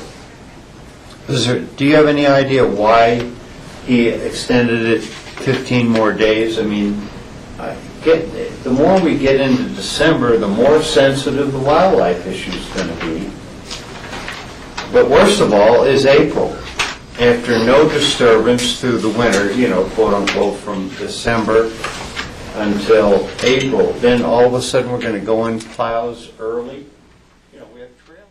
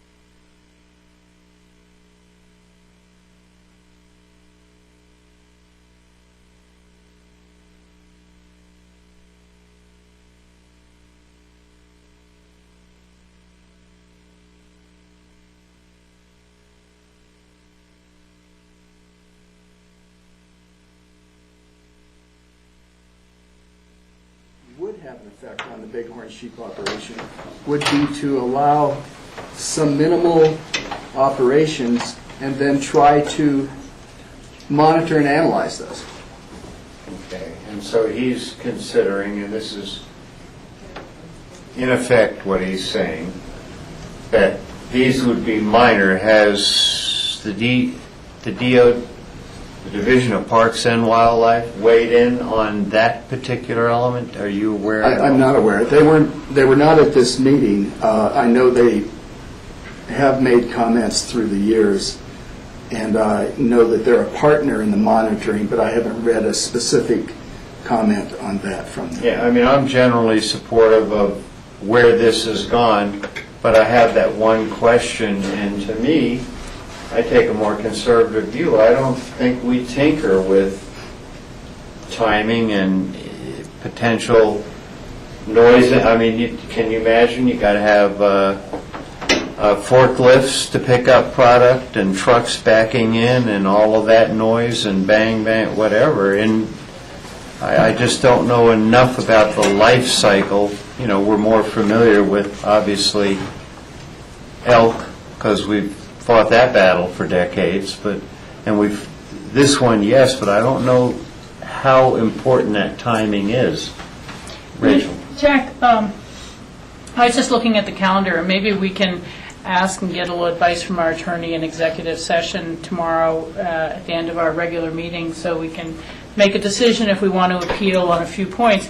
I mean, it seems to me we would be talking about some modifications of the decision at best, and maybe the types of clarifications I was asking about, once, if we're able to get those from Lance, are the type of clarifications we could ask for in an appeal. That should there, seem to be undue disturbance from the April dates and December dates, that they be discontinued, and we would request the Forest Service reserve that power to themselves to be able to make that determination. We could also appeal requesting the change in the dates and use the significance of our trail closures on other areas. But I would like the advice of the county attorney before continuing that, and we may have taken this as far as we can go. I don't want to appeal and add to their caseload unnecessarily if we're generally satisfied, but if there's a few tweaks, there's nothing wrong with putting an appeal into the decision. That's what the process is about. And it would be very specific to... And to those two items, the dates of closure, given the trail closures we have in other areas to protect wildlife concerns, and reserving the power to themselves to discontinue the winter loading experiments if there seems to be indication that Colorado Parks and Wildlife determine it's detrimental to the herd. And I would like to take, agree with your idea of asking this question in exec session. I would also ask Lance to call John Groves and just get specific feedback about these items. Issues, sure. Did I sense you had your hand up? Anyone? George? So is that acceptable? We ask a couple more questions. Generally, we probably are okay with this, except for very, I'd call it minor tweaking, only in the scope of all the things that could have happened. And given that the final appeal date to be in is the 23rd, Monday, we actually could talk about it next week at our work session on Tuesday and not have to try to rush it for tomorrow, as long as we can add it. And I didn't notice, do we have an exec session? Well, and I was going to, I don't think John Ely's available on the 17th because one of the future agenda items was to request that we add some exec time before the meeting on the 19th that we have on special events. And so I was just emailing him to confirm that. I think he is... Well, then if we can talk about it tomorrow, then it's fine. Available tomorrow? Well, I'm emailing him now. Sorry. I know it's like the River District. Yeah, sure, he is available tomorrow either, because we were trying to fit in exec time on another item that he wanted to speak with you about, and we kind of landed on the 19th as being the earliest he is going to be able to. Okay, and so tomorrow wouldn't work? I don't think so. I just emailed him to confirm it. Because I think he is probably at the River District. Yeah, exactly. Well, again, as long as we can have some discussion with him before the 23rd, the deadline, and Lance has a chance to make phone calls and try and get a little more information before then. Yeah, and that sounds good. Rob, I know you need to excuse yourself, so important personal. Appreciate your thank you. Contribution today. So, board, we'll do that, okay? We'll kind of try to get a little info from Parks and Wildlife. Still going to be the and we'll go on from here. Thanks, Lance. Appreciate your and everyone's hard work on this. This really has gone to a way more acceptable place than it started. Okay, we have. Sorry. Yes, our next memo of interest is the semi-annual update from the Community Development Department. We've been seeing these from several departments. At this point, Cindy's taken a little bit different approach in creating a chart of alignment to the strategic plan. But, in the same spirit of, how the various activities and functions of the department are fitting in. If you want Cindy to give highlights, or if you want to ask questions. Well, I think clearly staff showing up here can expect we've read our memos and done our homework.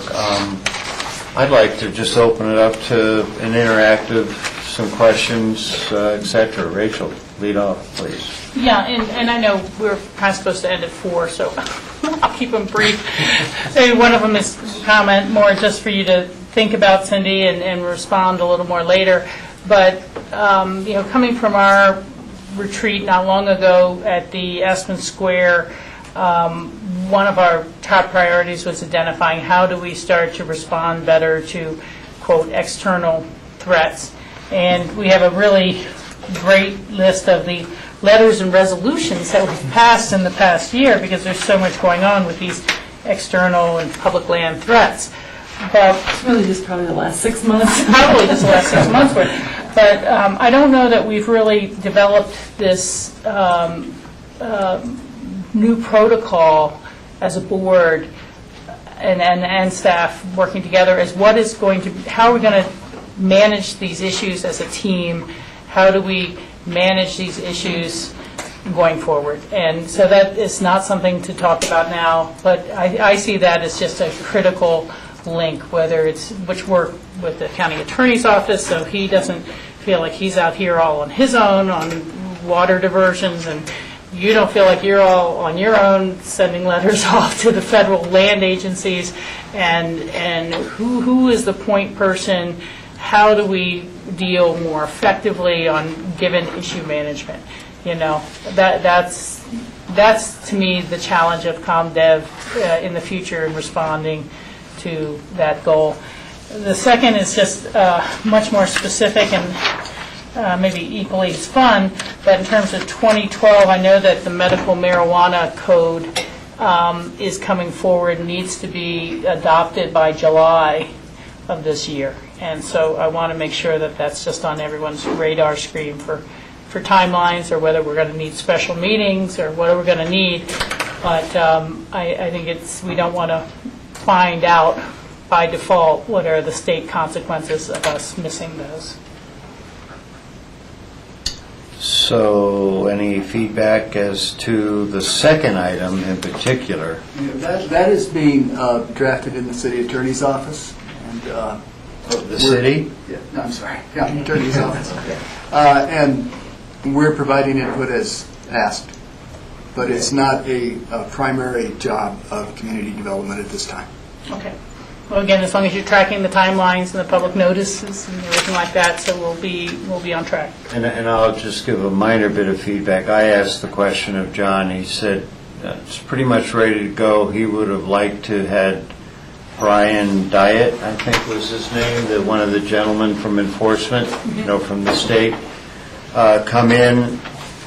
John said he couldn't get a hold of him. I tried, and I believe the answer is what I read in the paper. There's a reorganization and a downsizing of staff due to the lack of more dispensaries and fees, opening and resulting fees. So there must be some reorganization there, and we just have to play it. But John, and this is for you, John, got to make sure that John gets in here before us in a timely manner, so if in fact it takes a couple meetings, because we might want to, do more work, whatever, we don't know exactly what he proposes, that is done in a timely manner. anytime after, beginning of May. So I can be here. Very good. But thank you for the report. I thought it was really great information. George, any comments, feedback? No, it's great. It's Like a chart? No, it was easy to read. It was, looking at each of the departments, and ComDev just continues to crank out a lot of work, even though we don't have a lot of land use applications coming before us. We're using this time productively to address some of these other issues, which is great. I just would add that this is a report of the past 6 months. In January, February, March, our land use applications are well ahead of January, February, March last year. That's good. Well, good, and I have to just take a moment to comment here relative to how we're doing an input, as it were, through our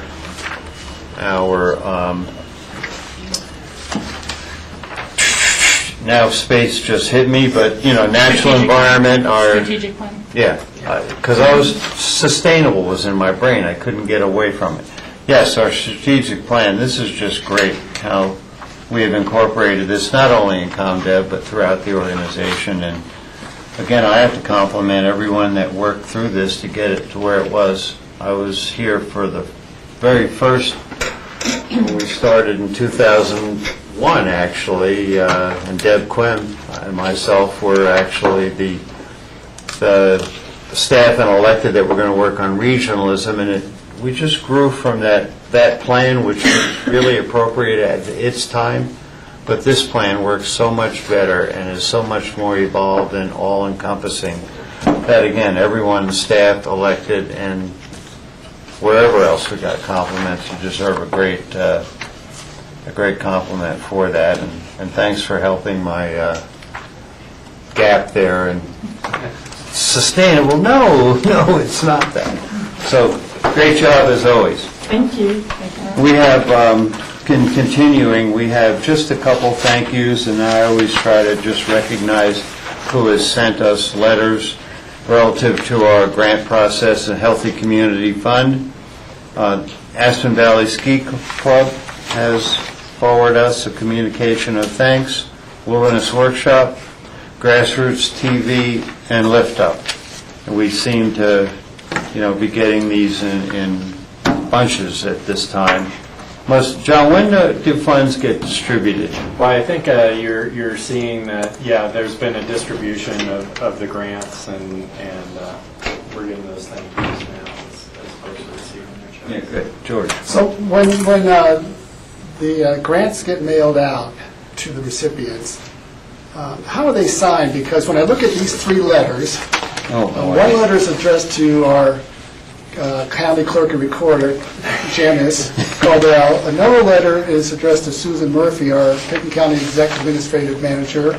And another letter is addressed to the chair, Michael Owsley, Pickens County Commissioner. Yeah, I'll have to get a hold of one of those letters. I had the same question as to how that was being why we had letters to so many different folks in the organization that are directly associated. We should let people know where it's coming from, and so they can reply appropriately. Yeah. Yeah, that's a good pickup, George. I mean, the really funny one for me is the ski club to Janice. Yeah, to Janice. Yeah. You But she know, appreciates it. I understand how this stuff happens. It was about 6 months ago, I got a check in the mail from someone for a banner across the Main Street of City. And I had to call him, and because I had taken my mail on the road, and I opened it, and I'm like, what is this for? And called and said, don't give away their space. They just sent the check to the wrong person. I had no idea how or why they would have sent that to me. So things like that happen, no matter what's written on the letter sometimes. I can predict what some of the somebody looked at the check and Janice's signature is on there, and somebody probably called Susan to get an address. I can see how it happens. Yeah. Well, and in all actuality, only because we make the final decisions, and with a lot of support, of course, by staff and the Citizens Board and all the feedback. They should probably go to the BOCC and make it simple. Good. Well, our next, I think we're done with these memos. John, anything in addition? I will have some open discussion items, but I did have a few future agenda items to bring up to you. Okay, well, let's go ahead and do those. So, on April 23rd, you'll see that we've added a site visit to the ridge of Red Mountain. That seemed to be the only time that we had, I think, all of you available according to at least Charlotte's calendar. And that site visit does need to take place before 25th, so we're pushing it out, I think, as far as we can. What time do we have set up? It doesn't say on our memo. I do have an 1177 roundtable meeting in Glenwood. It's always the fourth Monday, but that doesn't start till 1, and so if I can leave here by 12, I can make it to Glenwood. Yeah, and we did not have a time nailed down for that, and so we need about an hour and a half for the site visit is what they're estimating. Rachel, you need an hour to drive, so Right. could we do this at 10? I mean, George? That's fine. Yeah, let's just make it at 10 then, and others have to join in. Okay. Okay. The other item, which it sounds like John will be able to spend some time in exec at the end of tomorrow's meeting, so this request may not be needed. But we are looking at some exec time on April 19th, maybe starting our meeting at noon instead of 1 and bringing lunch in so that John could discuss some items. I guess we could see how far we get tomorrow and then maybe revisit that request. Okay. Let's just play it by ear. I'm okay doing that. The reason we were starting at 1:30 was because of the ACRA board retreat that Michael will be at. So if we start at noon, he may miss some of our executive or some of their retreat. But as you said, let's just see how far along we get. If it's particularly timely and pressing, I don't know about the rest of the board, but if we had to schedule a special meeting on Monday the 16th, so just to do executive, if John's available, then maybe that's what we have to do. Okay, well, maybe if we're going to see him tomorrow, it sounds like we can Talk about it then. We have enough time for notice, but Yeah. let's hold on to the Monday the 16th in case we need it, because that will be a long day as it is. Yeah. At the end of the 19th, both Jack and I have to drive to Denver. Oh, that's right. Yeah, and John, and I fully support tomorrow at the end of the day, let's have some exact time, given that it works for everyone. As I remember, there are a couple items we didn't get to, other than, what we just spoke about today. That personnel one, for example, et cetera. So if we can accomplish something tomorrow, let's do it. Okay.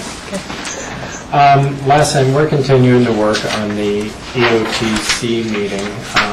The meeting was set up to discuss both issues concurrently, which is not how I had understood that had ended.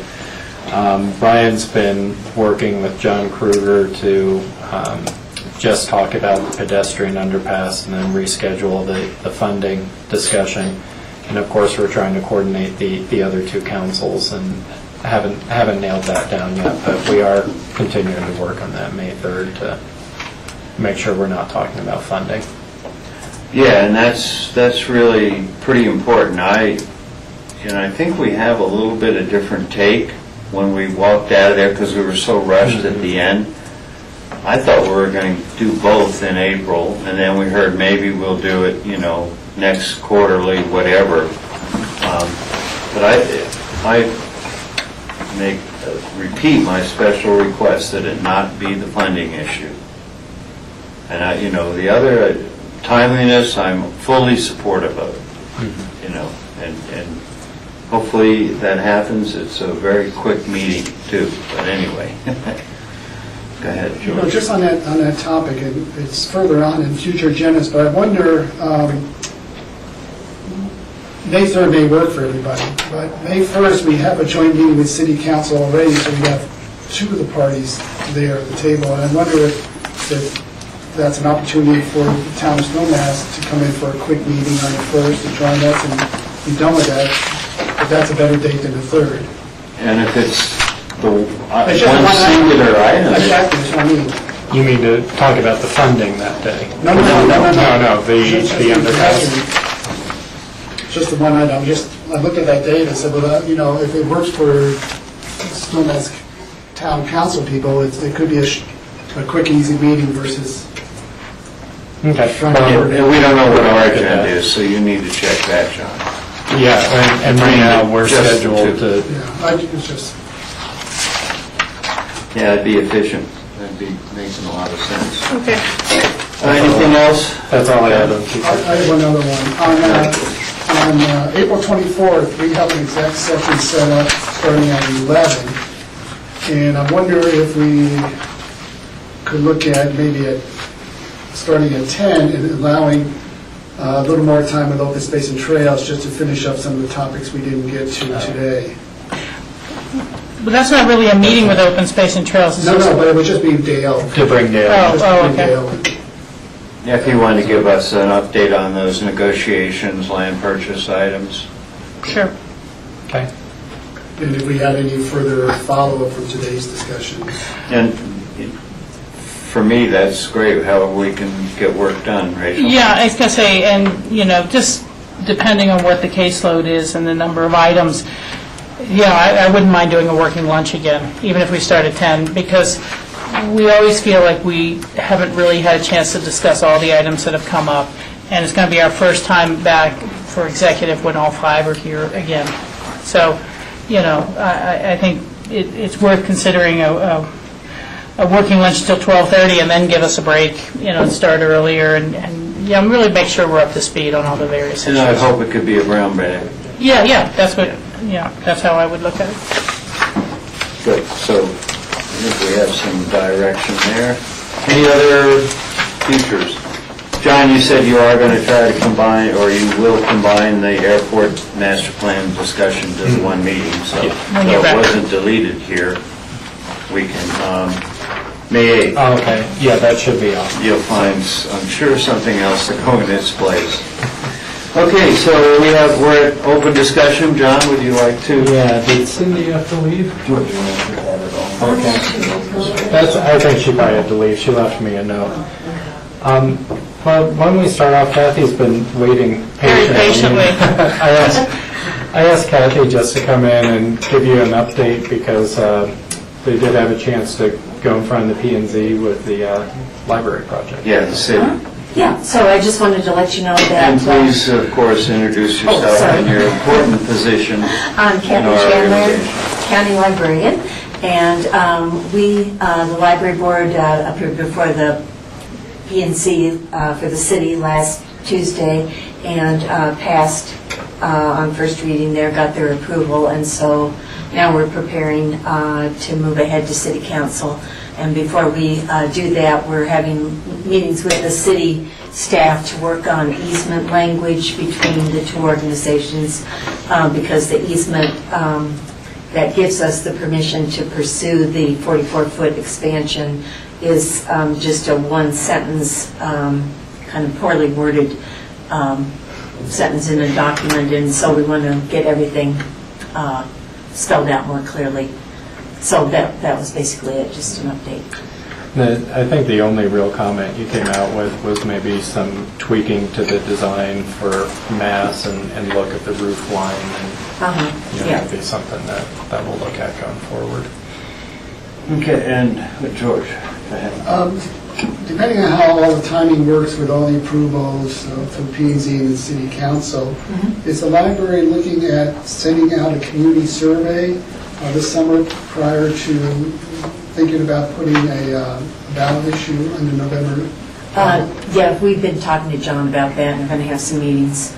Yeah, it's funny you should bring that up, George, because it's actually something that I brought up to Kathy as far as next steps, and I think it's something that we're set up to talk about. I want to say is next week or the week after to talk about do we want to survey and do some of those steps going forward. Yeah, because I thought that was really valuable and insightful for us when we did the survey for the Healthy Community Fund. I think it really, even though we still had to have a lot of discussion around that, it helped solidify a decision for us to go forward on that. And depending on how that survey results come back, will determine what you may want to do. And how does that survey fit in the budget? Because I don't, we allocated X amount of money for the architectural and making sure we're definitely ready if the city is going to move forward, certainly with their garage rehabilitation, as it were, whatever we call their project. So how does the survey fit in a budget for the library? Yeah, I think we need to just look at, if there's any savings right now in the project or planning line or... Yeah, I think that there would be. So by moving through the city process more quickly than we thought we would, that saved us some money, because we had initially thought we would have to go through P&Z and City Council to get conceptual approval and then go through again for schematic approval, and they gave us permission to just go through once, and we were prepared to have to perhaps return to P&Z for another meeting or so. So anyway, we're kind of ahead of the game in that aspect. Okay, and did the P&Z recommendation of approval, I think that's how they work, include a phasing? There's, at least to my knowledge, still undetermined if we can go forward with the whole project or it will be just the structural components that we're talking about. Did that address it, or No, this was, does one give the permission for the other, no matter how it's sequenced? I would assume that if we had to drop back and just do structural improvements to the garage, that this would give us that approval, because it gave us the approval to do the entire project. Okay, and obviously construction is start at the bottom, typically.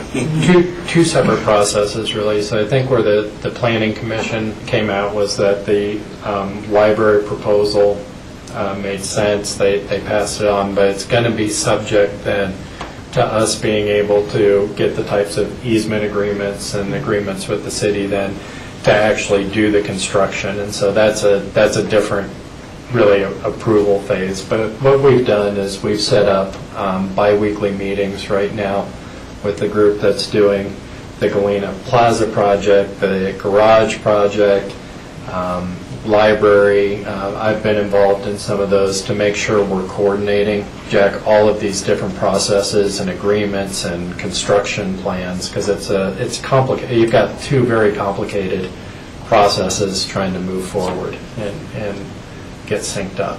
So I think we're coordinating pretty well on it now. Yeah, I think so. Good. Very good. Thank you, Kathy. Yeah. Appreciate the update. You bet. Thanks. Have a good day. You too. Okay, John, any further? Yeah, I've got another open discussion item for you. And unfortunately, Cindy had to leave, so you're going to get probably the less informed version of this open discussion item.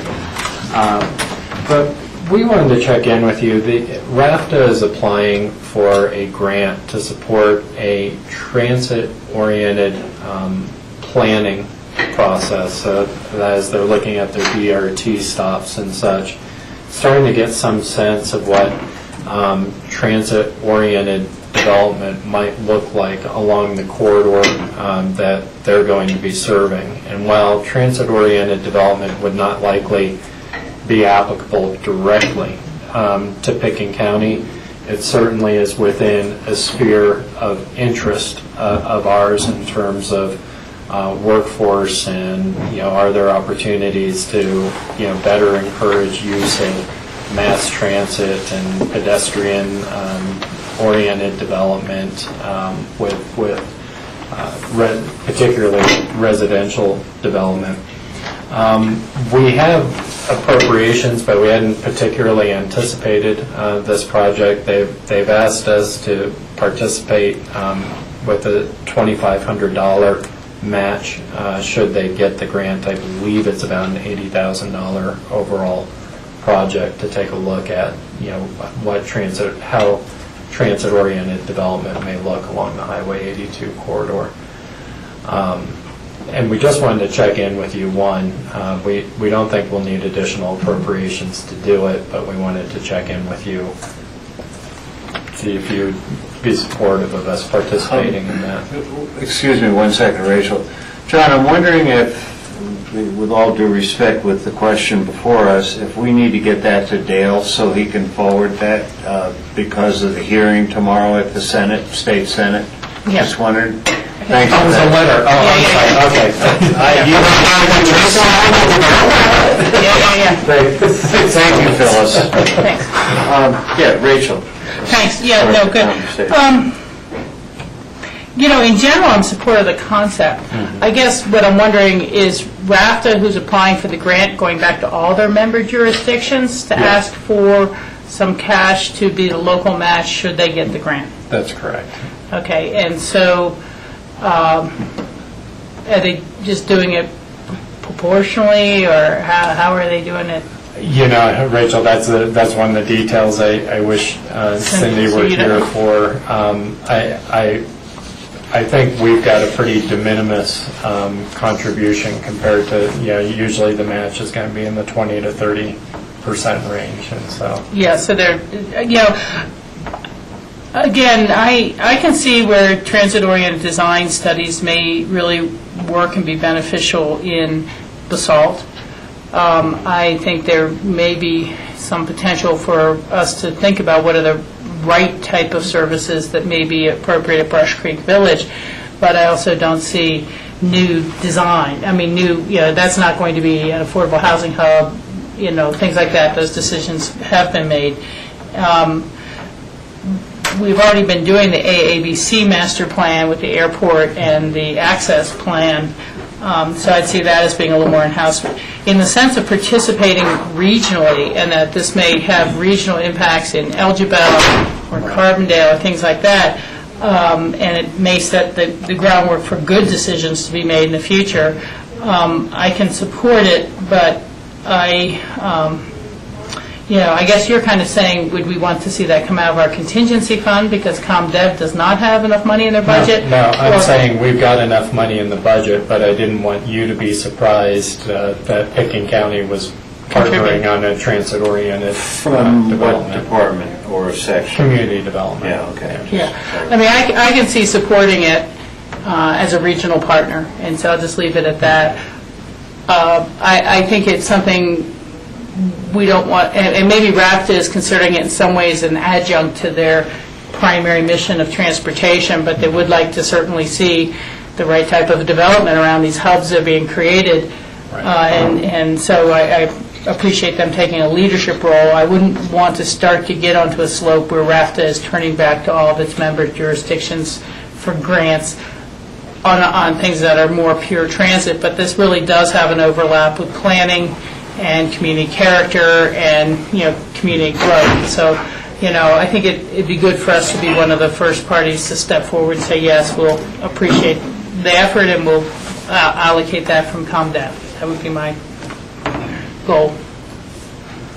I actually would like to just drill down a little bit more. From the RAFTA board, we've not heard about this, but that's not surprising because whenever there's so many opportunities to go after grants, when there are opportunities there, that you go for it, just like our staff does. But there's some information I think that's lacking for me to just at least understand what the grant will really entail and how those dollars will get used.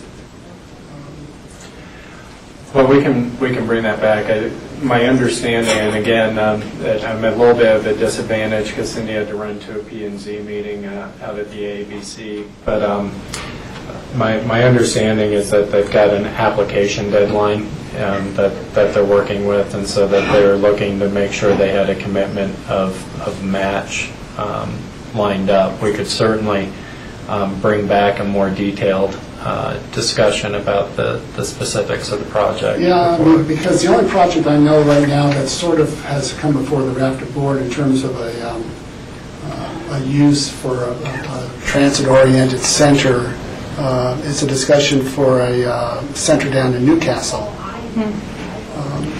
And this may have something or nothing to do with that. I have no idea. I don't think they're related, because I think this was looking at the Highway 82 corridor, and the discussion Cindy and I had was that it would probably have more impact, Rachel, as you were saying, on communities like potentially Elgeville or Carbondale or Basalt. And I'm sorry, but maybe we could just get a quick summary of it, and we can look at it tomorrow? I can see if we can pull something. Yeah, it's just sort of like, it's a great idea, but it's... Yep. Well, I think if Cindy's available and she's the one that's knowledgeable, she ought to come in at open discussion tomorrow. Yeah. If she's available, if not, just try to get further information. Though I understand the concept of planning and, the request, to me, it's not for Pickens County. I mean, I'm sorry, I have no desire for any form of transportation to build development around bus stops. I think our land use patterns are pretty well set. We're not building subdivisions. I don't care if there was a golden rail line, that was going to stop at anywhere that someone wanted to pick. Now, does that mean we shouldn't participate? I think we're interested in good planning. So I'm okay with the concept, but with the understanding that this probably isn't for Pickens County, but we want our valley to be, have insight into how to do things correctly. Also, I do like the idea of others participating. Yeah, that's very important, that other members of RAFTA need to step up. And I'm not asking for any particular amount. Everyone has their own budgets. But everyone needs to participate. And I'm not making that a requirement, but let's get more information. Okay. Good. Okay, Johnny, you caught up with your... I think I'm caught up on open discussion. Okay.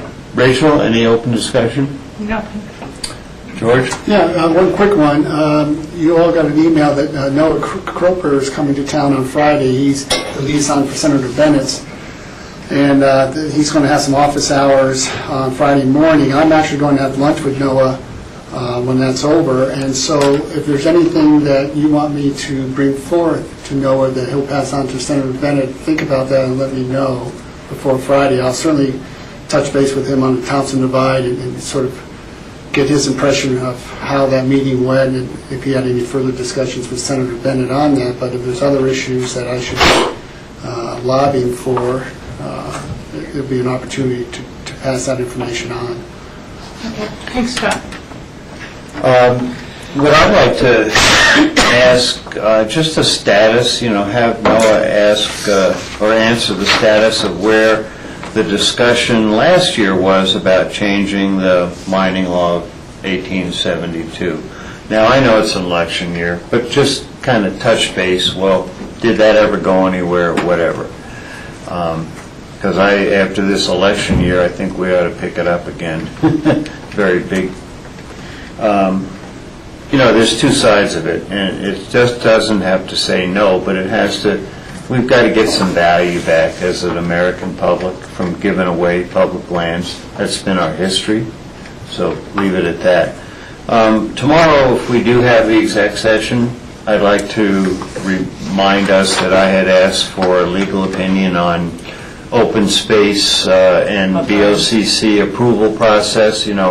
Where is that line, where is that friendly line drawn, as it were? Because there's no, real static here, but it's never been clear to me exactly where that goes. The other thing is, John, I know when we had our retreat, and you mentioned during budget that you were proactively working with major businesses like the ski company and the hospital, et cetera, on a revision of how we provide healthcare services within our organizations. And, for example, I understand that there will be changes from one of our major employers here starting next year. Has any of that moved forward to that point?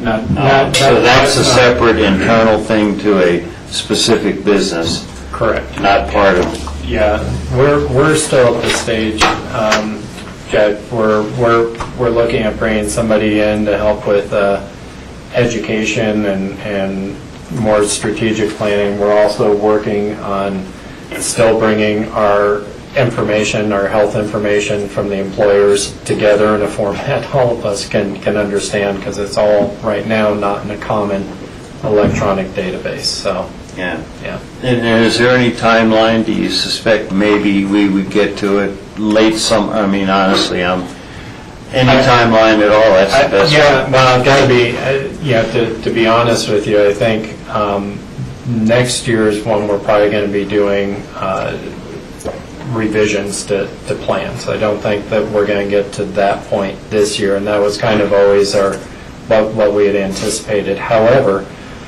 we do have ongoing discussions right now about coordinating our wellness programs, and so you're going to see joint health fairs potentially happening between the organizations, and maybe some sharing of resources there. We've also had some preliminary discussions about there may be some low-hanging fruit even within our existing plan structure, trying to bring on some specific case management resources so that as we get into those high-dollar cases, we're sure that we're getting the right kinds of care, follow-up and such, so that we're not unnecessarily adding to our costs. What we found through the data search that we've done so far is that for a lot of chronic conditions, for example, there may not be a lot of compliance with the treatment regime. That compliance can be pretty low, and then that tends to escalate the chronic condition to more expensive treatment. And so our thought is there may be some low-hanging fruit in bringing some stronger case management so that we're ensuring better compliance with just day-to-day taking care of yourself according to the doctor's orders. That's an oversimplification. No, it makes a lot of sense. We may see, as we get into our data search, we may see some of those things starting to emerge this year, and then more major plan redesign and realignment happening next year. Yeah, and you certainly can't go down a path that's not ready to be, traveled. But this is a very important issue for the organization, the greater community, etc. Certainly appreciate all the work that's being done. I surmise by what you said, though, we're really this year for budget, when we get into budget, probably not going to have any, looking at savings like at least to me, health and savings can go together. We had built in a significant increase for next year in our 5-year plan, anticipating that it's going to take us some time to coordinate these efforts. So we planned for that accordingly. Hopefully we'll do better than that, but I don't think we're going to have a budget issue with it.